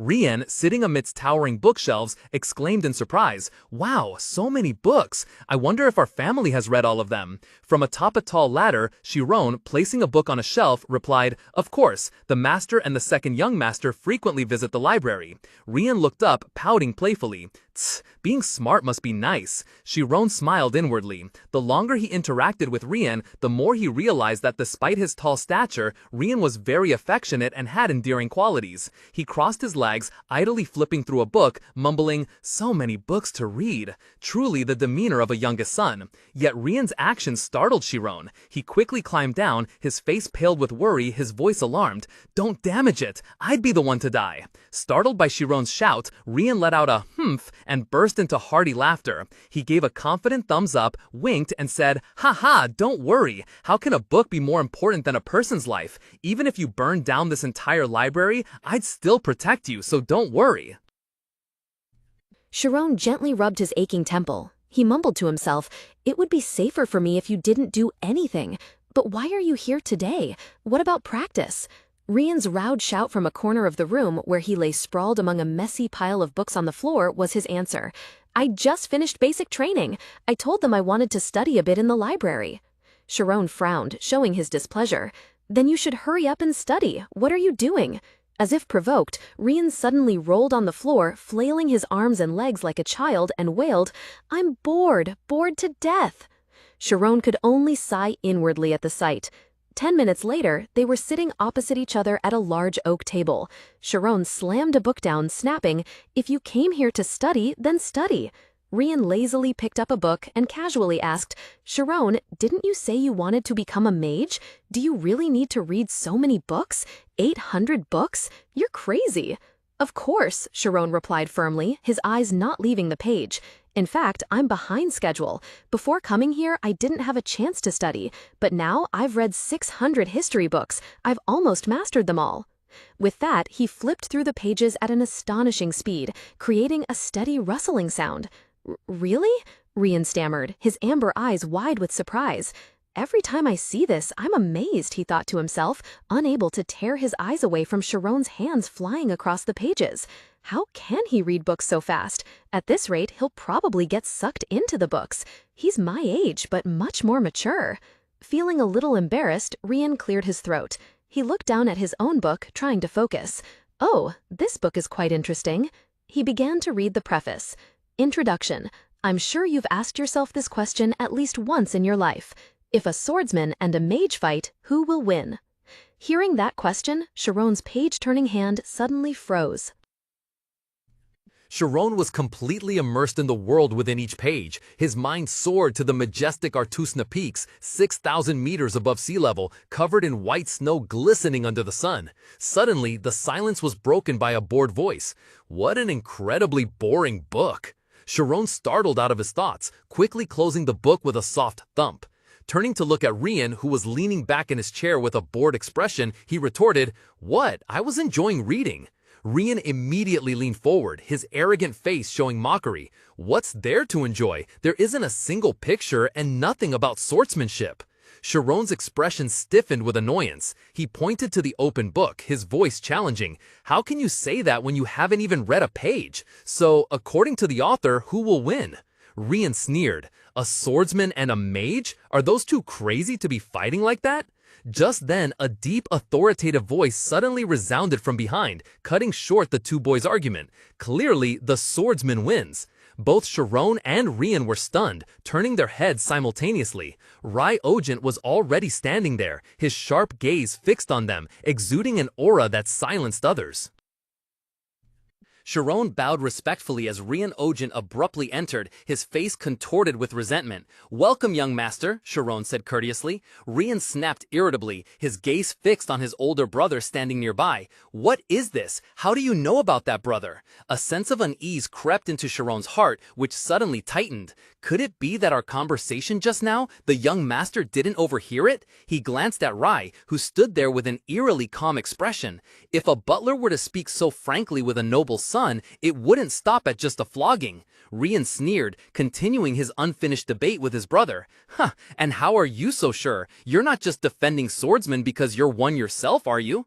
Rai replied casually, his sharp eyes unruffled.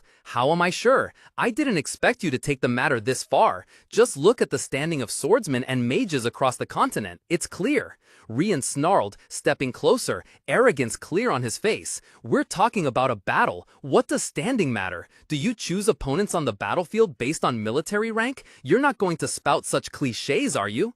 However, Rai completely ignored his brother's rage. He turned to Sharon, who had been standing silently until now. "Hey you!" Rai's eyes fixed on Sharon, posing a direct question. "What do you think?" "Huh?" Sharon was completely taken aback, his mind in turmoil. What is the young master's intention? He's usually hard to read, but now that I have something on my mind, it's even harder to discern. I need to give an appropriate answer. Trying to calm himself, Sharon carefully replied, "If swordsmen and mages are of equal skill, I think it would be very difficult for a swordsman to win from the moment a mage enters their spiritual domain. But if a swordsman uses their explosive speed to attack before they can cast spells, then—" "No, you're wrong." Rai cut him off, his voice full of authority. "Mages will lose." Witnessing the scene, Rian gritted his teeth, a bitter memory flooding back. "So that's it, Rai Ojent. Ever since we were little, if you found someone disagreeable, you would delight in trampling on anything important to them." Rai continued speaking to Sharon, his tone as if bestowing a truth. "It seems you also enjoy history. You must have heard of the armor of the gods, haven't you? A relic that disrupts a mage's spiritual domain. I'm talking about anti-magic." Sharon's cerulean eyes widened, a flash of shock and realization sparkling as the last two words echoed in his mind. Rai Ojent flashed a cunning smile, his golden eyes gleaming with understanding as he looked at the person opposite him. He spoke in a tone full of innuendo. "It seems you're also interested in history, aren't you? You must have heard of the Five Gods armor, right? It's a sacred artifact capable of shattering a magician's spirit domain. I'm talking about magic resistance." His words seemed to be a key, unlocking a flow of ancient knowledge. Sharon thought to himself, a magician's innate ability is their spirit domain, an invisible realm where their power is amplified to its limits. Engaging a magician within this domain is like a mortal facing a school of fierce sharks in the deep sea, completely overwhelmed and powerless. However, there was still a way to turn the tide, something that could stir that still water, stripping the senses of those predatory beasts. In the abyss of the deep sea, a sudden vortex formed, throwing everything into chaos. At the epicenter of this change, a figure appeared, their armored boots glowing green, taking steps steady steps. Their entire body was encased in a battlesuit radiating powerful aura. That was magic resistance. This energy flow created a force field that repelled the spirit domain, causing the spectral forms of magicians to recoil in helplessness. Once the spirit domain was beyond reach, magic also became useless. If one were equipped with a sacred artifact possessing such an effect, would any magician be powerful enough to contend with it? Yet, in the end, this was still just theory. Originally, magic resistance was an incredibly rare skill created from mana flowing within a dragon's heart. Moreover, because it possessed the properties of a wave, no matter how much was invested, its effectiveness would not significantly increase. The ripples on the water surface were proof of its elusive nature. Even the master of wave equations, Yakra, could only achieve 65% of the full potential that the five gods' armor could offer. For that very reason, its cost... Rai Ojent explained with a smug smile. Of course, it comes at an exorbitant price. Each piece is worth a kingdom's entire annual budget. Rian froze, his mouth agape in astonishment. He almost screamed, "What the hell? How does that make a swordsman stronger then?" Rai smirked, his voice laced with sarcasm. The problem is that those who create magic resistance are mages. Confusion clearly showed on Rian's face. What? Why would a mage... "Isn't it obvious?" Rai said with a condescending look. "Because there's so much demand for magic resistance, it's a perfect money-making tool. Those mages are lining up to be utilized, so there's no need to buy a precious artifact. Do you understand now? Mages are just a pathetic class, selling their own kind's weakness to make money." Rai's harsh words made Rian clench his teeth in anger. "Your words are too cruel, but..." He seemed unable to find any words to retort. As the atmosphere grew tense, Sharon, who had been silent until now, suddenly spoke up with a gentle smile. "That is the very nature of a mage."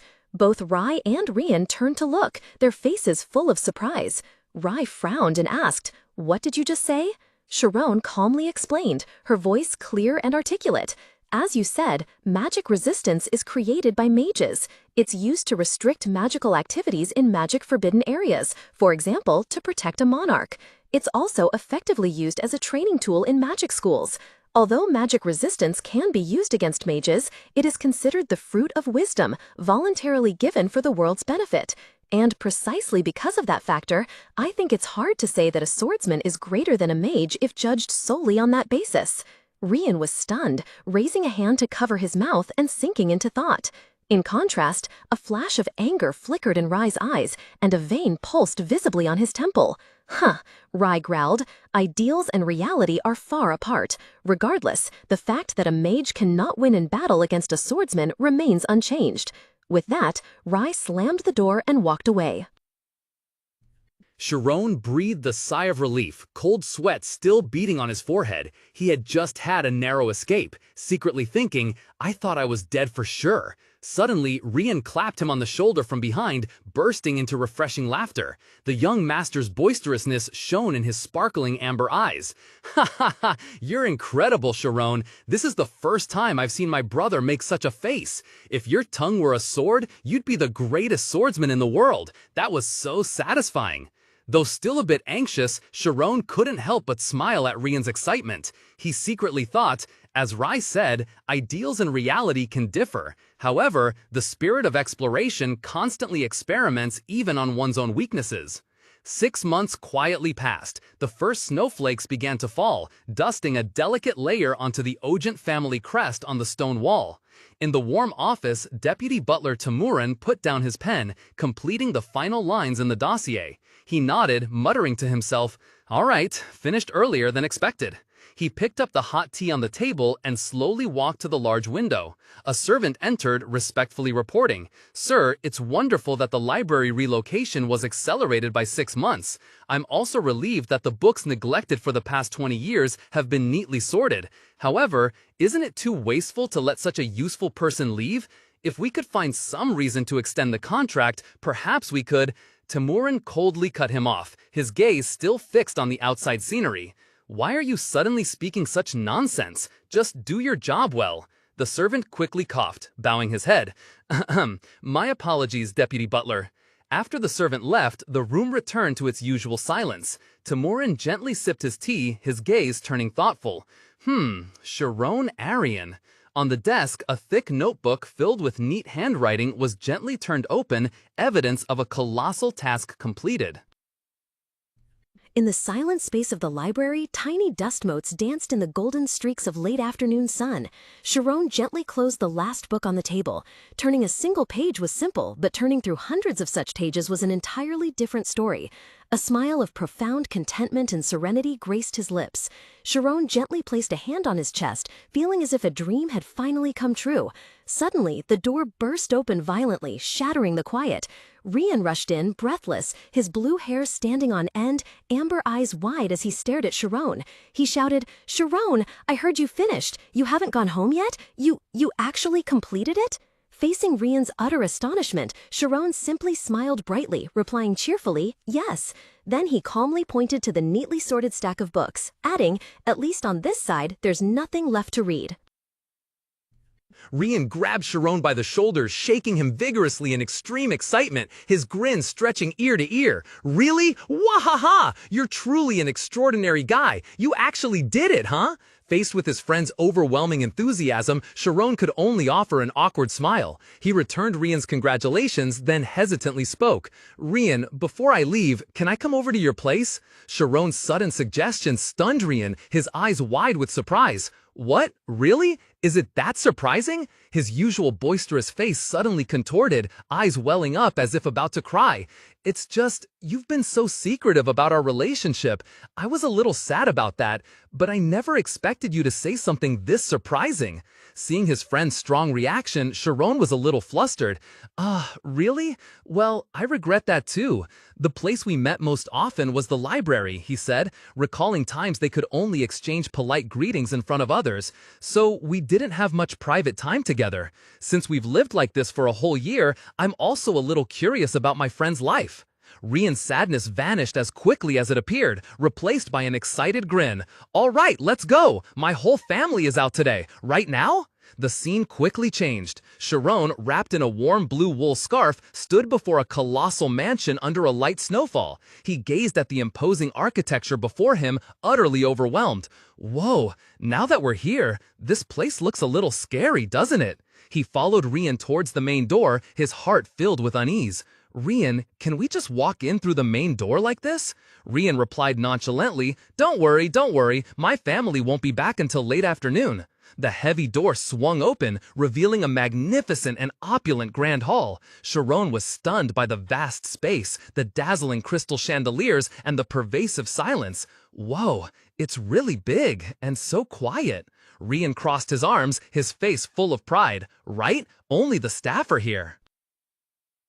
Sharon followed Rian through the mansion's vast corridor, overwhelmed by its opulence. His gaze fixed on the colossal double doors ahead, a silent astonishment filling his mind. Is that enormous door really just for a room? A single room as large as my entire house? That's terrifying. He glanced at his companion, suddenly realizing that Rian was indeed a scion of a wealthy family, despite his unassuming demeanor. Stopping before the imposing door, Rian turned, a proud smile on his face, and declared, "Here, this is my room." The door opened, but contrary to Sharon's imagination, the room, purportedly the smallest at the end of this corridor, was nothing short of a miniature training center. Weapon racks and exercise equipment were neatly arranged, exuding an atmosphere of seriousness and discipline. "Welcome to my room," Rian enthusiastically said. Sharon quietly chuckled to himself. "This is more like a training center. It looks like a small inn after a training session." The sword on the floor and the simple personal belongings made him realize that this was where the eccentric young master truly lived. A while later, the intense atmosphere of training was replaced by the drama of a card game. The afternoon sun shone through the window, illuminating the poker table where Sharon was calmly humming a tune, his expression utterly relaxed. Across from him, Rian trembled, bathed in sweat, his face contorted in frustration from losing. "Ugh!" Rian roared in despair, slamming his hand down on the table before sweeping the cards into the air. "I'm not playing anymore. I lost again." While Rian was fuming, Sharon merely smiled knowingly at his mountain-high stack of chips and leisurely asked, "Haha, one more round." Ryan's expression changed. He stammered, pointing at Sharon. You cheated with Spirit Realm or something similar, didn't you?" "What? Who do you think I am? Sharon smirked. He slowly explained, you have a habit of pushing the card out whenever you get an ace. Moreover, the time you take to place your bet when you have a pair or no pair at all is too obvious. Ryan's mouth hung open in astonishment, unable to believe what he had just heard. What was that? How could you possibly detect such things? Sharon leaned back leisurely, his eyes deep. Observation sometimes yields better results when you're not overly fixated on one specific thing. When you don't just look at the opponent's small actions, but at their entire conduct, you'll be able to predict their intentions. Ryan ruffled his green hair, his face full of confusion and tension. He muttered in bewilderment, not focusing on the small things, but looking at the big picture. He looked up, a glimmer of hope sparking in his amber eyes. So, will this help me awaken my mind? Quite possibly, Sharon replied cheerfully. After all, it helped me enter the soul purification zone. I feel like I understand, but then again, I feel like I understand nothing at all, Ryan mumbled, his head spinning as if smoke was rising from it. Sharon stood up, turning away from the table, a faint smile on his lips. Oh, that was fun. He approached a nearby bookshelf and casually pulled out a green-covered book. Ryan, can I borrow this? I'm a bit tired of reading history books lately. It's been a long time since I've seen a novel. His only reply was silence. Ryan was completely exhausted, slumped face down on the cable, his mind blank. Sharon turned back to look at the scene, only sighing. Oh dear. He glanced at the pocket watch in his hand. Did you say your family would be back late afternoon? Just then, a clear, melodious piano tune unexpectedly echoed from somewhere within the quiet mansion. Sharon froze, his expression showing a hint of surprise. Piano music? In this mansion, only one person can play the piano. His expression suddenly turned serious, an ominous premonition stirring within him. In a room bathed in brilliant golden sunlight, the melodious notes of a sonata had just ended. Sitting before a pristine white grand piano, Reina Ojin turned around, her voluminous purple hair gently rippling. A knowing smile bloomed on her lips as she looked towards the slightly open door. Well, my sonata? Discovered, Sharon startled in alarm. He awkwardly stepped out from his hiding place, his face flustered, beads of sweat on his forehead. It was truly wonderful. Inside, the young man was screaming, "What should I do?" Reina maintained her calm smile, observing the trembling young man. "This is the first time I've seen you here. Are you new?" "Ah, yes, I was assigned the task of sorting books in the library," Sharon quickly replied. "Ah, so you're that child." Reina nodded slightly, her amber eyes sparkling with amusement. "I heard not everyone can sort books. You seem quite intelligent. Have you ever played the piano before?" The unexpected question immediately put Sharon on guard. He couldn't forget Rian's warning that the person with the worst personality in this mansion was his sister. "I can't let my guard down," he silently told himself. "She's a schema mage when performing." Suppressing his anxiety, he replied cautiously, "No, never." Thinking that answer would end the conversation, Sharon didn't expect Reina to smile even more brightly. She lightly patted the empty space beside her on the long bench. "In that case, I will teach you. Can you sit here?" Sharon froze. Cold sweat trickled down his spine, his sapphire eyes wide with astonishment and confusion. "What? Sit there?"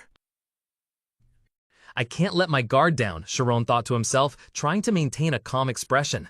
Deep down, he knew clearly. She's an expert at using tricks during performances. He forced a strained smile, responding mechanically, "No, not at all." Yet Rian's warning still echoed in his mind that the person with the worst personality in this mansion was his sister. Under the warm yellow light, Reina sat gracefully beside the pristine white piano. A captivating smile on her lips, she looked directly at Sharon, her voice melodious like a song. "In that case, let me teach you. Would you like to sit here?" The unexpected offer completely stunned Sharon. "What?" he silently screamed in panic. His azure eyes widened, unable to hide his bewilderment. "Sit there?" He froze, cold sweat starting to trickle down the back of his neck. Noticing his hesitation, Reina merely smiled more gently. Her slender hand patted the empty space on the long bench beside her, an undeniable invitation. "It's all right," she reassured, her tone full of persuasion. "No one will scold you because I've already given permission." Sharon's heart was in turmoil, and he swallowed hard. She kept insisting, and I have no right to refuse. Still, he reassured himself, for this was a rare opportunity to sit before this magnificent grand piano. In the luxurious room, under the glittering chandelier, Sharon sat upright on the cushioned stool, his clear blue eyes a little bewildered as he looked at the black and white keys. Reina sat right beside him, her clear voice ringing out, breaking the silence. Come on, these are C, D, E keys, and these symbols on the sheet music are. Try pressing these 3 keys at the same time. Following the instruction, Sharon's slender fingers hesitantly rested on the 3 keys. A clear, melodious sound unexpectedly rang out, spreading throughout the space. Reina was slightly surprised by the wonderful resonance, while Sharon was completely captivated.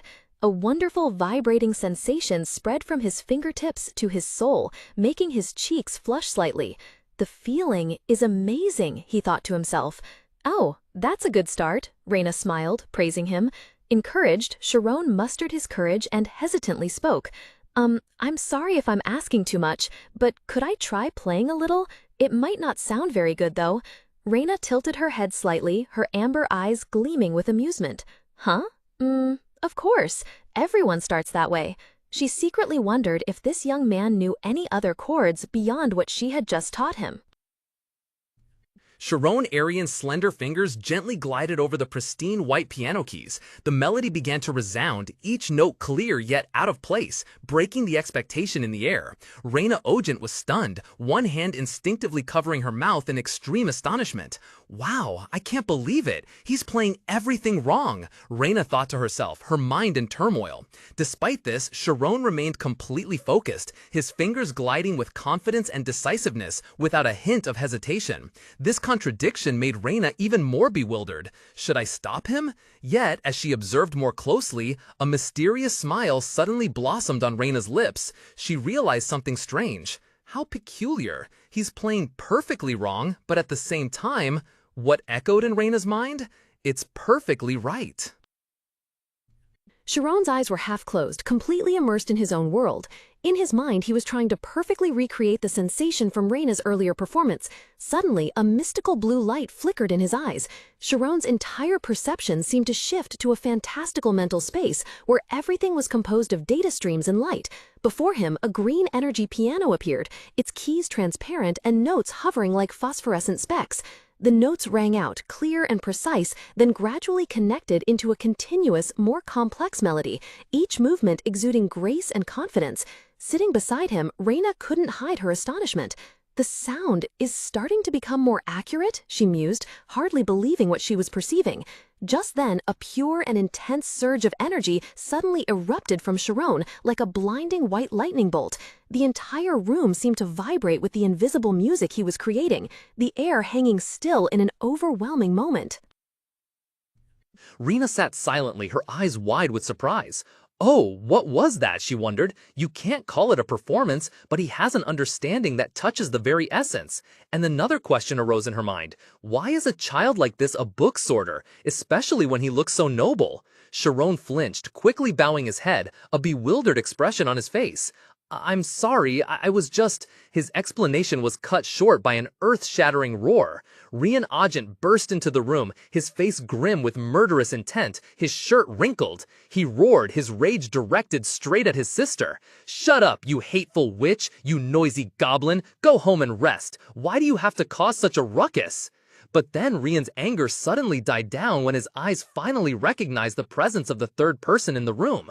His face, contorted with rage, suddenly turned utterly bewildered. Huh? Why are you here, Sharon?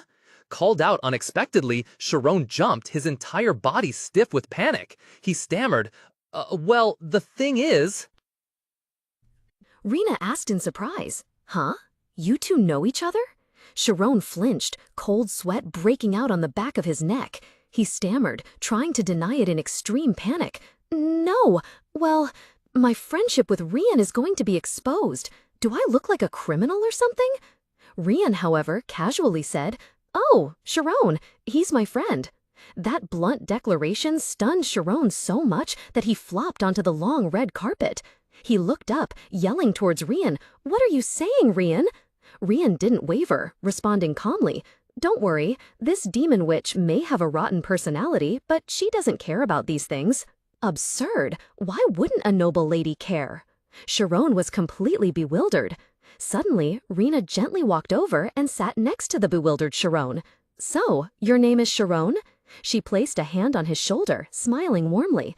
Don't worry, if Rian says you two are friends, that's enough. He's a bit pathetic, but he knows to take responsibility for his words. Rena leaned closer, her amber eyes sparkling with curiosity. So, what were you thinking while playing the instrument just now? I really want to know. What? Sharon? I thought you were having a meltdown, Rian commented from behind. Sharon's entire 16-year worldview seemed to crumble. She doesn't care about her brother making friends with a commoner? He turned to Rian, still dazed. Anyway, Rian, why are you lying? Your sister is a kind person, a lady. Rian quickly pulled him back, whispering with a very serious expression. What? Don't be fooled by her. She's a witch. Who knows when she'll try to devour you? At his brother's warning, Rena merely chuckled, gracefully covering her mouth. Pardon me, my brother is still too immature. Anyway, I'm glad he has a friend like you. Sharon quickly waved his hands, face flushed. It's nothing. In fact, I'm the one who owes him. Oh my, you're so cute, Rian exclaimed delightedly. Seeing this, Rian smirked mischievously. Why don't you keep him if he's so cute? Or maybe we can just make him family while he's here. Rena's smile suddenly turned cold. Oh ho, you're so close that you don't mind your sister having him? Rian pouted in response. What are you talking about? The one who benefits isn't you, but Sharon. Before he could finish, Rena grabbed Rian by the collar and mercilessly slammed him to the floor. You think I'm gentle so you can just take advantage, huh? Ack, that hurts, Rian cried out miserably. Sharon stood frozen, with only one thought in his head. That's right. Every time I think I understand the nobility, they become even more incomprehensible. Rian scrambled to his feet, grumbling angrily. Anyway, what are you doing back home? Didn't you just take leave not long ago? Rena brushed her hands, calmly replying, Didn't you hear? Rai is about to take the certification exam. I came to pick him up. We'll depart tomorrow. As for Grandpa, he went to meet a friend. He'll be back later. Rian was stunned, his whole body rigid upon hearing the news. What? That's crazy. So the gap is that big? The certification exam, a standard exam for mages and swordsmen, recognized not only within the kingdom, but across the entire continent.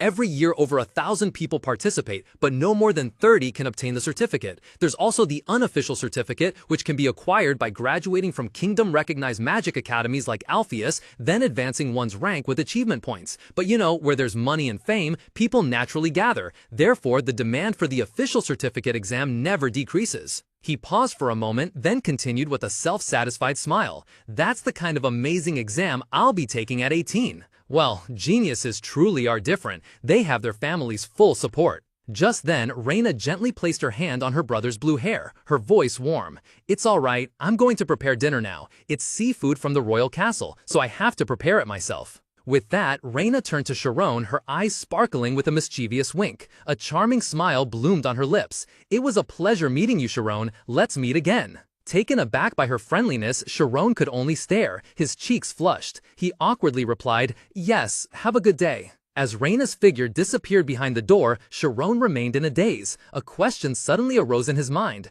Will I ever have a chance to meet her again? A vague sadness enveloped Sharon's mind as he remembered, because tomorrow I will leave this mansion. The image of him and her sitting together by the pure white piano suddenly reappeared, a beautiful memory now so distant. Sharon turned to Rian, his voice somewhat urgent. Rian, your sister. Rian looked at him with a bewildered expression. Huh? In the quiet atmosphere, Sharon softly asked, her azure eyes reflecting a hint of hesitant curiosity. Your sister, does she have a boyfriend? As soon as the question left her lips, Ryan Ojan's face immediately froze. His usual arrogance vanished, replaced by astonishment. Noticing the sudden change, Sharon became a little flustered, quickly saying, never mind. However, the surprise on Ryan's face quickly faded, giving way to a chilling, wide grin. Sharon awkwardly said, I was just a little curious. Just pretend I didn't say anything. Anyway. Rian exploded like a volcano, yelling, "Sister!" He shot off like an arrow, leaving Sharon flying backward in utter panic. "I told you there was nothing!" Sharon cried out in despair, his heart sinking to his heels. "I just spoke out of turn because I was sad," he groaned silently, regretting his careless question. But Rian couldn't care less. He ran straight to the balcony, put his hands on the railing, and strained his neck to shout down to where his sister was standing. "Sister! Sharon asked if you have a boyfriend yet!" His shout echoed throughout the main hall, making Reina and all the maids look up in unison. Too embarrassed, Sharon used all his strength to lunge forward, reaching out to cover Rian's endlessly shouting mouth. The two struggled on the balcony, creating a chaotic scene. Below, the servants began to whisper, "Huh? What is it? A boyfriend?" Amidst the confusion, Reina merely laughed gracefully, her smile seeming to calm everything. "Ha ha ha, the children are just playing, don't mind them. Now we finished detoxifying them, it's time to steam them." "Yes, young miss," the servants replied in unison and continued their work. From a hidden corner, the head butler and his subordinate witnessed the entire scene. The butler narrowed his eyes at the two figures struggling on the balcony, then turned to the person next to him. "Hannes, does the youngest master have a guest today?" The man named Hannes respectfully replied, "Head butler, there was no prior appointment."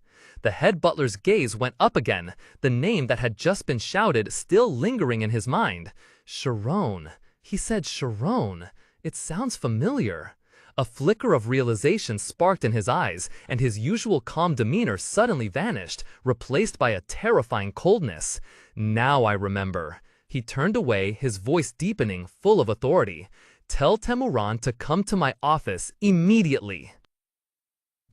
Amidst the majestic snow-capped mountains, the air was bitterly cold, piercing to the bone. Silent and still, the dense forest was only disturbed by a powerful shout of "Hiya!" echoing among the trees. Rian exhaled a cloud of white mist, trying to regulate his rapid breathing. Sweat poured down his forehead as he leaned his wooden staff against the ground for balance. He yelled loudly, his voice hoarse from exhaustion. "Stop! 10-minute break!" The swordsman stood observing from afar, stroking his long beard in deep thought. The boy is enthusiastic again. Has it been a year already? Last time, this flame quickly faded, but I am sure things will be different once Rian reaches the Imperial Palace. The problem is schema. As the swordsman was still lost in his thoughts, a sudden look of astonishment appeared on Rian's sweat-soaked face. His eyes widened, directed towards a distant spot. "Young master!" A startled cry from a servant echoed from afar, breaking the silent atmosphere.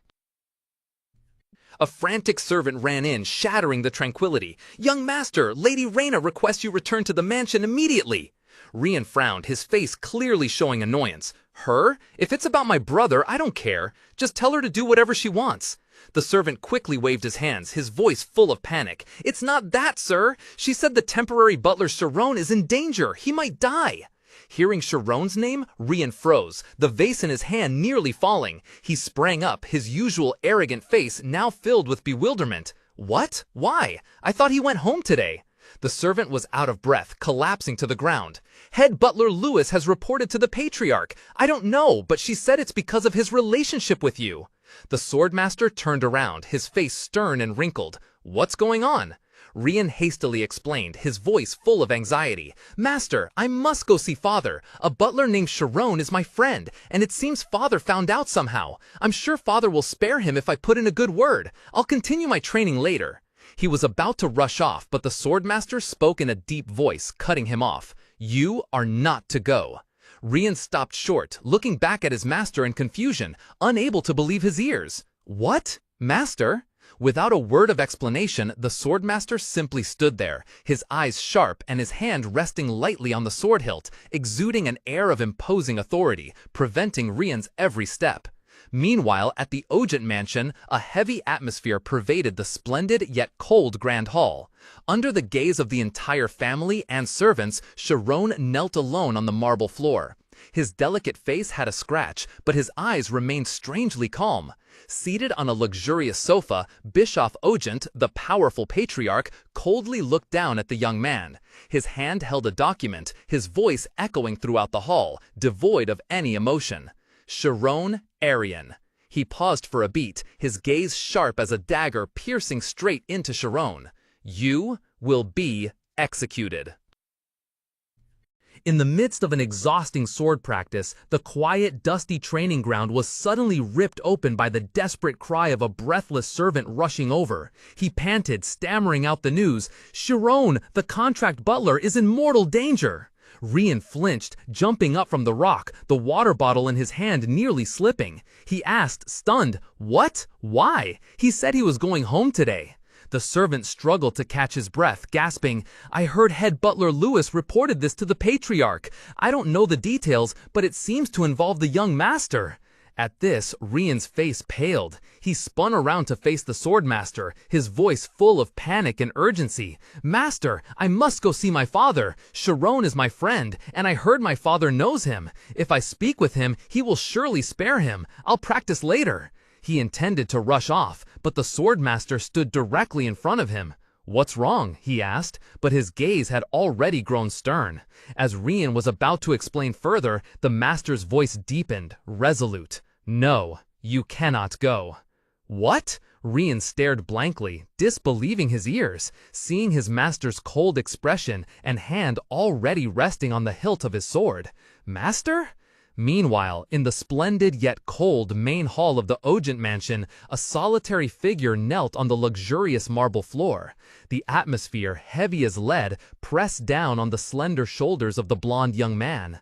From his luxurious armchair, Bishop Ogent cast a cold, authoritative gaze down at the kneeling figure. Beside him, other family members sat, silent and solemn. Bischoff slowly began to speak, each word like a hammer striking the room's deadly silence. "Sharon Arian, you will be executed." The verdict echoed throughout the hall, causing the servants lined up on both sides to whisper amongst themselves. "How did it come to this?" one murmured. "A commoner dares, with a noble?" another interjected, their tone a mix of astonishment and contempt. Amidst the murmurs, Vice Butler Temuran stood silently, his deep eyes behind his round glasses gleaming with complexity. He softly mumbled, just loud enough for himself to hear. Though he didn't know much, he should have known this. His gaze turned towards the Ogent family sitting on the raised platform, those who had delivered the cruel verdict without a change in expression. In the magnificent yet cold great hall, the air was as heavy as lead. Raina hastily sprang from her seat, her delicate face etched with urgent anxiety. "Father, please wait, I have something to say." Bischoff Ogent, with an iron expression, didn't even bother to turn and look at his daughter. His deep, authoritative voice boomed. "What else is there to say?"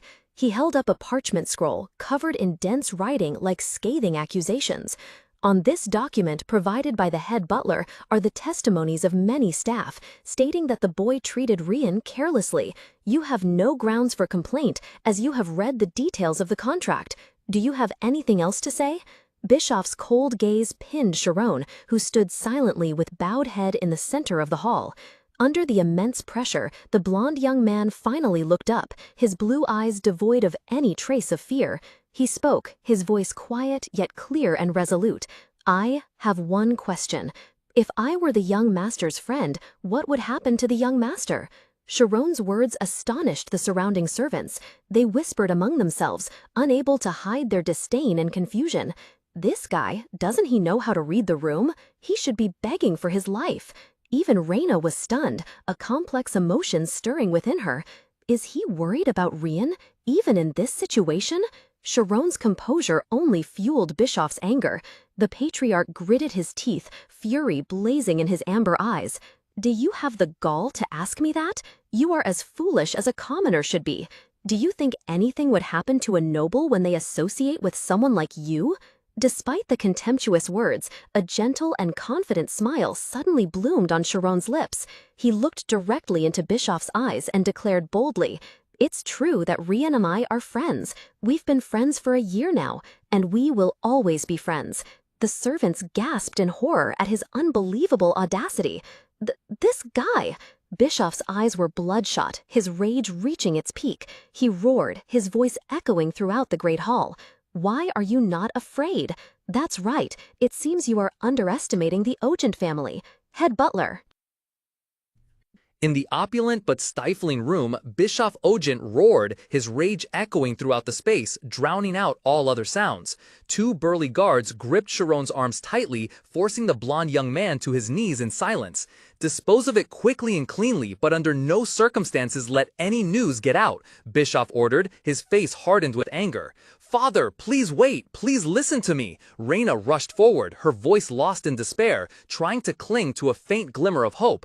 But Bischoff ignored his daughter's pleas. He turned back, growling at her, his gaze unwavering. He has confessed, and I have made my choice. As the head of the family, once I have decided, there will be no change. Standing in a corner, a young servant couldn't help but worry, whispering to the chief butler beside him, "Chief Butler, isn't this a bit too much?"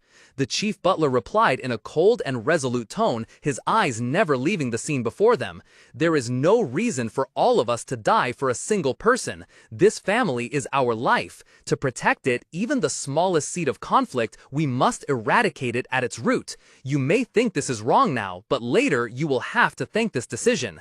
As those words still reverberated, Sharon was escorted away by the two soldiers. The young man's lonely back trudged deep into the long, desolate, glaringly white and cold corridor, then gradually disappeared into the hazy mist. I won't let that happen. The furious shout echoed throughout the vast hall, shattering the tensed atmosphere. From the end of the brightly lit corridor, Rian stormed in like a tempest, his blue hair wildly defiant. His face contorted with rage, sword clutched in hand, determined not to let the tragedy continue. Seeing her younger brother, Raina recoiled in horror, quickly calling out, "Rian!" Her beautiful face was now filled with panic and worry. In stark contrast to his daughter, Bischoff merely curled his lip, his amber eyes glinting with smugness and absolute authority. Sitting beside them, a blonde-haired young man silently observed the confrontation, an inscrutable smile playing on his lips. Rian's eyes were bloodshot and bulging with uncontrollable fury. He roared, his shout full of arrogance and defiance. "Who dares kill my friend without my permission?" In the eerily silent space, a calm, ice-cold voice rang out. Bischoff slowly replied, his sharp gaze fixed directly on his seething son. "It was I." A mesmerizing surge of blue energy suddenly emanated from his hand, displaying absolute power and an undeniable challenge. In the vast cold hall, under the dazzling light, Rian Ogent desperately spread his arms, his voice hoarse with indignation. "Why? He didn't commit any capital offense. He's just my friend." From the opposite side, Bischoff Ogent's imposing back remained unmoving. He replied in a cold tone, extinguishing all his son's hopes. "One doesn't need to commit a capital crime to deserve execution. The circumstances of the nobility are so complex you can't imagine. And precisely because our family is handling this complex situation, you enjoy privileges as the son of a noble." Hearing the words privileges, Rian roared, his face contorted with rage. "Those privileges are nothing if I have to get rid of a friend."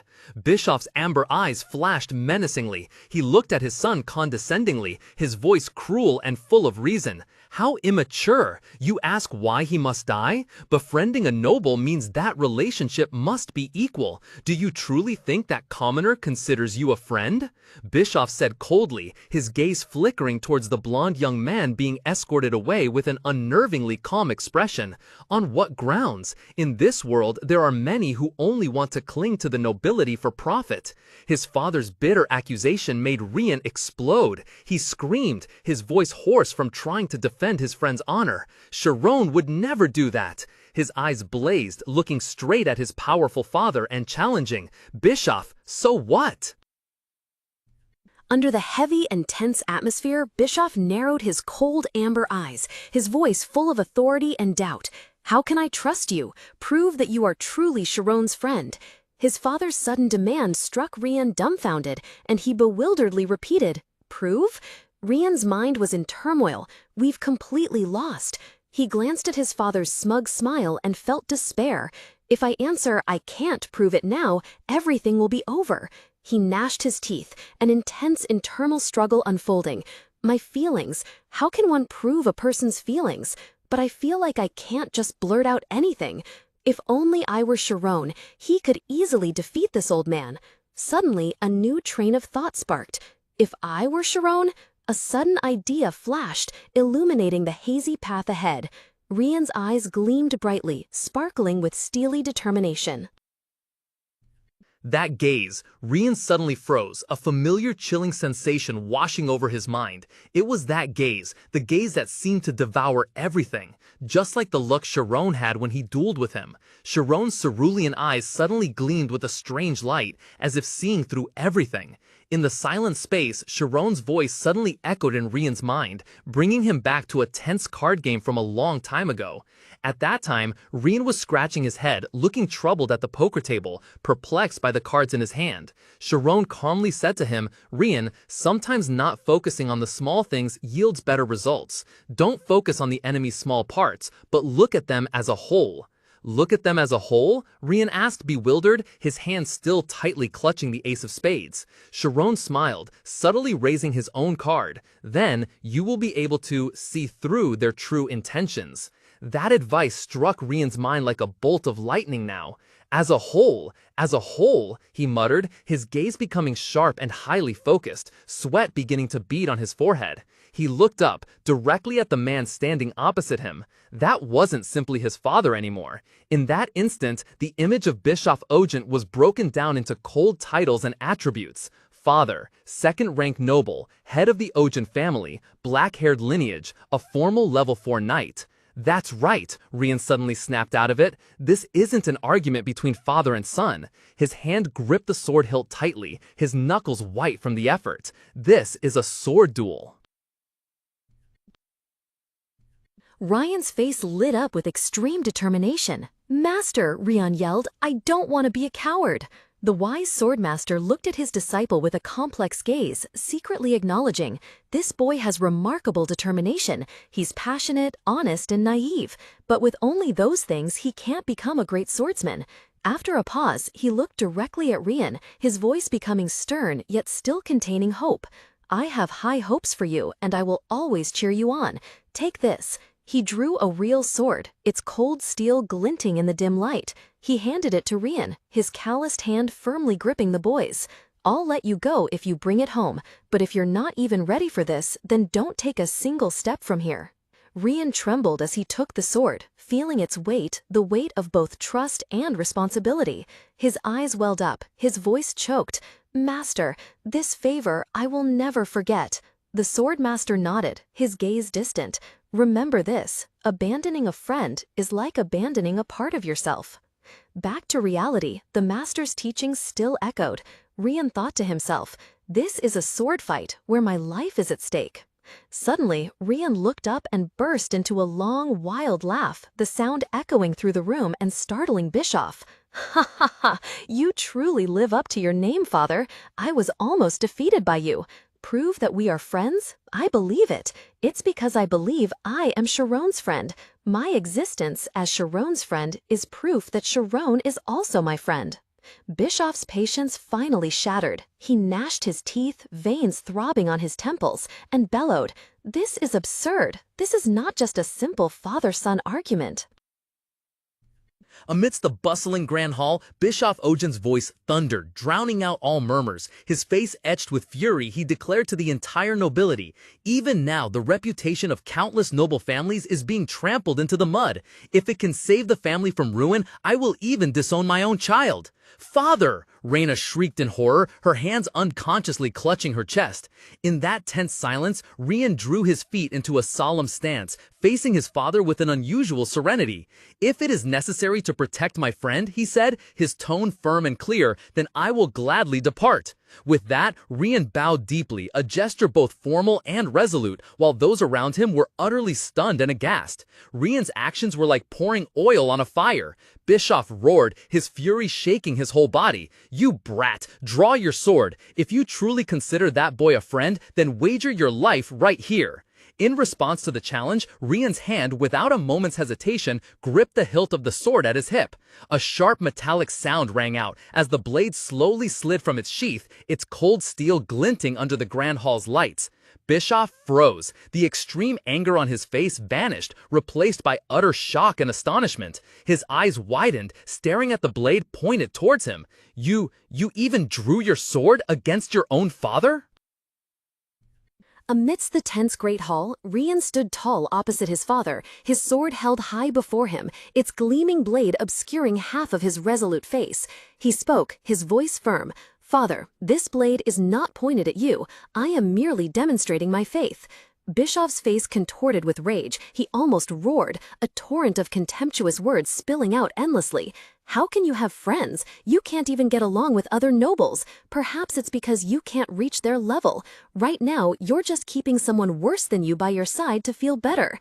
A sharp glint flashed in Rian's eyes. He turned around, facing his father's fury, and declared loudly, "This time, you are wrong. Sharon is a friend who is even better than me. I want to help him so he can shine in a higher place." Bischoff's wrath immediately shifted. He pointed directly at Sharon, who was standing quietly behind, and bellowed, "Did you bewitch him? Did you convince him that a commoner and a noble can become friends?" "No, I did not." Immediately, Rian stepped forward, spreading his arms as if to shield his friend. "Sharon, stay put. At the very least, I will protect you." "Rian," Sharon's calm voice cut Rian off. Sharon calmly faced the situation, his voice resonating clearly and steadily. "You don't have to be responsible for everything. I will take responsibility for what I must do. I had a premonition ever since you wanted to befriend me, that I would stand at a crossroads where I would have to choose between my life and my friends." Sharon looked directly at Ryan, a gentle yet firm smile gracing his lips. Starlight like dust gently fell around him as he spoke, his voice steady and sincere. "Even if it means I have to die right here, I won't regret being your friend." A hot tear streamed down his cheek, and he could only choke out, "Yes." Emotions suppressed for so long burst forth. Ryan sharply lifted his head, face drenched in tears, shouting with choked-up emotion and determination. "That's exactly what I'm saying. Even if I'm ostracized, we'll still be friends." Standing in a corner, Bischoff Ojin stared dumbfounded at his son, his face contorted in anger and disbelief. But Ryan did not flinch under his father's gaze. He continued to speak loudly. "Even if we are young and immature, we are still human beings with emotions. A true friend will never turn their back on me. Everyone has such a friend, or yearns to have one." His words touched the hearts of many. Reina smiled softly, her eyes gleaming with pride. Suddenly, a hearty, thunderous laugh shattered the tense atmosphere. "Ha ha ha! That's wonderful!" Reina joyfully exclaimed. "Grandpa!" In the most prominent position, an elderly man with a muscular physique, blue hair, and a radiant smile was slapping the table and laughing heartily. He enthusiastically declared, "I didn't expect to witness such a scene in my twilight years. Youth truly is the best." Sharon gently placed a hand on Ryan's shoulder, her voice soft yet full of weight. "You are not responsible for everything. Even if I were to die right here, I would never regret being your friend." Those words pierced Ryan Ojin's heart like a knife. Uncontainable tears streamed down his face, contorted with pain and indignation. He cried out, his voice breaking, filled with all his helplessness and intense affection. "That's exactly what I'm saying. Even if everyone shuns me, we will always be friends." Amidst the tense atmosphere, a sudden burst of hearty laughter rang out, breaking it all. "Ha ha, this is truly wonderful. I never expected to witness such a great play at my age. Youth truly is the best." Reina looked up at her grandfather, her amber eyes sparkling with joy, and called out loudly, "Grandpa!" Reina suddenly cheered with joy, her hands clasped together excitedly. "It's all good now. If it's Grandpa, then—" Bischoff, standing beside her, looked surprised.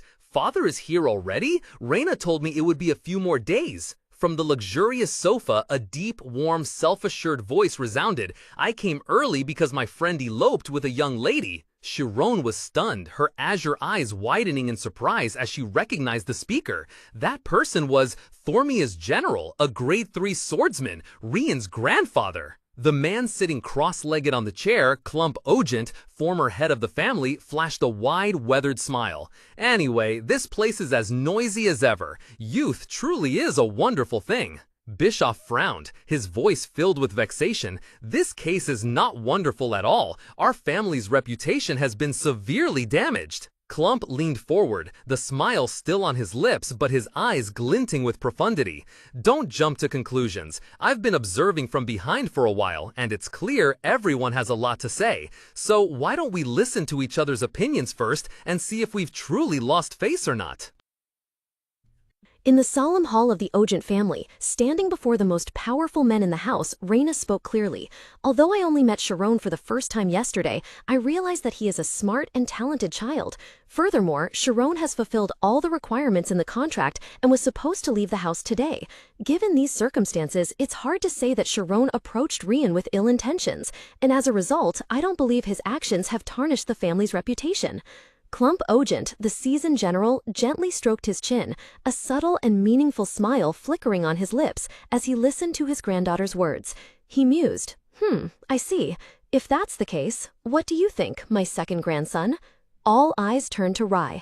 A vein bulged on his temple. He scowled and grumbled, I don't like that kid. Hearing that, a triumphant and satisfied smile appeared on Bishop's face. That's right, I knew I could count on Rai. However, Rai continued immediately afterward, his tone cold and decisive. However, this has nothing to do with me. Bischoff's smile froze, shattering into an expression of utter astonishment. What? Bischoff squinted at his second son, a flicker of confusion crossing his stern face. What do you mean? You said you don't like the boy, but then you say you don't care? Leaning back on the luxurious sofa, Rai crossed his arms, a contemptuous smirk on his lips. Exactly. I don't like the kid, but who Rian befriends is none of my business. I just want this to end quickly so we can go to the Imperial Palace.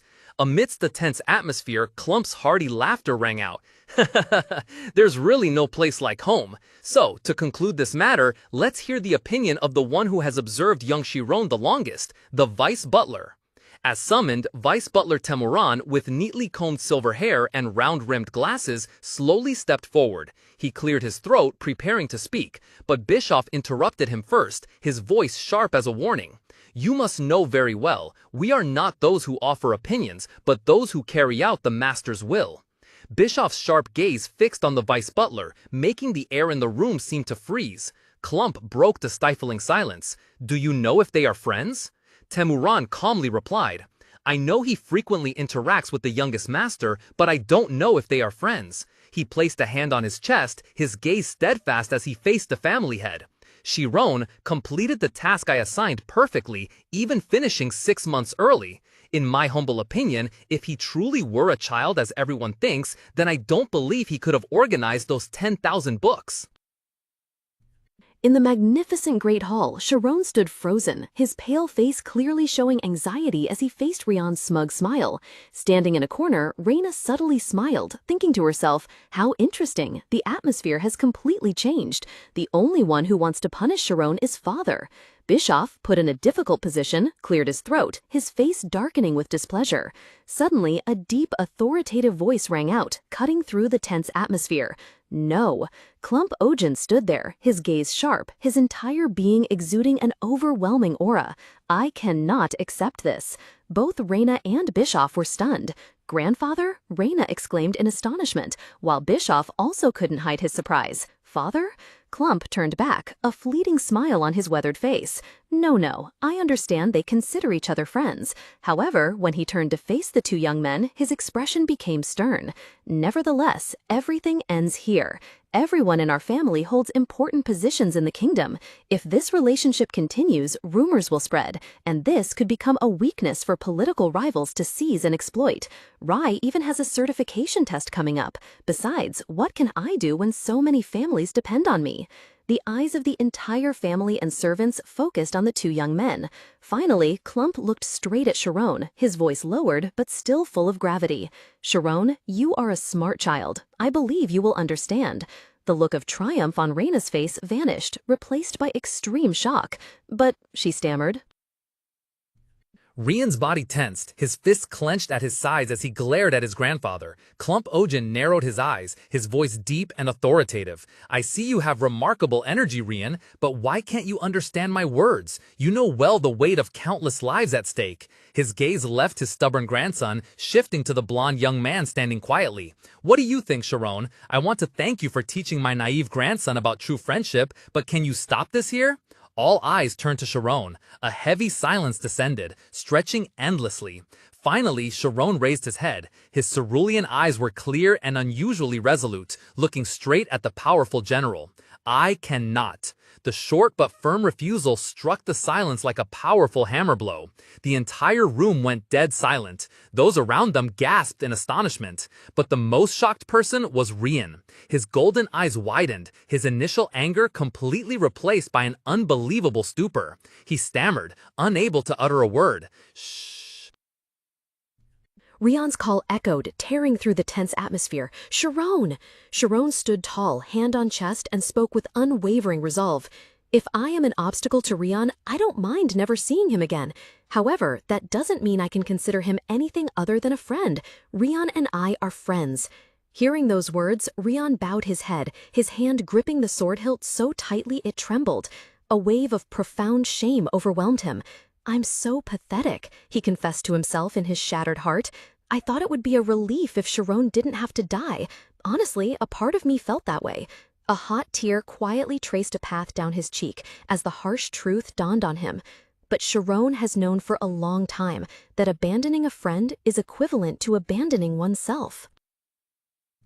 In the suffocatingly tense atmosphere, Rian roared, his face distorted with extreme rage as he raised his sword. "Fine, it's not like this is negotiable anyway." Reina screamed in horror. "Don't do it! I don't know what you're planning, but don't do it!" Despite his sister's desperate pleas, Rian did not hesitate. A blinding flash of light erupted as he forcefully swung his sword, plunging it straight into the marble floor, creating a wave of energy that spread throughout the room.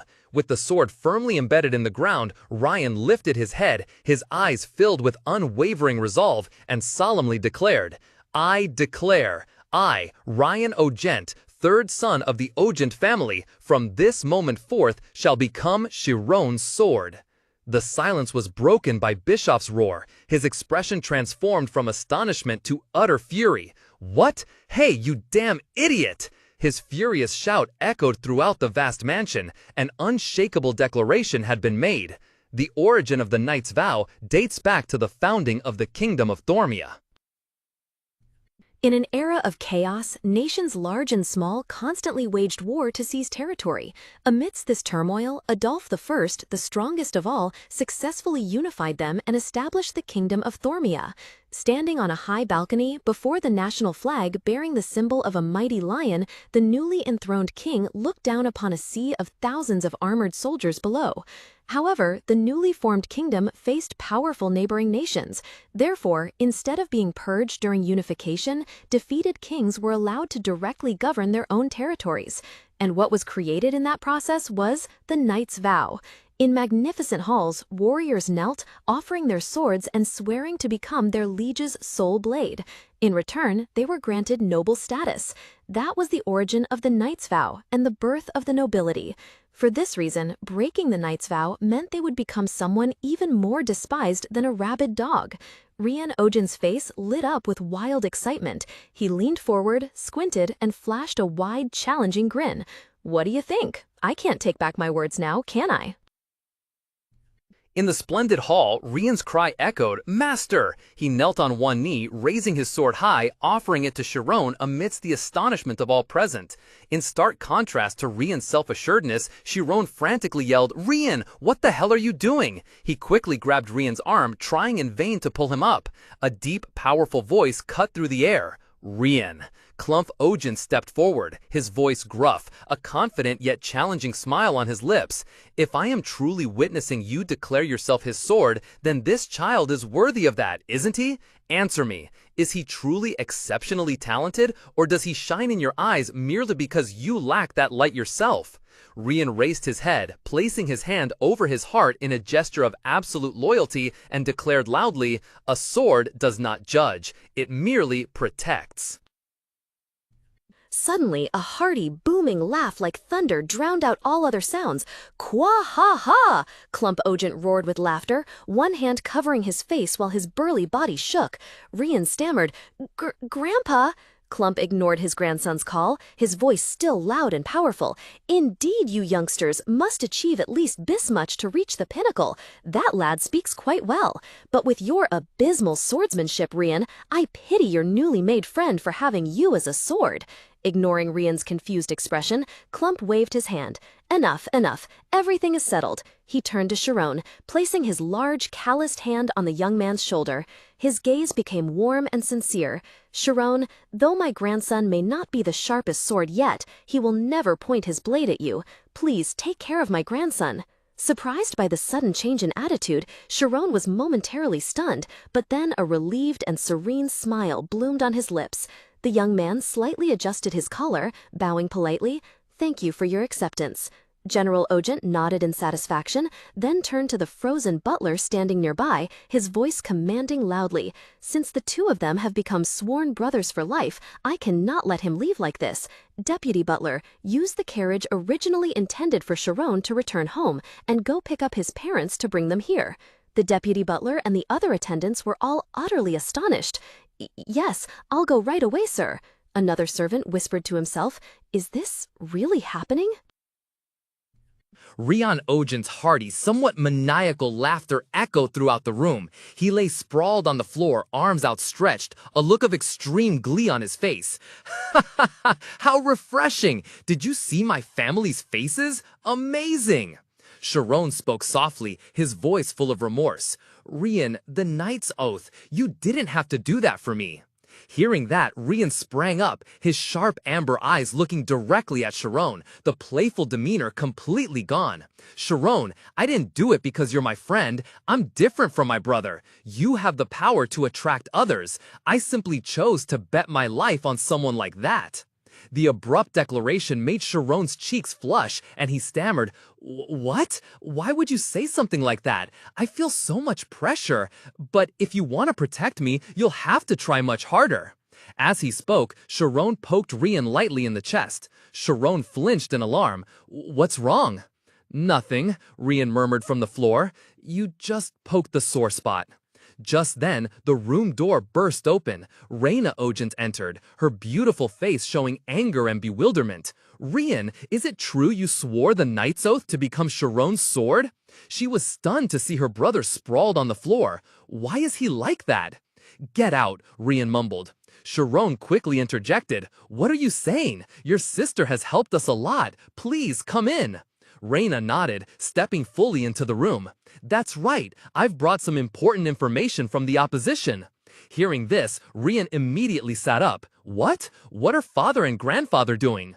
Raina elegantly sat down on a chair, crossing her arms. They're quite bloodthirsty.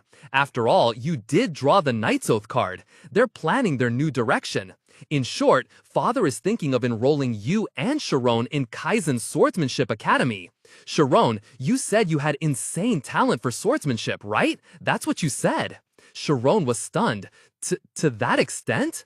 Raina smiled meaningfully. Of course, you're a part of the family now. I've told them all about your talent, to see if there's any chance they'd be willing to invest in you. They're surely planning for your success, if only for Rian's future. The moment his sister finished speaking, Rian shot to his feet, veins bulging on his forehead. He roared, Who allowed you to send me to school without my consent, especially when I can finally play freely with Sharon? Raina stood with her hands on the table, her beautiful face contorted with anger as she loudly reprimanded her brother sprawled on the floor. Sigh, you're such an idiot. What do you plan to do after making this mess, huh? Overwhelmed by his sister, Rian only managed a pained cry. Despite this, he snapped his head up, his amber eyes blazing with stubbornness, and yelled, Besides, Sharon isn't going to the Sword Academy. He's a future mage. He's already unlocked the spirit realm. Rian's sudden declaration stunned Raina. She turned to look at Sharon, who stood nearby with a bewildered yet pleased expression, Raina's eyes widening in disbelief. What? The spirit realm? Sharon managed that? After a moment of thought, the surprise on Raina's face quickly morphed into a mocking, derisive smile. she slowly said, her tone as if savoring a foolish joke. Wait, does that mean you've sworn a knight's oath to a future mage? Your uselessness should really have its limits. His sister's harsh words were like pouring oil on the fire. Rian's face flushed crimson with indignation. He gritted his teeth and roared in utter fury. "Get lost, you old hag!" In the luxurious room, the lingering echoes of the thrilling sword fights still permeated the air. Reina, with bright amber eyes, looked at Sharon with admiration. She began to explain, her voice tinged with surprise. "So you used the unified sensation gained from the spirit zone to read Rian's movements and win. A brilliant idea, wasn't it? That must have only been possible because your spirit zone density is quite high." Reina sat opposite the two young men, unable to hide her excitement on her beautiful face. She continued, "You're truly incredible. According to what I learned in school, the higher the level of concentration, the more stable the spirit zone becomes, and it's even more impressive to maintain that concentration while holding a sword." At the praise, Sharon could only shyly scratch his head, his face slightly flushed, and he offered a bashful smile. Seeing this, Reina secretly thought, so shy, how will he ever go on a date?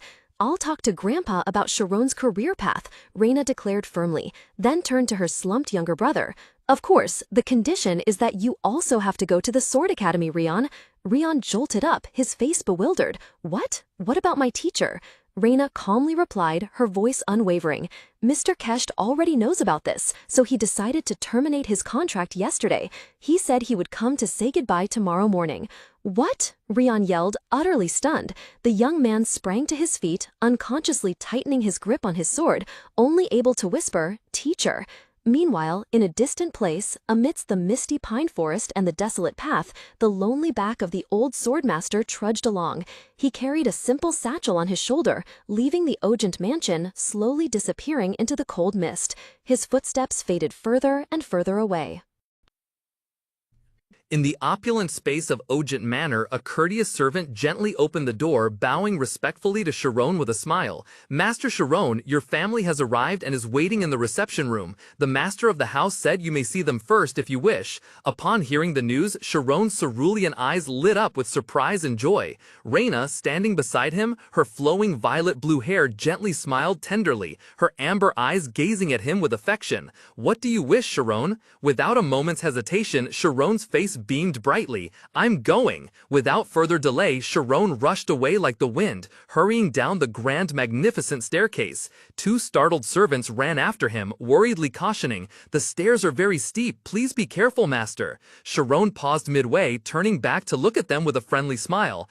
You can just talk to me like before. I'm not nobility or anything. Don't worry, I'll never tell anyone." Hearing this, the two servants paled, waving their hands frantically. "Oh heavens, we can't do that. Please don't say such things. Our heads will roll. We wouldn't dare, even so." Leaving the flustered servants behind, Sharon continued to rush forward. Finally, the door marked "reception room" appeared before him. He pushed the door open, his heart pounding with anticipation, and then burst out with a heartfelt cry, "Mom! Dad!" Inside, Vincent and Olina turned in surprise upon hearing their son's voice. Their faces lit up with a mixture of astonishment and immense joy. Vincent exclaimed, "Sharon!" He rushed forward, arms wide open, in the overflowing moment of reunion he had long awaited. In his parents' tight embrace, Sharon felt the familiar warmth he had longed for. He buried his face in their chests, a wave of guilt washing over him as he noticed how thin they looked. They must have had sleepless nights, worried their son might not return intact. As if reading his thoughts, Olina smiled gently, patting his back. "Don't worry, your parents are still eating well and living fine." In the luxurious, richly decorated room, the whole family gathered around the velvet-upholstered sofa. After those joyous and tearful moments of reunion, Vincent looked at his son with a serious yet anxious expression. "But why did you call us here? You should have come home right after finishing your work. Are they keeping you here and not letting you go home, aren't they?" Sharon smiled brightly, his clear blue eyes sparkling with joy. "No, not at all. It's just that I've gotten a good opportunity." "Huh?" Olina exclaimed in surprise. "A good opportunity?" A tense silence filled the space. Sarcasm was evident in Vincent's eyes as he spoke, his tone full of mockery. "Huh, so you mean you befriended a young noble while working at the library? That young noble made a knight's vow to you, and you've been allowed to continue being his friend?" Yes, that's right, Sharon replied innocently, completely unaware of the fury building up in his father's heart. Sharon, tell me the truth, Vincent roared, grabbing his son's collar in a sudden movement. Veins popped out on his temples, his face contorted with anger and fear. No way a smart kid like you could be so delusional. Is someone treating you badly, aren't they? Tell me. Oh God, they all say that those who go to work for noble families cannot return sane. Shocked and terrified by his father's reaction, Sharon stammered, "No, it's all true." Vincent quickly rushed over, trying to pry her husband's hands off their trembling son. Amidst the chaos, the room door burst open. A servant stood there, bowing respectfully. "Young master." Heavy footsteps echoed from the hallway. The servant announced, cutting through the intense tension in the room. "The head of the household has arrived." Before the stunned gaze of Arian's family, Bischoff Ogent, the head of the Ogent clan, appeared with an imposing and powerful demeanor. He spoke in a deep, steady voice, his sharp amber eyes looking directly at them. "Pleasure to meet you. I am clan head Bischoff Ogent." Standing beside his father, Ryan Ogent, the young man with rebellious blue hair, quickly bowed with unbelievable reverence. "Greetings, father. I am Sharon Sword, Ryan." Raina Ogent also gracefully curtsied, her flowing violet blue hair gently swaying. "I am the eldest daughter, Raina. I've heard much about you both." The introduction from the prestigious family left Vincent and Olina dumbfounded. Both gasped, their faces changing color due to extreme astonishment, unable to believe what was happening. In the lavish and opulent living room, Vincent and Olina bowed frantically before the noble guests. Vincent stammered, his voice trembling, "Hello, we are Sharon's parents. Why would such wonderful people come here?" Raina smiled mysteriously. "Oh dear, haven't you heard from Sharon?" Her words struck Vincent like a lightning bolt. He snapped his head up, his face pale, shouting in panic. What she said? Her delusions, are they all true? No way! This cannot be true! A sense of unreality enveloped Vincent's mind as they were invited into a magnificent dining room under the glow of golden chandeliers. An unimaginably sumptuous feast was laid out, with dishes they had never seen in their lives, served by elegantly uniformed maids. Sitting at the table, Vincent broke into a cold sweat, his mind in turmoil, only able to think, what the hell? Olina, sitting next to him, whispered to her husband, her voice full of surprise and confusion, "Honey, there are so many forks." After the meal, they were invited for tea. Olina politely accepted a teacup from the maid and offered thanks, while Vincent remained lost in a jumble of emotions, his soul seemingly having left his body. "What is going on in this world?" he silently screamed internally. Finally, both families sat opposite each other in the luxurious living room. The atmosphere became solemn and somewhat heavy, signaling that an important conversation was about to begin. Vincent Arian's hand holding the teacup trembled slightly, confusion and doubt evident in his eyes as he faced the head of the Ogent family. Trying to calm himself, he spoke, his voice mixed with gratitude and worry. "I sincerely apologize. I'm very grateful that you hold my son in high regard, but I'm truly concerned. Though I'm not familiar with knight's oaths, I cannot believe that a noble family would treat our woodcutter family so well. For the young master of a high noble family like Ogent to swear loyalty to Sharon, I need to clarify this." Facing him, Bischoff Ogent calmly took a sip of tea. He nonchalantly admitted, "To be honest, it is indeed a bit uncomfortable. However, for the Ogent family, a family that respects militarism, a knight's oath is absolute. If we consider this unpleasant just because of status differences, it would tarnish Rian's pride. Therefore, from now on, we will use honorifics, and we hope your family does not feel uncomfortable. Our family will also spare no effort in supporting your son." Sitting next to the Arian family, General Clumph Ogent chuckled, interjecting a teasing remark to his son, "It's been a long time since I've heard you say anything sensible." Bischoff merely glanced briefly at his father, responding curtly, "You're too loud, father." Sharon was stunned by Bischoff's resolute and honorable declaration. He thought to himself, a sense of respect rising within him. To protect the family's honor, he truly is a man full of pride and unwavering conviction, even if his only difficult choice left is to protect a commoner. On the opposite side, Rian beamed with a proud smile, giving a thumbs up. In his eyes, his father was a man who knew no fear. After the atmosphere settled, Bischoff looked directly at Vincent, his voice becoming more serious than ever, getting straight to the main point. Let's get straight to the point. Surprisingly, your son is a user of the spirit domain. That's not something that can be achieved through hard work alone, but something that can only be obtained through true talent. Bischoff began the discussion. From what I understand, the boy aims to become a wizard, so if he wants to obtain an unofficial wizard license as quickly as possible, Bischoff continued to explain his plan.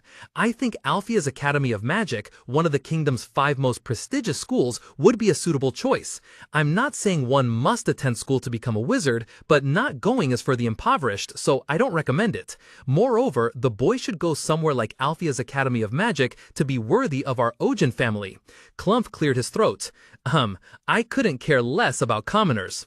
Ah, Bischoff suddenly paused as if realizing something. He turned to Vincent, who was standing quietly beside him, and stated directly, "If your son graduates from the magic school, he will become a wizard." The declaration struck Vincent like a lightning bolt. He was stunned, utterly astonished, stammering, "Our son will become a wizard? A magic school?" Standing beside him, his wife was also overcome with emotion. She whispered in overflowing joy, "Impossible! This is like a dream! Our son!"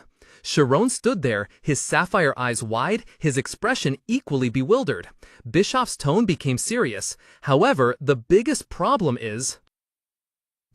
Magic schools are very strict. They do not allow anyone other than noble children to enroll. Clump with sharp, resolute eyes. Then, there's only one way. We want to adopt Sharon.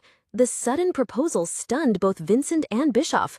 What? Vincent stammered, disbelieving his ears. Bischoff tried to explain while still reeling. This is the only option we came up with during the family meeting. Clump continued, his voice resolute. I have a young relative who has no children yet. If we add the boy's name to his family register, the problem will be quickly resolved. He pushed forward an exquisitely decorated paper on which full name Sharon Ogent was already written. However, we have no intention whatsoever of stealing your son. This will only be a formality on paper. But with this, Sharon will become a noble. Clump's words struck Vincent like a lightning bolt. Cold sweat poured down his forehead, his eyes wide with astonishment. His mind was a mess. Sharon will become a noble. How many people in this world get a life-changing opportunity like this? But if I do that, it would be like my son being stolen. Sharon, tell me, what should I, your father, do? When Vincent turned to ask his son for his opinion, he froze. Sharon was sitting there, quietly with an unusually firm expression. Could it be that the boy had already decided beforehand? Just then, a hand was placed on his trembling hand, squeezing it tightly. The grip was strong and decisive. Suddenly, Sharon stood up abruptly, his voice ringing out loudly, breaking the silence. No way! I am my father's son. I cannot become someone else's adopted child. Sharon! Vincent exclaimed in surprise, calling his son's name. Reina, who had been quietly observing, smiled softly and charmingly. Sharon, that will only be on paper. Of course, we will still consider your current parents to be your true parents. Reina tried to diffuse the situation with a smile. You will achieve your dream and nothing will change. Clump, his face etched with the deep wrinkles of years, looked directly at Sharon, his voice dropping. You will become a noble. This is not a stroke of luck that everyone gets. Faced with the weighty proposition, Sharon replied, his voice calm but his blue eyes gleaming with unshakable resolve. If it means changing fathers, I'd rather live as a commoner. The resolute answer was like a bucket of cold water on everyone's expectations. Clump couldn't sit still. He shot up from his chair, veins bulging on his forehead. A commoner cannot enter the Magic Academy. Sharon remained unfazed by the general's anger, responding clearly, then I will not go to the Magic Academy. The atmosphere in the room seemed to freeze. Bischoff and Reina could only stare in stunned silence at the fiery confrontation. Clump roared, his anger echoing throughout the room. Then you cannot become a mage. To the astonishment of everyone present, Sharon made his final declaration, a statement that buried the very dream he had always pursued. Then, I will not become a mage. Sharon! Clump's shout thundered. He stood towering in the middle of the room, hands clenched, his burly body trembling with rage. Why are you so stubborn? This world isn't easy. There are things you must give up to succeed. If you can't do that, is your dream really so trivial? Facing Clump's fury, Sharon merely looked up silently, his voice still strangely calm. Perhaps so. The answer, light as air yet heavy as 1,000 tons, stunned Clump, causing him to blurt out in utter disbelief. What? The blond young man spoke, his voice clear and full of emotion. No matter how grand your dream may be, it is something you receive from your parents. If parents are the roots, then your dream is the fruit nourished by those very roots. Memories flooded Sharon's mind like a vivid film, images of his parents patiently teaching him to read every letter, the boy engrossed in the book looking out at the peaceful valley, and his father's steadfast back as he led him by the hand on a long, arduous path. Your ability to read, your opportunity to come work for the Ojin family, all of it was possible because you had your parents as roots, he continued, the image of his father being pushed down but then gently embracing him clearly appearing. The opportunity you offer me now is nothing compared to the myriad opportunities my parents have given me. To ask me now to reject my origins is no different from telling me to wither and die. I thank you for your offer, but my only parents are the two people standing here. The entire room fell silent. Clump Ojent slowly rose, his tall figure casting a shadow over the marble table. The old general's eyes narrowed, scrutinizing every expression on Sharon's face. Guilt? Morality? No, what this child is trying to say, he mused. Suddenly, the solemn silence was broken by a desperate cry. Vincent, who had been sitting quietly beside his son until then, suddenly bowed low, his forehead nearly touching the table. Please take Sharon as your adopted son. Please, I beg you. Sharon turned, his blue eyes wide with surprise. Father? Clump was also stunned by Vincent's action. He was about to intervene.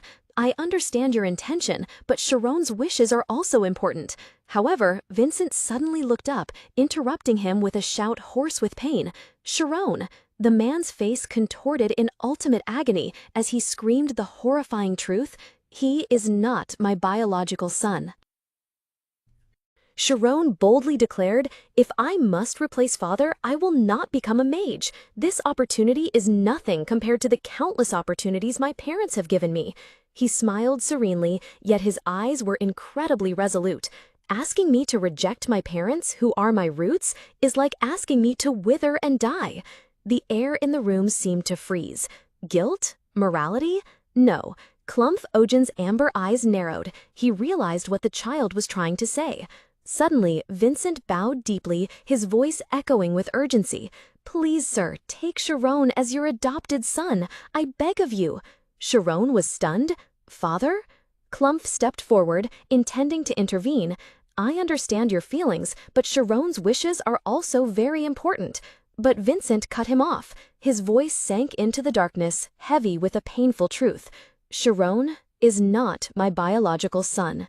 Vincent! Olina shrieked, her face pale with horror. What are you talking about? Bowing his head low, Vincent continued to confess in despair.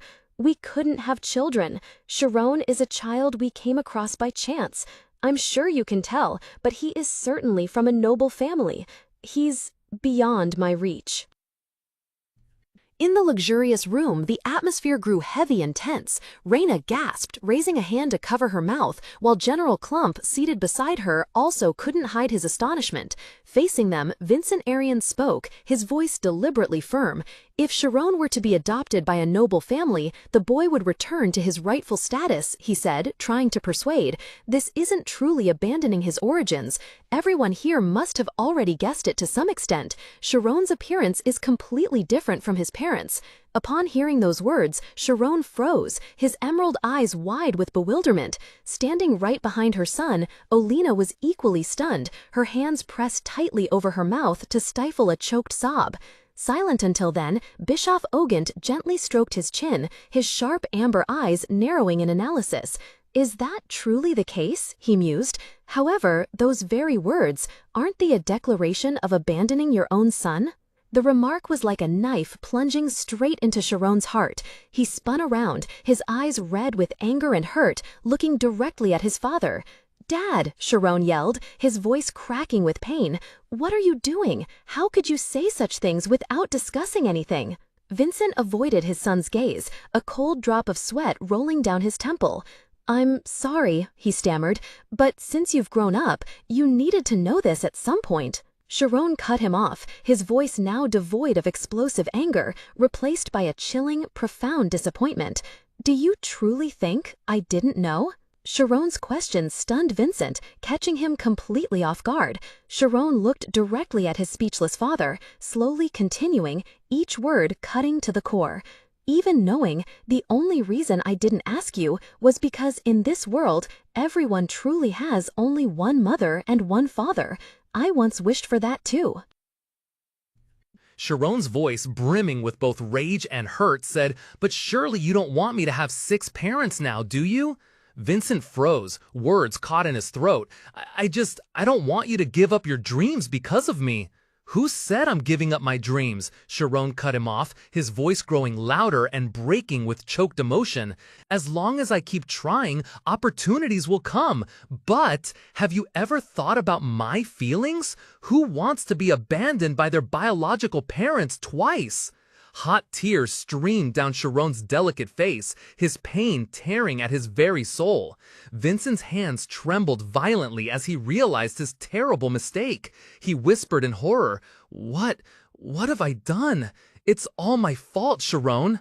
Without a second's hesitation, Vincent rushed forward, pulling his small son into a tight embrace. He held Sharon so close as if fearing he would vanish, the father's tears falling endlessly.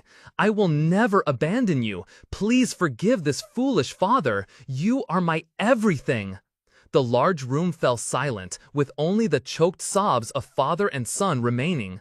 Olina sat nearby, quietly witnessing the scene with a pained look. From the opposite sofas, the entire Ogent family watched. Klump stood tall, his expression pensive. Reyna sat quietly, while Bischoff held a hand to his forehead, his face full of worry. Amidst that silence, Klump's deep, thoughtful voice resonated. "Sometimes the things we do for our children can cause them pain. Being a parent is truly difficult. Haven't you also struggled greatly raising the children by yourself?"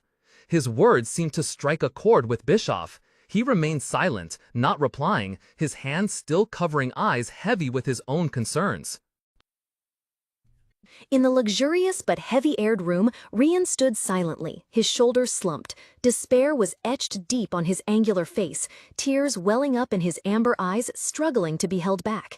Ignoring his son's pained expression, Bischoff turned to his father, who was sitting nearby, his voice calm but calculating.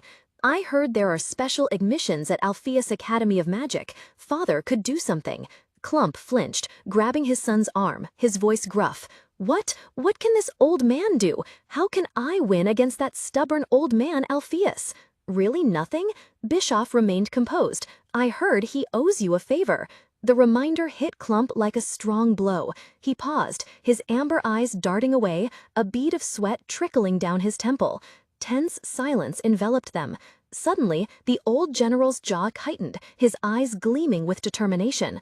"Well, for someone who always adheres to principles to the end, isn't the best way to just be stubborn?" A self-satisfied smile flickered across Bischoff's lips. "You also use that method to push the head of household position onto me." Bischoff's remark seemed to soar high into the sky, leaving Klump only able to inwardly rationalize with a faint murmur, "I said it was for your own good." Only 3 days remained until Rian would depart for the Sword Academy. Thanks to the Master's grace, Sharon's family was permitted to stay at the mansion. Vincent, still seemingly tormented, wore a pained expression as if wanting to apologize. Sharon quietly watched his father, secretly worrying how long the burden of this guilt would weigh on him. For the first time after a long stretch of days, Sharon and Rian had some free time. In their shared bedroom under the dim light, they no longer had to train to exhaustion. Rian lay on the bed, turning to Sharon with a mischievous and cunning smile. Sharon couldn't help but laugh aloud, a rare moment of relaxation and peace between the two. And then, 3 days passed. On the morning of their farewell, the atmosphere in the mansion courtyard grew heavy. Sharon stood there, wearing a cloak and a warm scarf around his neck, looking composed. Suddenly, he heard sobbing sounds echoing.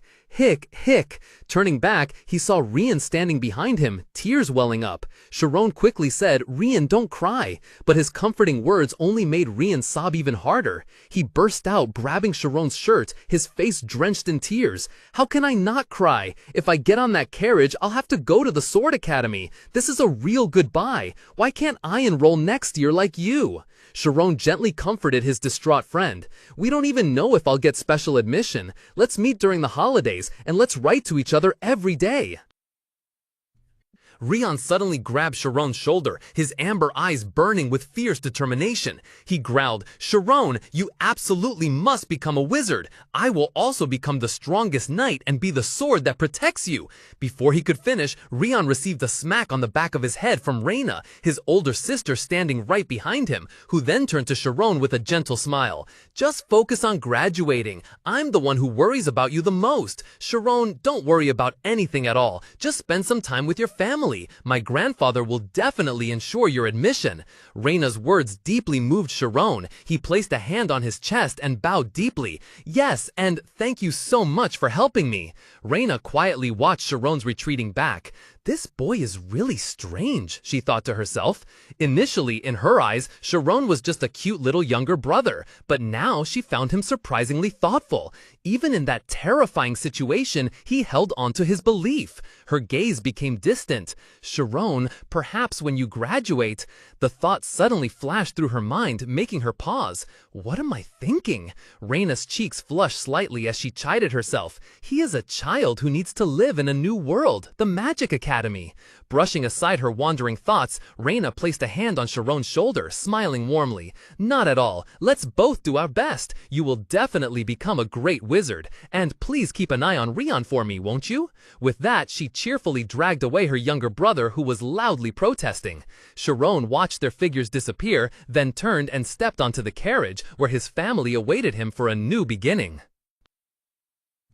The clatter of hooves and the steady rumble of wheels on the cobblestone road. Two luxurious carriages sped side by side, leaving a blurry landscape behind them in their speed. Lost in thought, Sharon was startled by the echoing call of his name from outside. "Sharon!" He looked out the window in surprise. The Ogent family's carriage was running right beside them. Rian Ogent, his wild blue hair flying in the wind, was leaning out of the carriage window. He shouted loudly, his voice resolute and fiery. "When you get into the Magic Academy, crush all of them for me." Sharon also leaned out the window, his golden hair blowing in the wind, and shouted back, "You too!" The fated encounter between two passionate young men will be recorded as the seminal event that shattered the world's structure. Along the tree-lined road, two hurried carriages rolled, heading straight for Alpi's Academy of Magic. Flocks of white birds circled in the sky, a mother bird gently landing beside her warm nest where her tiny children awaited. From above, the academy appeared majestic and magnificent, its towering spires reaching up under the brilliant golden sunlight like a kingdom of knowledge and magic. Inside a luxurious office, the atmosphere was somewhat tense. Clump Ogent's rough fingers lightly tapped his porcelain teacup, creating a clinking sound that broke the silence. He cleared his throat, a hint of impatience in his smile. You've been pondering for 30 minutes. Surely I can expect a positive answer, can't I?" Opposite him, Headmaster Alpi's Milch calmly took a sip of tea, his eyes gentle yet resolute. He slowly set the teacup down. "Even though we've been good friends for 50 years, I truly cannot accept that request from you." Hearing this, Clump slammed his hand down on the crimson leather armchair, making it vibrate. He angrily snapped, "What did you say? Do you know how much I suffered because of you when I was young?" However, his anger quickly faded, replaced by a meaningful smirk. "Seeing you spout such empty self-praise, this must be a very urgent matter." Alpheus continued, "However, special admissions are not an exclusive path for the nobility. Each year we receive many requests, but special admissions also have their own requirements." Sitting opposite him, General Clump Ogent narrowed his amber eyes, thinking, this wily old fox. He had been waiting for 30 minutes, yet Alpheus didn't seem to be thinking seriously at all. Suddenly, Clump smirked, a meaningful smile as he leaned forward.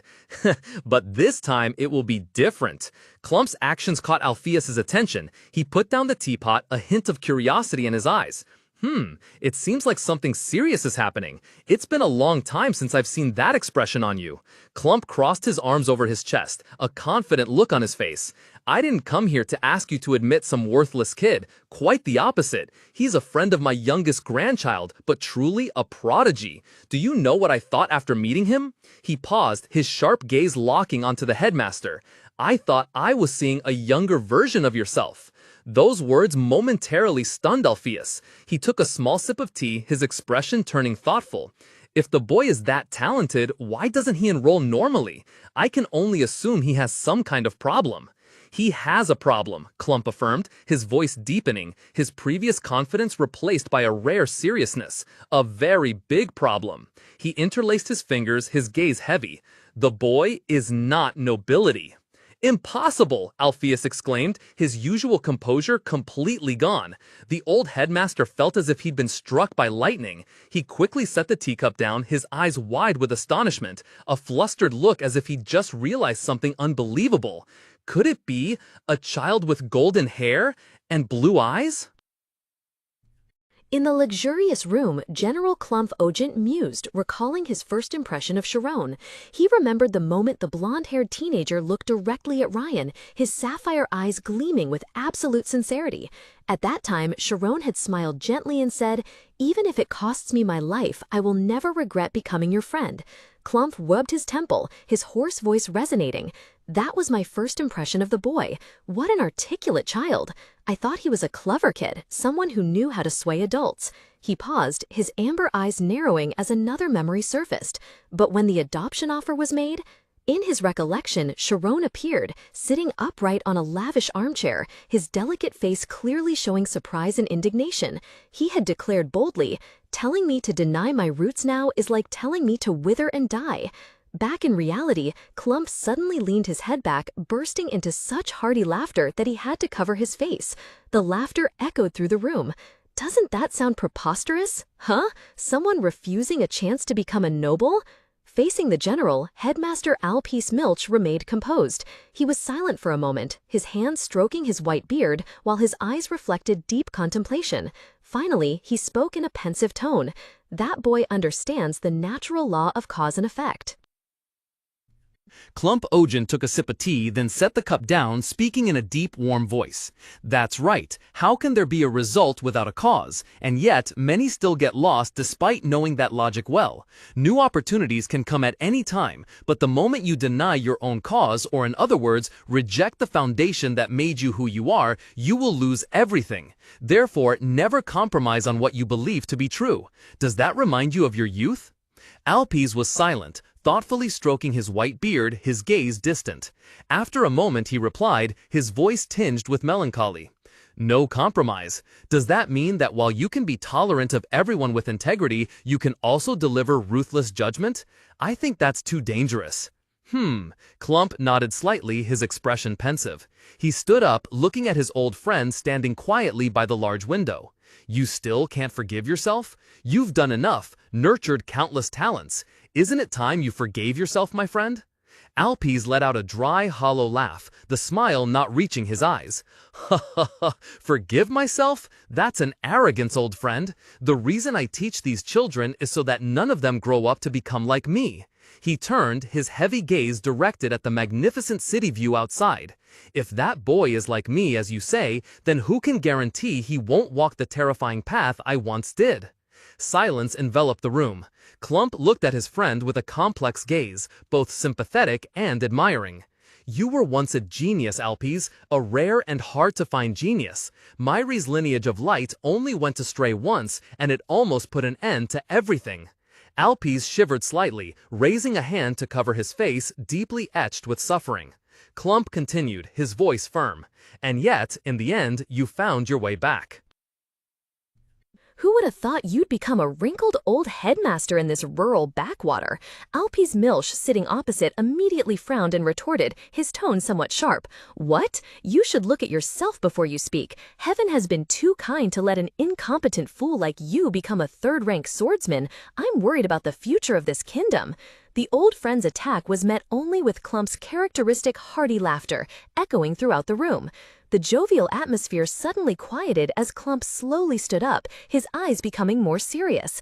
At the same time, Alpies also rose, his back to the large window where dazzling sunlight streamed in, creating a halo around his silhouette. There is no effect without a cause, Alpies mused. Clump picked up the teapot, a confident smile returning to his lips as he filled his cup. It's destiny, isn't it? Coincidentally, you also know that boy. The child you cast out beyond those walls 4 years ago has now returned like this. Alpies gave a slight sneer, his voice tinged with skepticism. He, I don't believe in destiny, he said, but then his voice trailed off. However, for a moment, Alpi's mind drifted to a distant memory. The image of a talent once buried by status barriers clearly emerged. Little, solitary Sharon standing before the cold brick wall. That boy, after 4 long years, appeared before him once more. Is this truly destiny? The question echoed in Alpi's mind. Breaking free from his thoughts, Alpi's expression became unusually resolute, and he declared loudly, I will admit Sharon to the academy. 3 months later, spring had arrived. Under the clear blue sky and rolling mountain ranges, a horse-drawn carriage slowly advanced onto the tree-lined path, heading towards the cozy home of the Aryan family. Inside the house, hurried footsteps echoed on the wooden stairs. Sharon, in neat attire for a long journey, eagerly called out, Father, Mother, I'm leaving now. The 17-year-old boy wore a radiant smile, his emerald eyes sparkling with joy and anticipation for the upcoming journey. Alina couldn't hide her reluctance. She hugged her son tightly, her voice choked. What am I to do with this beautiful son of mine? I'm going to miss you so much. Sharon returned his mother's hug, gently reassuring her, I'll write letters often. Alina still couldn't bring herself to let go. She nervously ran her hand through her newly cut short hair, asking, But is Mother's hair all right? It's my first time with this style, so it feels a bit odd. Miss Reyna said short hair is the latest fashion among the nobility. Standing behind them, Vincent observed the mother and son with affectionate eyes before speaking. Haven't you forgotten something? With that, he playfully pursed his lips, intending to kiss his son goodbye. Sharon flinched, his face flushing with embarrassment, and quickly waved his hands. Father, I'm 17 now. No more kissing. No way. Vincent laughed, still not giving up on his intention. If you don't do it, I will. A humorous "ah" echoed throughout the room. However, instead of a kiss on the lips, Vincent gently placed a warm kiss on his son's forehead. The awkwardness on Sharon's face vanished, replaced by surprise and emotion. Immediately after, Vincent pulled his son into a tight hug, his voice deepening, full of pride. Sharon, I'm proud of you. In his father's steady embrace, Sharon softly smiled, peacefully accepting his family's love before beginning a new chapter of his life. Under the clear blue sky, Sharon looked up at his father with a slight concern. But is that really okay? The head of the family said he would provide us with a house in the city. Vincent puffed out his chest, displaying the pride of a seasoned hunter. Have you forgotten I'm a hunter? A hunter's roots are the mountains and plains. Moreover, the Ojin family keeps providing for our living expenses. No matter how many times I refuse, they remain so persistent. Is that so? Sharon replied, a little awkward at his father's assertiveness. As the whole family walked together along the familiar village road, Sharon quietly pondered. He knew that although his admission to the Magic Academy was a great joy worth celebrating by the whole town, his father kept it quiet. He understood that the real reason he refused a comfortable life in the city was not due to a hunter's pride, but so he could study with peace of mind, unburdened by anything. A luxurious carriage was waiting at the end of the road. Deputy Butler Temuran, in his neat attire, elegantly bowed and invited, "Please get in. I will escort you to the academy." Sharon stepped into the carriage, then immediately poked his head out the window, his face radiant with a smile, waving goodbye to his parents standing in the distance. "Take care, Mom and Dad." And then the carriage began to roll, carrying the young man along the winding dirt road, through rolling green hills. His first day at the Magic Academy had officially begun. The atmosphere inside the luxurious carriage became strangely awkward. Young master, Tamirin's deep, hoarse voice broke the uncomfortable silence. He reached out and decisively opened the carriage door. "We have arrived at the Alpheus Academy of Magic," Tamirin announced. Before Sharon stood a magnificent grand archway, symbolizing the continent's most prestigious school. In front of the gate, the street was bustling with splendid carriages and noble families sending their children off to school. Amidst the opulent scene, Tamirin calmly instructed, "Tuition fees, along with other material expenses, will be paid by me. You just need to study hard." "Thank you, Deputy Butler," Sharon replied, his voice sincere. "That is my job," Tamirin answered curtly, without any expression. Sharon looked directly at the Deputy Butler, his eyes shining with deep gratitude. He earnestly said, "I just realized I haven't properly thanked you. Thanks to your support, I was able to enroll in this academy. I will never forget this favor." In response to the young man's gratitude, Tamirin poured cold water on him. No matter how high a commoner flies, they are still just a commoner, never able to surpass a noble. The smile on Sharon's face stiffened, replaced by a look of bewilderment. Seeing his expression, Tamirin continued in an unchanging tone. "However, not everyone can seize an opportunity like this. When you enter the academy, countless nobles will dislike you. Even so, endure it." The old butler subtly smiled meaningfully, his sharp eyes looking directly at Sharon. "If you can endure to the very end, everything will eventually conclude." Sharon followed Tamirin, his heart brimming with hope and determination. "Thank you, sir. I will definitely become a mage." Tamirin calmly replied, his dignified figure impeccable in his neat attire. "Very well. If you are ready, follow me. You must now register at the academy." Alpheus Academy of Magic, known as the Cradle of Geniuses, appeared before Sharon. He couldn't help but feel excited thinking about the journey ahead. What will I learn here, and who will I meet? As they entered the grounds, a line of solemnly uniformed individuals stood on both sides of the path, chanting in unison, "We will do our utmost to serve you. Attention!" The sound echoed throughout the space, welcoming them to the magnificent, splendid institution. Ancient buildings and colossal arches towered under the sun, creating an overwhelming spectacle. Inside the splendid grand hall, where golden light shimmered on the marble floor, Tamirin paused. "I will take my leave now. If you need anything, contact me." "Yes, sir. Thank you very much," Sharon replied courteously. As the vice steward's back gradually disappeared, Sharon felt a bit lost in the vast space. Who will come to pick me up? He wondered, then decided, while waiting, I'll take a look around. Let's see. Alpheus Academy of Magic operates on a system called the 10-class system, he mumbled, his eyes scanning the sections divided into advanced, intermediate, and beginner classes. There are a total of 420 students. Among them, 30 are in the advanced class. Each year, the number of graduating students is only 10 people? Sharon was stunned, feeling dizzy at the incredibly harsh graduation rate. Just as he was still immersed in his astonishment, a sudden voice rang out from behind him. "You must be Sharon." Sharon startled and spun around. "Ah!"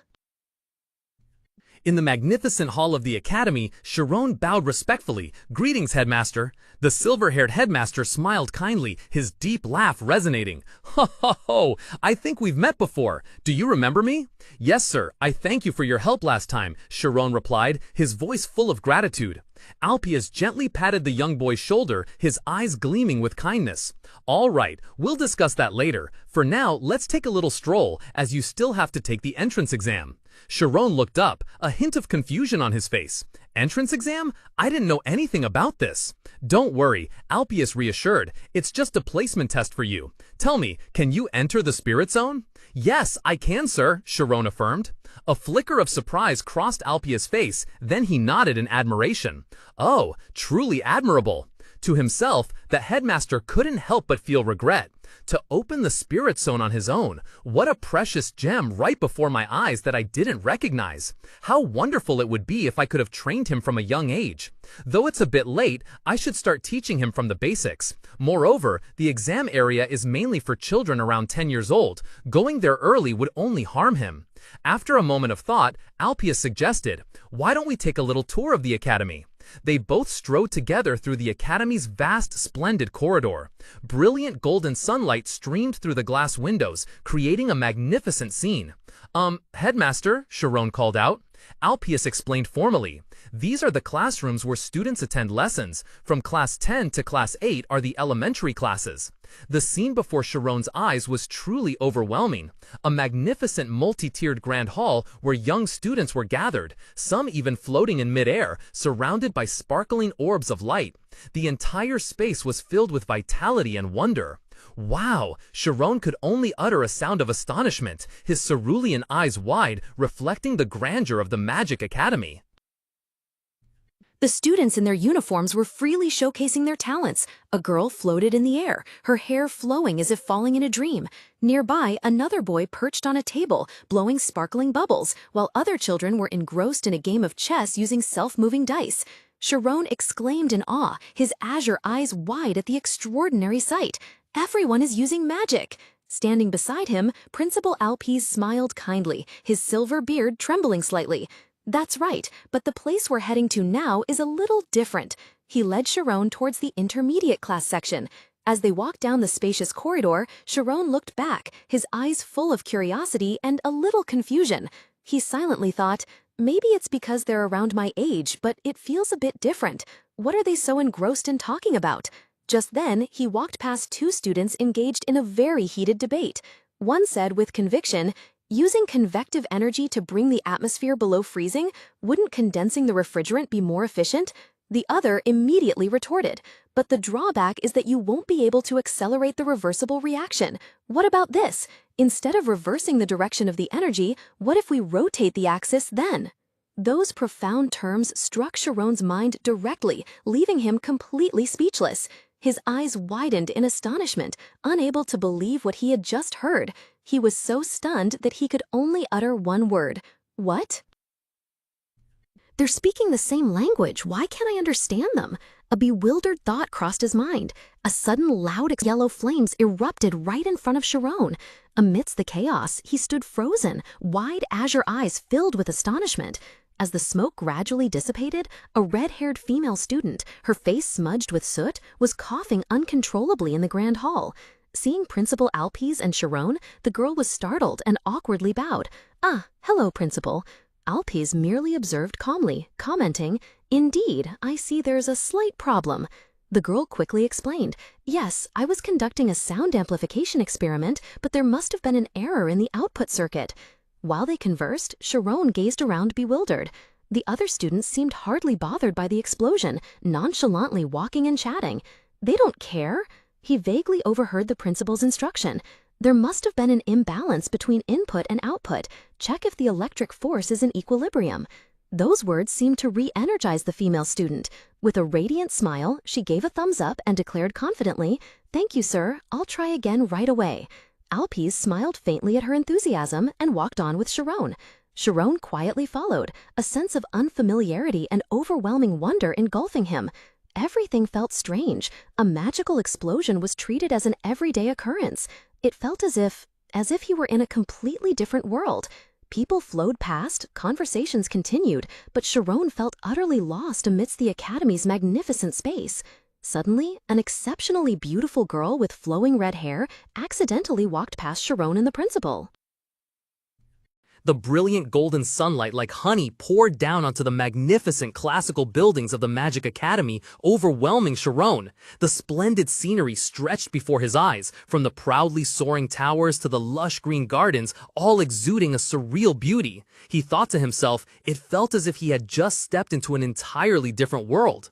As he stepped inside the splendid main hall, Sharon's gaze was immediately drawn to a large notice board, exquisitely framed in gold, hanging prominently on a marble pillar. He asked curiously, "Is this a notice board?"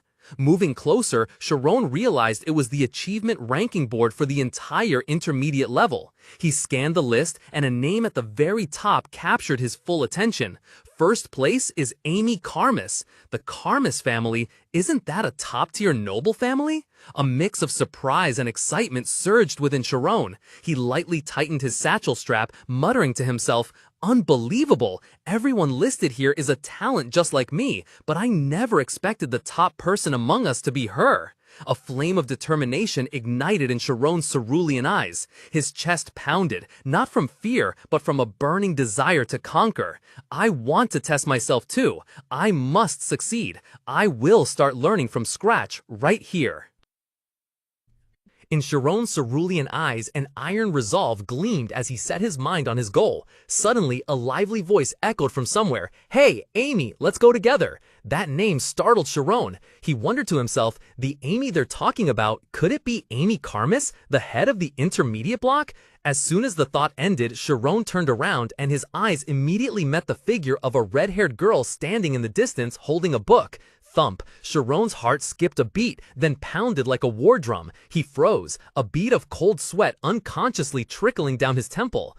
Under the warm yellow lights of the academy corridor, the cool aura emanating from Amy seemed to freeze the space around her. Thump. The moment Amy's sharp gaze pierced him, the terrifying fragments of memory Sharon had tried to bury suddenly shattered and surged back. Images of young, frail Sharon being grabbed by the collar by large men, their faces contorted in savage smiles. Then the scene shifted. In that same dark alley, the bullies lay strewn on the ground, while he stood there alone amidst the chaos. The ghost of the past enveloped Sharon. Where did you learn magic? A furious memory suddenly flared, engulfing the space with a surge of glowing red dark energy. In her rage, Amy Karmas shrieked, her bloodshot eyes etched with hatred and disbelief. How could a mere commoner? But that was only a fleeting flashback. The reality was a peaceful morning in the Academy's magnificent corridor. Warm sunlight shone on Amy's vibrant red hair as she calmly walked holding a book. Her expression was serene, a stark contrast to the angry image in her memory. Suddenly, a clear voice rang out from behind, breaking the quiet. An orange-haired friend rushed over, linking arms with Amy. "Amy, I told you we'd go together, you silly goose!" In a hidden corner behind a large pillar nearby, Sharon held his breath, heart pounding. He pressed himself into the shadows, secretly watching the two girls approach. "Please, I hope she doesn't see me," he silently prayed, swallowing nervously. "Please." Fortunately, the two girls passed by without noticing him. After they had walked a short distance, Amy's friend curiously turned her head to look back towards Sharon's hiding place. With flushed cheeks and dreamy eyes, she gushed, "Did you see him? That guy we just walked past. He's so handsome. Is he a new student? He looks a bit older. He must be a transfer student, right?" Without responding to her friend's excitement, Amy subtly frowned, her gaze becoming distant. A vaguely familiar feeling arose within her. How strange," she mumbled. "Where have I met him before?" The blonde friend surprisingly poked Amy Karmas's shoulder. "What's wrong? Are you interested in him? You usually don't care about boys, do you?" Amy's eyes showed a hint of confusion and she quickly denied, "No, it's not like that. He just looks very familiar." Her friend didn't give up, continuing to tease as they walked. "Don't lie anymore. You've actually fallen for him, haven't you? I'm right, aren't I?" "No, I told you it's not," Amy replied irritably, her beautiful face flushed. As the top student in the intermediate class, Amy Karmas was an ideal role model in everyone's eyes. Countless confessions from seniors, juniors, and classmates were all bluntly rejected by her. But they had no idea that the only person holding the dark past of this perfect girl was about to be admitted to the academy. In another corridor, Headmaster Alpes Milch noticed a young man walking beside him was trembling. He kindly asked, "Are you cold, my child?" Sharon flinched, quickly responding, "No, sir." They stopped in front of a grand building where the third round of the exam was taking place. Inside was a magnificent hall where a few people were already seated in the observation seats. Headmaster Alpes looked at the center of the hall and said, "Oh, it seems it's not over yet. Excellent. Look closely at what that child is doing." Following his pointing hand, Sharon saw a red-haired boy standing alone in the middle of a giant magic circle carved into the marble floor. Light from the circle spread, enveloping the vast space, creating a scene that was both solemn and powerful.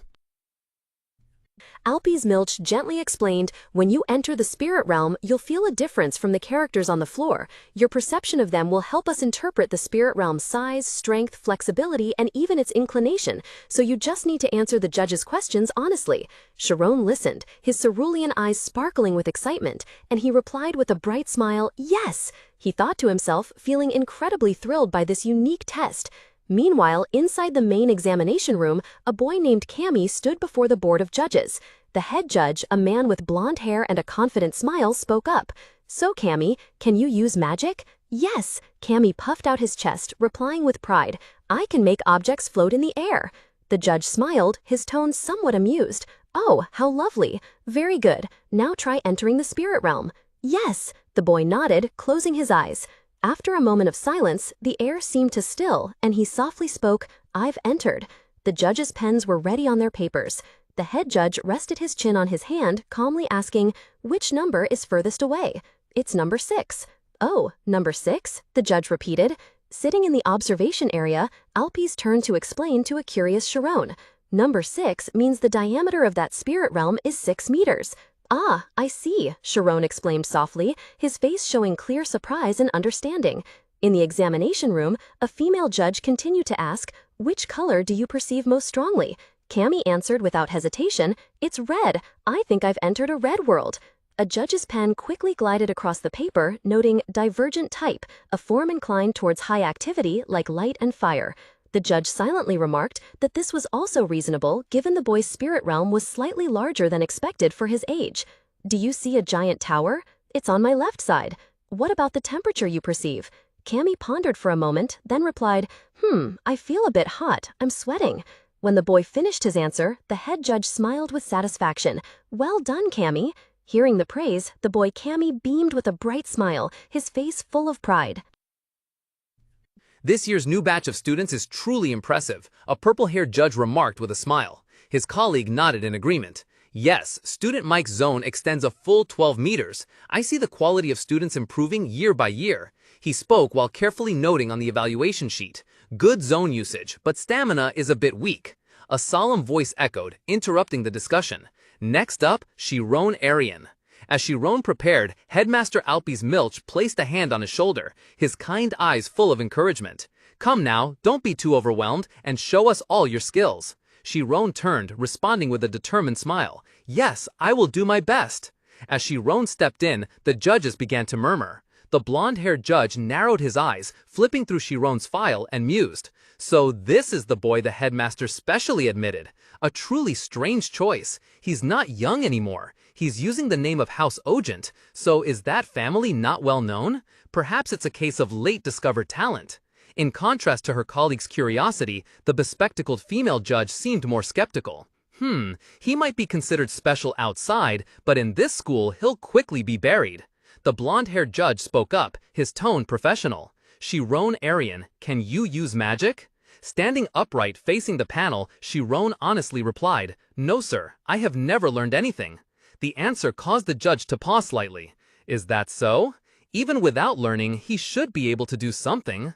From a corner, Headmaster Alpes observed everything with a mysterious smile. He had anticipated this reaction. "That's what they'll think," he mused. Magic is the act of manifesting knowledge in the mind. Children of nobles are taught extensively, so they naturally use magic, but that child has absolutely no such foundational knowledge. Breaking the silence, the judge said, "All right, now step into the circle and enter your spirit zone." A judge spontaneously asked, "You can enter the spirit realm, right?" Sharon softly replied, "I will try." The judges sat behind the intricately carved long table, silently observing. One of them secretly thought, "Fortunately, it seems this isn't a case of blatant favoritism." Sharon slowly closed his eyes, focusing his entire mind. A blue aura began to radiate, enveloping his body. The magical energy intensified, gathering in his tightly clasped hands. The surroundings abruptly plunged into profound darkness, and beneath Sharon's feet, a massive magic circle emitted a brilliant turquoise light inscribed with mysterious ancient symbols. A pure bolt of lightning struck down from above, connecting with him, causing the surrounding space to tremble. Ancient characters floated in the ethereal void. As his consciousness slowly returned, Sharon's eyes flew open, sweat beading on his forehead, his face showing extreme astonishment. So this is what it's like." A judge's voice rang out, pulling him back to reality. "Now, Sharon, tell us the farthest number you saw." Sharon remained silent, seemingly not entirely recovered from the recent experience. The judge had to call again, "Student Sharon?" Seeing his hesitation, another judge chuckled with amusement. "Ho ho ho, it seems the boy is shy." At this moment, Principal Alpes Milch spoke in a gentle and warm tone. Sharon, you just need to answer honestly. We're not ranking anything, we're just trying to find the best educational method for you. After a moment of hesitation, Sharon replied, I saw a number, but it was so long I couldn't read it. The judge frowned and asked again, you couldn't read it? It's not based on sight, but on what you feel. Sharon hastily explained, no, that's not what I mean. I could feel it, but it's too long. It's even still getting longer now. The judge let out a sigh, his face a mix of helplessness and astonishment. Huh, is that so? All right then, just start with the first numbers you can perceive. Sharon bowed his head, his face full of confusion, only able to mumble in response, Within the spiritual space, Sharon floated amidst an ethereal sea of turquoise light. Countless luminous characters and numbers hovered around him like stars, and a brilliant data stream flowed before him.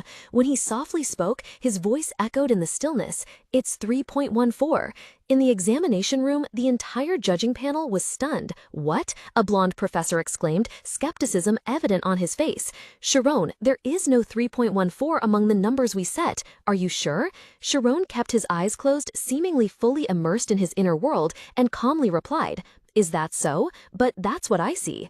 The bespectacled female judge with purple hair pondered for a moment before speaking, her eyes gleaming with astonishment and insight. Really? Of course, there are some cases where the constant pi appears. Does that mean his region size has exceeded the range we set? Could he have truly surpassed 30 meters? A judge with a top knot immediately followed up. So, which color do you perceive most strongly? The scene returned to Sharon. He stood amidst the azure space, his wide-open eyes reflecting the brilliant light around him. It's blue, he asserted. The entire space is filled with blue. In the room, murmurs began to rise. If it's blue, isn't that a convergence type? One person wondered. Another responded in confusion. But his region is that vast? Amidst everyone's confusion, Principal Alpes Milch stared blankly into space, his usually benevolent face now strained, his golden eyes flashing with a shocked glint. A cold bead of sweat rolled down his temple. Clump, he thought to himself, now I understand why you were so insistent. But this isn't just a fairly good talent, is it? The steady scratching of the fountain pen echoed in the quiet room, gliding over the neat grid paper. The female mage asked, how many orbs are floating around? Immediately, the space around Sharon transformed. He found himself suspended in a vast, infinite universe, enveloped by countless sparkling blue orbs of light like stars. Are they asking about these? Sharon wondered, his cerulean eyes flashing with a hint of surprise. He quickly realized that counting each orb one by one was impossible, but then a miraculous feeling arose from within. No need to count each one, because I can feel them. Standing amidst a brightly glowing magic circle with complex ancient runes, Sharon closed his eyes, focusing his entire mind to sense the energy flow around him. Every orb, every particle of light became clear in his mind. He confidently spoke, his voice echoing in the silent space. There are 867 orbs. The astonishingly accurate answer stunned the examiner, who stammered, 8? The hand holding the pen began to tremble uncontrollably as he wrote down the number 867 on the evaluation sheet. This number corresponded to an incredibly dense ratio. The headmaster's initial composure had completely vanished. Alpe sprang to his feet, his benevolent face now extremely tense, his eyes flashing with a mix of astonishment and worry. Looking at the result, an ominous thought suddenly flashed through his mind. This is a bit dangerous now. In the boundless space of consciousness, Sharon drifted amidst a vast expanse where countless ethereal blue orbs of light shimmered like distant stars. No need to count them one by one, he thought to himself, confidence spreading through his mind, because I can feel them. There are a total of 867. Back in the examination room, an elderly female proctor was stunned, her hand trembling as she recorded the result. 867? She mumbled, her voice full of doubt. On the evaluation sheet, the number density 86.7% was painstakingly written. Principal Alpes Milch's usual benevolent expression had completely vanished, replaced by a terrifyingly serious look. His golden eyes narrowed, glinting with deep worry as he looked towards Sharon. This is a bit dangerous, he thought to himself, a vague sense of unease rising. Even the composed purple-haired female examiner had to push up her glasses, a bead of cold sweat rolling down her cheek, her voice tinged with concern. How cold do you feel now? Sharon said, "It's so cold, it's freezing." The female mage said, "Just as I thought," then wrote down her assessment: convergence and defense with superior durability. However, the spiritual region size is unusually large. After the test concluded, a female examiner with a gentle smile spoke, "Well done. Now we need to meet to decide which class you will enter, so please, all new students wait outside." Sharon and the other students bowed and quietly left the high platform, stepping down onto the marble floor adorned with ancient magic circles. The large golden door, intricately carved with patterns, slowly closed behind them with a heavy clack, separating the two spaces. Inside the room, the solemn atmosphere was immediately broken by murmurs of astonishment. A professor burst out laughing. "Ha ha, what an interesting student." Exactly! How can a 17-year-old student possess a spiritual region with a diameter of over 30 meters? The density of a spiritual region usually decreases as its size increases, but that student's was 86.7%. And above all, it was a pure concentration without using any enhancement skills. Is this kid some kind of monk who has been continuously cultivating in the forest or something? The atmosphere grew tense before the heated debate. With a face full of skepticism, Professor Thad broke the silence. Could it be that he lied? Just think, a spiritual domain with a 90% density and a 30-meter diameter coming from a 17-year-old kid who knows nothing about magic? It's absurd. Is it possible he inflated the numbers himself before reporting them to us? Sina's face hardened, her glasses failing to conceal her sharp gaze. But, Sir Thad, it seems you've forgotten something. Students have no reason to lie. If they were to enter such a high-level class, they wouldn't be able to keep up with lectures, let alone pass exams. Why would a student brag like that when they are determined to come to school to learn? Furthermore, it seems the teachers here have also forgotten that pi was displayed as an error code. That's not something an ordinary student could fabricate just to seek attention. Thad clicked his tongue, showing his displeasure at Sina's sharp words. Just as the argument was about to erupt, Principal Alpice, with his usual composure, softly spoke. "So, where should we place him then? I mean, Sharon." Hearing the student's name, Sina immediately turned to the principal, her voice full of conviction.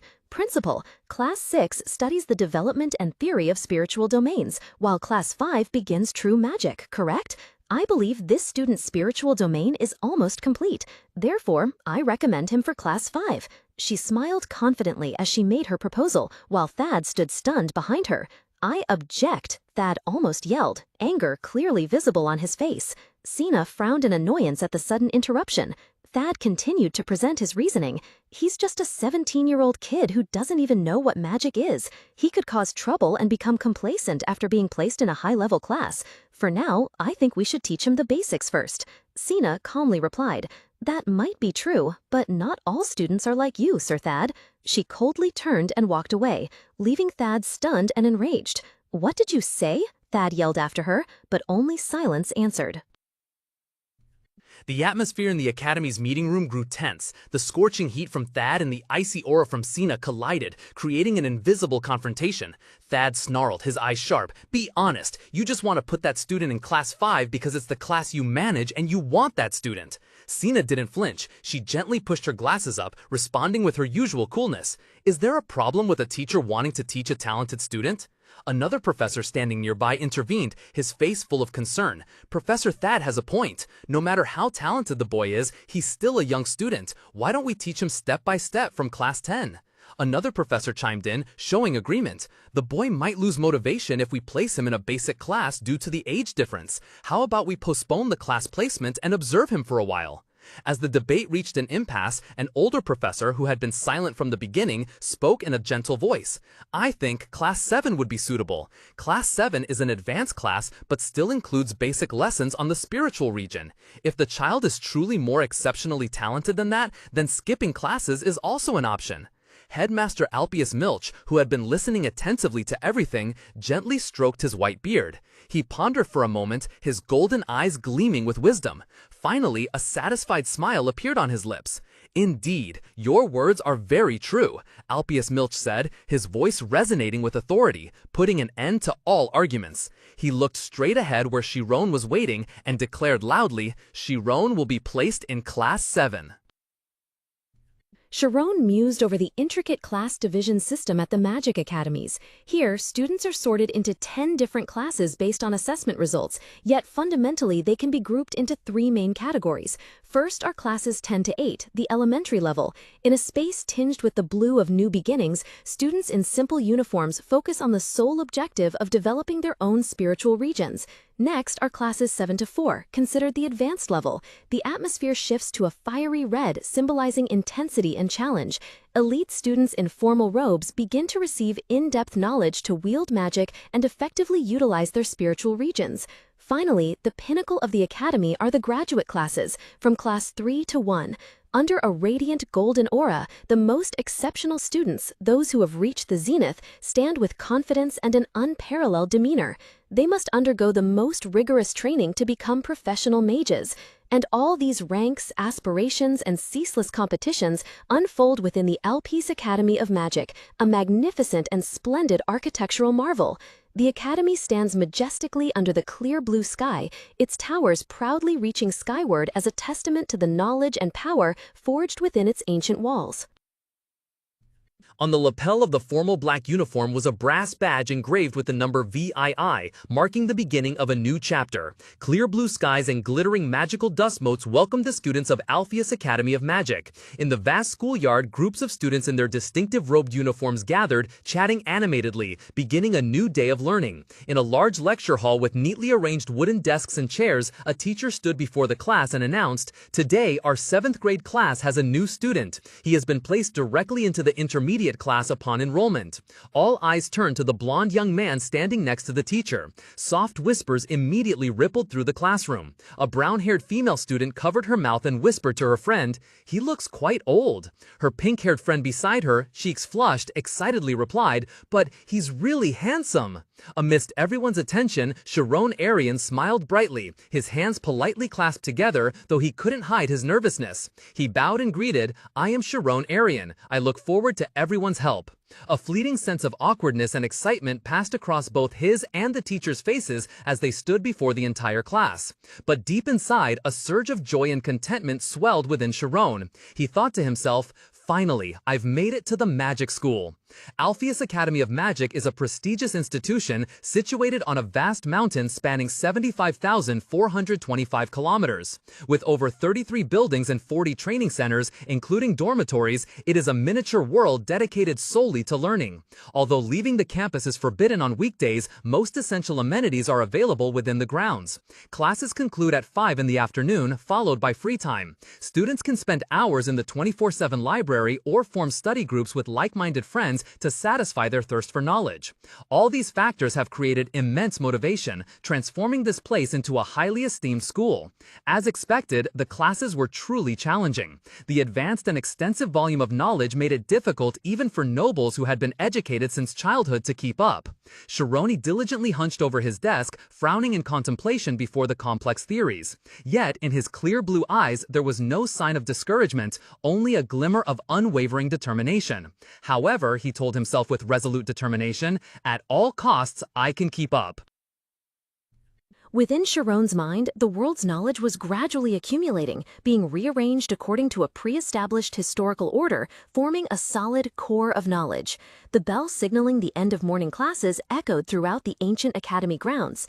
The professor on the podium smiled kindly, announcing, "All right, this morning's lesson is now concluded. You've all worked hard." Sharon sighed in relief as the classroom atmosphere gradually livened up.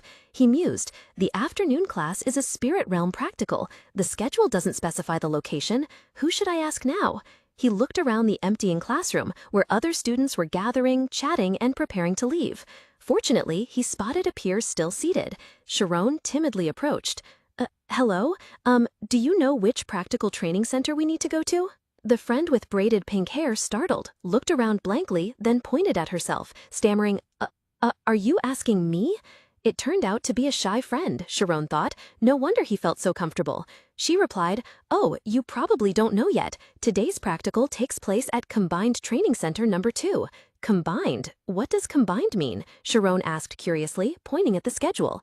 The friend explained, "All intermediate classes will train together twice a week. Today is that orientation session." "Combined classes for intermediate level," Sharon mumbled, a flicker of worry crossing his face as this new information sank in. The morning sun cast shimmering golden streaks on the tiled roof of Joint Training Center Number 2, a massive and imposing structure. From a distance, Sharon looked up at the building, thinking to himself, could this be a coincidence? As he stepped into the spacious auditorium, a wave of commotion immediately surged. All attention was drawn to the entrance where Amy Karmas had just appeared. "Hi, Amy. Thanks for last time. Amy, please sit here." A flurry of warm and admiring greetings resounded endlessly. With her proud, fiery red hair, Amy casually walked through the surrounding crowd. From a hidden corner, Sharon witnessed the scene, unable to suppress an internal sigh of wonder. Wow, she's really popular. She's the kind of person I'd never want to get involved with, if possible. He realized there were 2 joint training sessions each week, but still comforted himself that as the top student of the intermediate class, Amy would soon advance to the advanced class. Observing the seniors and juniors chatting animatedly in a strict order, Sharon sat alone, suddenly wondering with a touch of anxiety, can I continue to be invisible like this? Just then, a clear and warm voice rang out, attracting the attention of the entire auditorium. "Hello to all intermediate class students!" The entire hall simultaneously cheered, "Whoa!" as Professor Ethella Romy stepped onto the podium. With a gentle smile behind her round glasses and gracefully long braided hair, she exuded a friendly aura. Miss Ethella cleared her throat, smiling as she looked around the classroom. "I am Ethella, and this year I will again be in charge of your Spirit Realm classes. As the new academic year begins, I'm sure some of you have already moved up, haven't you? Even so, it seems our class is full of familiar faces." After a few students giggled, she turned around, her eyes sparkling mischievously, and announced, "However, today our intermediate class has a new face." In the Academy's vast lecture hall, the atmosphere became abuzz with the arrival of a new student. Whispers spread throughout the rows of desks. Are the rumors true? Who is he? All eyes turned to Sharon, making the blonde boy uneasy as he secretly thought, oh no, this situation is really dangerous. Amidst the murmurs, Professor Ethela smiled gently and spoke in a clear voice. "Sharon, could you please stand up and greet everyone?" The professor's request made Sharon jump. He froze, cold sweat starting to trickle down his temples as he slowly stood up to face the whole class. Everyone's curious gazes felt like needles piercing him. After a moment to regain his composure, Sharon spoke somewhat awkwardly. "Hello, I am Sharon Arian, and I just started in Class 7. I hope we can—" He stood there dazed, completely unaware of what had just happened. In another corner of the classroom, an orange-haired girl excitedly nudged Amy. "Amy, that boy, isn't he the one you met yesterday? I think his name is Sharon." Amy rested her chin on her hand, her blue eyes slightly narrowed, observing Sharon intently. She mumbled, this is the first time I've heard his name. Who is he? He looks somewhat familiar. I'm sure I've saved most faces with my red eyes." The friend sitting next to her turned to ask another female student, "Senpai, do you know him too?" The other student leaned in, whispering secretly, "According to my sources, it seems the teachers are paying a lot of attention to him."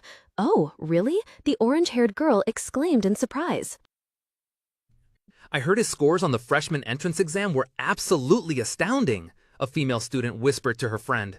The other girl giggled in response, her hands clasped dreamily. "Oh my God, then I like him even more now." Sitting nearby, Amy Karmas subtly curled her lip.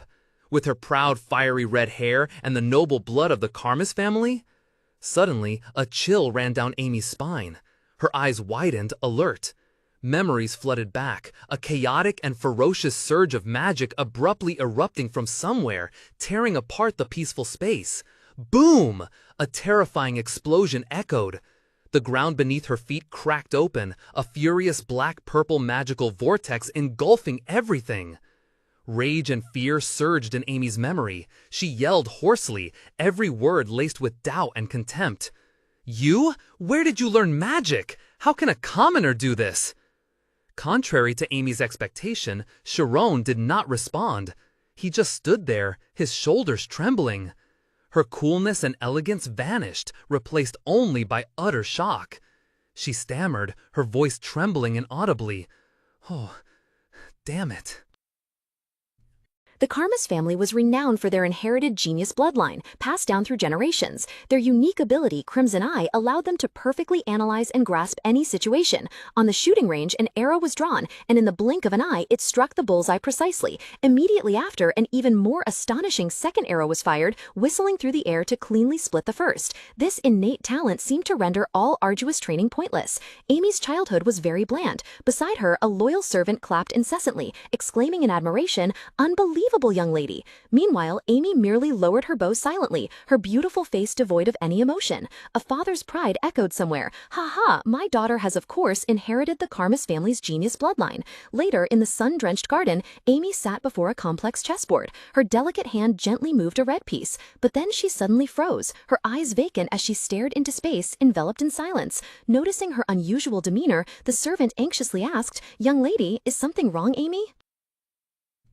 Under the warm sunlight, Amy stood there, her face expressionless, indifferently uttering, "How boring." She detested everything, especially the constraints of her family name. Rebellious thoughts surged powerfully in her mind.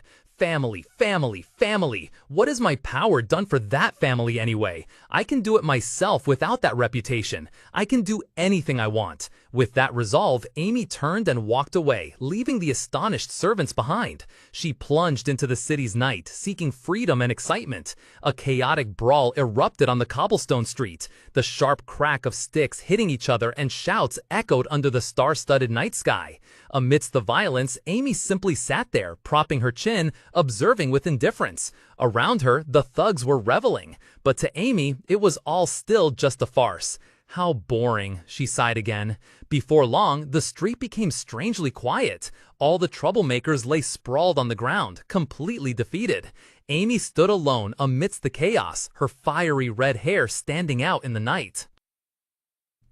In the solemn space of the academy, applause erupted, directed toward Sharon. The boy with golden hair awkwardly bowed, a radiant yet somewhat flustered smile gracing his lips at everyone's praise. However, amidst the cheers, Amy Karmas froze.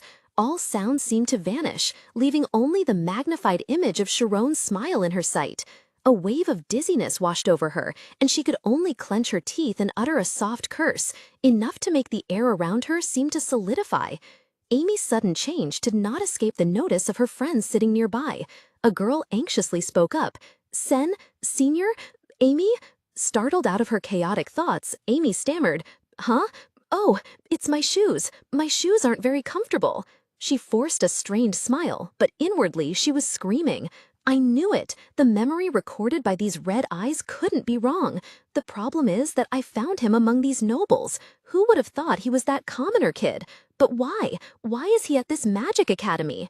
Her shock quickly gave way to an overwhelming sense of embarrassment. Amy buried her face in her hands on the table, her trembling hands flipping open a book. Though she tried to focus on the words before her, her mind reeled in a jumble of tangled emotions, unable to escape. A violent tremor ran down Amy's spine, making her bring her hands to her face in utter horror. "I wish I were dead," she desperately screamed in her mind. All the dark memories she had tried to bury suddenly resurfaced. "I cleaned my past without a trace. Don't tell me he remembers me?" A chaotic stream of memories pulled her back 5 years, to a dark and damp alleyway. Under the pouring rain, Amy, in a black dress, stood before a blond boy kneeling on the ground, his face smudged and tear-stained. Around them were large, threatening men.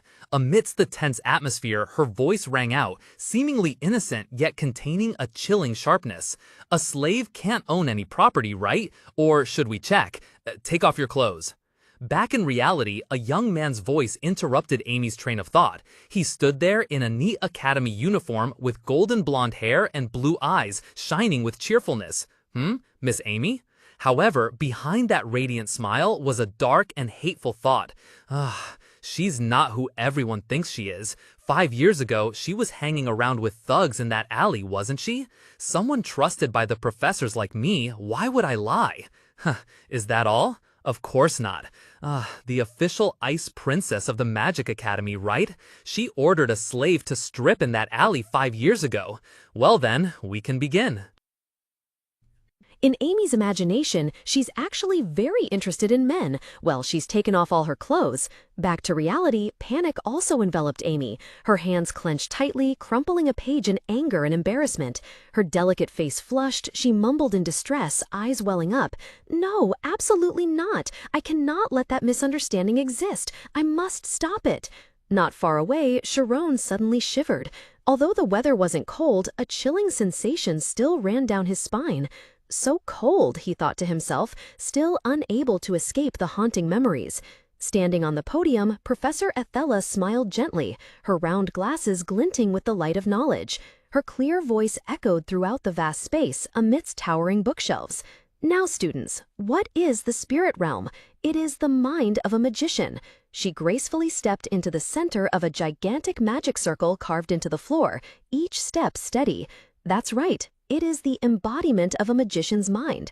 The first form is a circle. That is concentration.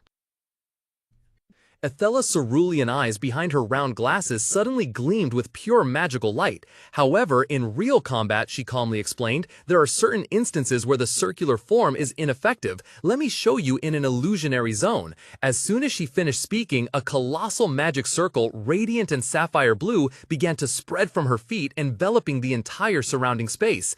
Countless ancient runes and glowing energy lines intertwined, transforming the entire lecture hall into a vast, mystical illusionary dimension. Amidst the crowd of students, Sharon looked up, his eyes wide with astonishment. For the first time, he could clearly see the world of energy. "I can see it," Sharon exclaimed in his mind, his heart pounding. "I can see the spiritual zone with my own eyes." Athela stood majestically at the center of the 10-meter diameter illusionary zone, smiling kindly. With a snap of her fingers, a circular magical target instantly appeared in the distance. This is the basic form of a spiritual zone, the circular shape, but it's rarely used in combat. I'll show you a simple example. All right, I will cast magic towards that target. My spiritual zone has a 10-meter diameter and the target is 20 meters away. Magical energy began to ripple intensely around her. In the deep blue illusionary space, the small target floated alone in the distance, outside the spiritual zone's range, awaiting an impending spell. Sharon held his breath, his hands clasped together in eager anticipation. I finally get to see her use magic with my own eyes. The thought made his heart pound. Professor Athela's voice rang out, clear and authoritative. "I shall cast a 10th tier fireball." She subtly raised a finger, and immediately, a small but brilliant fireball began to form, sparks dancing in the air. Turning back to face the students with a gentle smile behind her glasses, she continued wryly, "Just a small flame. Now, let's see if I can hit the target." With that, she launched the fireball. The flame flared violently, roaring with terrible heat as it shot through the air. However, when the fireball had only traveled halfway, it suddenly faded. The brilliant flame weakened and then died out completely, leaving only a few embers fluttering down onto the cold stone floor, very far from the target. In the audience seats, the students stared at each other in confusion, not understanding what had just happened. One whispered in bewilderment, "The fireball, it disappeared." Athela turned back, explaining clearly, "As you just saw, most magic cannot leave the spiritual zone, because a mage can only control magic within their own spiritual zone." She gently extended a hand, beginning a new gesture and continuing her lecture. "Therefore, if I expand..." In the midst of the intricate magic circle glowing on the auditorium floor, Athela proclaimed loudly, "The spirit domain will expand until it reaches its target." Immediately, a beam of pure turquoise energy shot out from her position, surging rapidly across the vast space. It collided with the distant target, causing a fiery explosion with a deafening shh sound. The entire auditorium erupted in astonishment, with admiring wows echoing from all rows. A few senior students nearby chuckled, looking towards the 7th grade class, whispering to each other, "Look at the 7th graders, they're so cute." In the crowd, Sharon couldn't hide his admiration either. He clapped in applause and silently gasped in amazement, "I had no idea about this. I can't believe it can even change the shape of the mind." Amidst the applause, Athela suddenly spoke, drawing the class's attention back. However, this method has a fatal flaw. A student asked in confusion, "Huh? Is that method wrong?" Athela smiled kindly, a shimmering blue energy cube appearing in her palm. She explained clearly, changing the shape of the spirit domain consumes a lot of your concentration. It would be very inefficient to constantly change its shape in every battle where the spirit domain is needed. That is why the spirit domain is used in 4 different forms. A magic screen appeared beside her, displaying 4 basic shapes: defensive form, hexagon; offensive form, star; cross form, plus sign; and separation form, 2 circles. These are what we call the 4 great forms of the spirit domain. Athela Romi's clear voice rang out. In front of her, magical energy converged, quickly forming a crystal-clear polyhedral mass, shimmering in the light. First, the defensive form takes the shape of a basic polyhedron, Athela explained with elegant gestures. In most defensive stances, the spirit zone is maintained to remain unbroken, and the more faces it has, the higher its defensive capability. As soon as she finished speaking, the crystal mass dissipated, replaced by dazzling streams of light radiating from Abella's position, like a brilliant star. Next is the star-shaped form, we call the offensive form. With it, pinpointing target locations becomes easy and is very useful when fighting multiple enemies. The starlight transformed once again, converging into a colossal cross of light, extending far out in 4 directions. Next is the cruciform state, which allows the spirit zone to expand far in 4 directions. Athela continued her lecture seamlessly. However, it's not suitable for fast-moving targets, as the further from the center, the harder it is to change direction. One could say the main idea of the cruciform state is to increase the rotation speed of the spirit zone. Witnessing the peak magical display, the students sitting below were all stunned. A male student sitting next to Sharon couldn't help but whisper in amazement. She uses those techniques without batting an eye. Does she really expect us to do the same? Sharon, with wide, clear blue eyes, was also completely captivated. He murmured, realizing something important. Using that method, I can apply it in actual combat even when the diameter reaches 10 meters. To the class's admiration, Athela smiled gently, concluding her demonstration. She calmly declared, "The final form is the separation form. This is a form that even a 5th-rank mage would find difficult to execute precisely." Athela smiled. "First, I'll show you a performance." Sitting in the front row, Sharon listened, while a fellow student beside him whispered to their friend, eyes full of anticipation. Oh, if she succeeds, will she get promoted? Her spirit realm already reached max points as an 8th-rank mage, so that, before the murmuring ceased, a blinding blue light suddenly burst forth from where Athela stood, filling the entire room with pure magical energy. Huh? All the students were stunned, eyes wide with astonishment. Even Sharon, who always maintained composure, was startled, unable to believe what was unfolding before his eyes. On the floor, a complex magic circle with countless ancient runes began to glow brilliantly. From the center of the circle, a gigantic blue energy sphere, shimmering like a star, slowly formed and floated up, detaching from Athela's body. She remained standing there, calm and serene, while her spirit realm hovered directly in front of her like an independent entity. Frightened whispers spread throughout the room. Her spirit realm, has it left her body? Another student murmured in confusion, trying to comprehend this extraordinary phenomenon. I don't understand. The spirit realm is a mage's inner world. Sharon's mind reeled. Can one's thoughts be separated from their body? So, what is at the center of that spirit realm? Professor Athela smiled gently, her clear voice echoing throughout the space. The detached form is so difficult that it's only for specialized mages. However, since the mage has no central point, the spiritual zone cannot move. Instead, you can move the zone to the target, activate it instantly, and pursue. Its advantage is an infinite range of operation. The students below simultaneously exclaimed, "Oh," in admiration. One whispered to a friend, voice full of wonder, "How can the professor do that so easily? Just using the spiritual zone makes me breathless. She's truly on another level. After all, she is an official 6th-rank mage." Sitting amidst the murmurs, Sharon quietly observed, thinking, she looks so skilled despite her appearance. Noticing the class's admiration, Athela gently pushed up her glasses, a playful smile appearing on her lips. "Haha, if the first lesson didn't have a demonstration, you'd be quite sad, wouldn't you? The student who achieved first place in speed in the cross form, student Amy Carmus from Class 4, will come up and show us." The entire hall erupted in excited cheers. A female student next to Amy exclaimed, "Fantastic! The pride of our class! As expected, it's Amy again this year. All the boys will fall head over heels for her after watching this demonstration." Her friend turned to Amy, about to continue, "Right, However, her words suddenly choked. Completely contrary to expectations, Amy sat frozen in place, her face pale, drained of all color. Her wide blue eyes were filled with panic and fear. Cold sweat broke out, trickling down her temples. A dark, heavy aura enveloped Amy as she clenched her fists. "I don't want to be noticed right now." A desperate scream echoed in her mind. In the excited atmosphere of the classroom, Professor Athela gently pushed up her glasses, a mischievous smile playing on her lips. She spoke, breaking the silence. "You'd be very disappointed if we skipped the practical part of the first lesson, wouldn't you? The top performer in the target shooting speed test." As soon as the announcement finished, the entire class erupted in excited cheers, students raising their fists, their faces glowing with anticipation.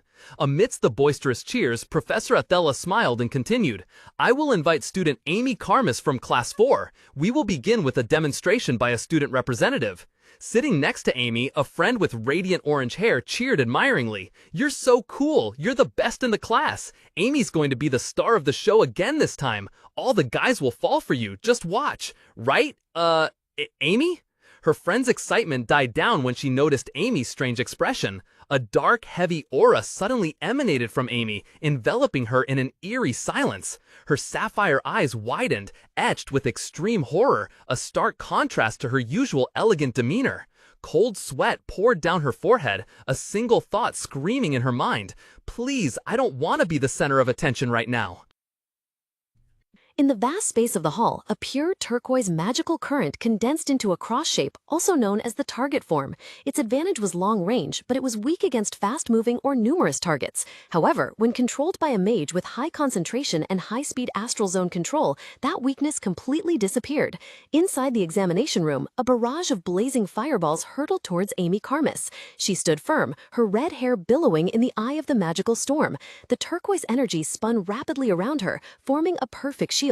Each fireball that collided with the cross-shaped shield was either deflected or disintegrated in dazzling flashes of light, transforming the area around her into an impenetrable fortress against all long-range attacks.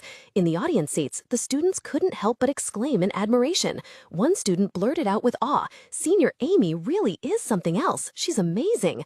Another person nodded in agreement, explaining to their friend, "Normally, those who participate in the speed shooting test have to switch between 4 forms, but even so, Senior Amy always comes out on top using only the target form." Hearing this, another student could only wish, "Will I ever be able to become a mage like that?" Amidst the chatter, Sharon quietly observed, his blue eyes gleaming with intense concentration. He analyzed Amy's every movement, thinking to himself, "Even though I'm just an amateur, I can still tell this is an impressive technique. She's not just rotating her astral zone while standing still, but also sweeping away everything it passes through. She's truly hitting everything at once." Under Sharon's analytical gaze, Amy's astral zone was like a turquoise cyclone, crushing every fireball that dared to intrude, a display of absolute power and control that left the entire audience breathless. Amidst the resounding roar of magic, Amy Karmas's lithe figure gracefully moved through the fiery energy streams. Sharon stood in the crowd silently observing, unable to hide his silent amazement. Even so, her expression still showed she had plenty of strength left. Every movement exuded an indescribably ethereal grace. "She's truly amazing." Around them, murmurs of admiration rose incessantly. A male student dreamily sighed, "If only I could date a senior like her, my school life would surely be very different." A female student beside him immediately shattered his illusion. "Dream on. She doesn't care about any boys, no matter their background." Sharon nodded faintly, fully understanding the reason. "Now I get why the male students are so crazy about her. Not only is she a first-rate noble, she seems to lack nothing at all. What an incredible person." He frowned slightly, a question lingering in his mind. So why would someone like that associate with those thugs? As Amy's final attack faded, silence returned to the space. A mechanical voice echoed across the training ground. "Speed test concluded. Achieved level 9. Time, 20 seconds. Applause and cries of "Whoa!" immediately resounded. Amy stood silently within the magic circle, her vibrant red hair gently swaying in the breeze. She indifferently brushed a speck of dust from her cheek, then her gaze subtly swept across the crowd with a nearly imperceptible smile. Suddenly, that gaze stopped, locking on to Sharon. Huh? Amy froze, her eyes wide with surprise. Sharon also flinched, cold sweat trickling down his temples. He hadn't expected Amy to notice him. An unusual silence quickly spread. What was that? Amy-senpai? No way! Did she just glance at the new student? Are those two acquainted? No way! He only enrolled yesterday! Amy quickly turned away, but inside a storm was raging. Ugh, damn it! Why did I unconsciously look his way? But I couldn't help it. It was too annoying. She gritted her teeth, trying to suppress her confusion. But with this, it can be considered confirmed. Amidst the students' skeptical whispers, Sharon no longer looked surprised. Instead, his face became serious, his eyes unusually sharp. Now I'm sure. A slight tremor ran through Sharon's mind, his clear blue eyes wavering slightly as he recognized an undeniable truth. She remembered him. Meanwhile, an internal storm raged within Amy. If he blabs about my past, things will get very troublesome. Just as I thought, maybe I should shut him up? A cold thought flashed by, but she quickly composed herself, trying to suppress the rising confusion. No, calm down. I am the most elite student, the valedictorian of this academy. Even if he accidentally says something, would any student believe him? If I act impulsively, I might just create unnecessary misunderstandings. Just then, a classmate leaned in, asking worriedly, "Amy, what happened in the imprint zone? Your face is completely flushed." Startled, Amy quickly waved her hands, stammering, "No, nothing at all." After the performance, students were divided by class to begin their practice in the vast great hall, where a giant magic circle was carved into the marble floor. Professor Athela Romy gathered the members of Class 7, her voice gentle yet firm. "Class 7, we will start by practicing the defensive stance. It's best that you master at least this defensive stance, because mages need to maintain focus to survive on chaotic battlefields." Sharon closed his eyes, completely immersed in his inner world. The key is to feel myself tightening and condensing my consciousness. He envisioned himself compressing his mental sphere into a solid structure, then building a framework to prevent it from collapsing. Suddenly, a sense of success permeated his mind. It seems I might have succeeded. He opened his eyes, a little bewildered. Oh well, since I can't visualize it, I can't confirm it either. Sharon sighed, walking through the hall. It would be easier if I could see my mental sphere in the imprint zone.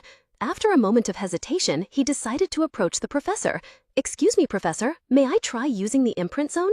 Athela turned in surprise, her eyes wide behind her glasses. "Huh? The imprint zone? In order, the upperclassmen are supposed to use it first." But Sharon did not waver, his eyes gleaming with determination. When studying magic, there's no need to pay attention to others. Professor Athela smiled gently, her warm voice echoing, breaking the hesitation of the student crowd. Because opportunities to enhance skills don't always appear. It seems no one wants to use it. Did the first-class student's performance make others too apprehensive? Well, an early experience isn't a bad thing. Suddenly, whispers began to spread through the crowd as a brave figure stepped forward. "Oh, it's the new student. He's really brave." "He looks so cute," a friend exclaimed, gently nudging Amy's arm. "Amy, look! The new student has entered the image zone." Amy, taking a sip of her drink, was so startled she spat it all out. Her blue eyes widened, her beautiful face distorted with anger and bewilderment. What the hell is he doing? What can a 7th ranker even do? Her friend looked at Amy worriedly, finding her behavior increasingly strange. "Amy, why are you acting so peculiar? You've been like this for a while," she whispered, starting to feel a little scared by her friend's extreme reaction. Meanwhile, in the middle of the vast and solemn grand hall, a giant magic circle emitted a brilliant light, ancient characters radiating an invisible power. In the vast space of the great hall, Sharon stood alone, his demeanor calm yet full of power. Beneath his feet, a stream of blue aura began to spread, intricate, ancient magical runes gradually appearing and glowing on the marble floor. The magical display panel above still showed image zone, diameter 0m, but the atmosphere had begun to grow heavy. Suddenly, energy erupted fiercely. A brilliant blue light enveloped Sharon, causing his golden hair to gently flutter. His azure eyes flashed with powerful light, his gaze sharp and resolute. A feeling of satisfaction and strength surged within his chest as he whispered to himself, "We finally meet, my spirit realm." A brilliant turquoise energy burst forth from Sharon's position, rapidly expanding to encompass a vast space within the hall. The overwhelmingly pure magical light made all the students hold their breath. A few nearby students were stunned, their eyes wide with astonishment. One stammered, "What the hell is that size?" On the magic screen, the numbers constantly danced. Image area, diameter 13 m. Sharon looked up at the colossal energy dome he had created, a fleeting look of bewilderment crossing his face. He thought to himself, "Now that I think about it, did they tell me the size of my spirit zone during the entrance exam? No, they couldn't even measure it. How much bigger is it going to get?"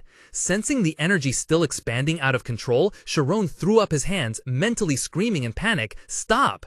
The magic screen updated with a new number, image area, diameter 20 m. The crowd of students from Class 5 began to murmur, their eyes unable to leave the extraordinary sight before them. Is he really in Class 7? Isn't the average for a Class 7 student only 7 meters? Are you sure he's not intentionally inflating it? If so, the density would drop, making it look like just an air bubble. Amidst the murmurs, Sharon gasped, finally managing to curb the expansion of the image area. He quickly wiped a bead of sweat, feeling a little embarrassed. "I barely managed to stop it. That was lucky. This makes me look like I'm trying to show off. Now to form a defensive shape. Huh? Why is it acting like this now?" Sharon's blue eyes suddenly widened as he noticed something unusual. The energy zone was not stabilizing as he intended. The frame isn't being built, it's collapsing. The turquoise energy began to fluctuate violently before disintegrating into fragments of light. Sharon stood alone in the space, utterly bewildered. But everything seemed fine during practice. In the vast training hall of Class 4, students huddled together, whispering amongst themselves. Amidst them, Amy Carmus crossed her arms, glancing towards the center with a hint of skepticism. Standing alone amidst a mesmerizing blue aura, Sharon felt his concentration strangely waver. He reassured himself, "Am I perhaps intimidated by this visual effect? No, my focus cannot be swayed by something like that." He tried to analyze the situation, his azure eyes narrowing within the vortex of energy. What's the difference between outside and inside the image zone? In a moment of mental stillness, an image flickered like a ripple spreading across water. A spark ignited in his mind. There must be a reason. I see. Sharon suddenly realized his mistake. He had been misled because Professor Athela had performed it with such ease and comfort. He recalled her teaching. If we change the soul zone, we will deplete concentration. That means intentionally shrinking one's soul zone also consumes concentration. A bead of sweat trickled down Sharon's temple as he pieced everything together. If the problem lies in me shrinking my soul zone compared to its true size, that realization ignited a flame of determination in his eyes. Sharon shouted, "Then I just need to return it to its original size." Instantly, a massive burst of cerulean energy erupted from Sharon's position, many times more intense and overwhelming than before. The radiating power made the entire hall tremble. The astonished students recoiled, one stammering in shock. "What is that? It's even bigger." At the epicenter of the magical storm, Sharon stood firm, his golden hair billowing, his eyes blazing with an uncontainable power. The atmosphere in the hall suddenly froze. A massive turquoise energy surged violently from Sharon's position, spreading rapidly outwards. The floor trembled. Emerald magical sparks crackled, forming an immense spiritual domain, completely overpowering the 21-meter area Amy had just created. All the students present simultaneously looked up, jaws agape in astonishment. The screen displayed an incredible number, imaginal domain, diameter 41 m. "Oh my, it's too big," a student exclaimed. "That guy, what kind of monstrous spiritual domain is that wide?" another shouted in extreme disbelief. At the heart of the magical storm, Sharon spread his arms wide, emerald eyes gleaming with determination. He yelled, "Now then, so it doesn't get skewed to one side, I'll fold it all at once." Immediately, the enormous energy plane began to contract, its edges folding like a sheet of light being rearranged by an unseen hand. Energy lines intertwined, forming perfect geometric surfaces, then converged into an exquisite polyhedral mass. Silence enveloped the auditorium, all students stunned by the magnificent spectacle. "Wow!" a soft gasp broke the stillness. The new student actually succeeded in creating one of the 4 great forms on his very first day. Standing inside his own magical structure, Chiron stared in awe at the transparent walls of light enveloping him. He gently touched the shimmering surface, thinking, "It's like I'm inside a gem." From a corner of the stands, Professor Athela smiled with satisfaction. She adjusted her glasses, musing, although his convergent type's forte in defensive forms might have helped, his success on the very first day is still very impressive. Standing beside Amy, her classmate, still buzzing with excitement, turned to her with admiration. "I heard he astounded the teachers during the entrance exam. He must have caught the attention of all the teachers now. What do you think, Amy?" Amy Karmas stood motionless, her fiery red hair obscuring the complex expression on her face. Her previous smug smile had completely vanished, replaced by heavy silence, without a single word in reply. Amy's dry, forced, ha-ha laughter suddenly echoed through the ancient hallway, startling her classmate standing nearby, who looked over with concern. The beautiful face of the young Lady Karmas showed a fleeting trace of madness, her blue eyes wide with a strange smile. How could I ever forget? Amy thought through clenched teeth, memories of her humiliation flooding back like a raging wave.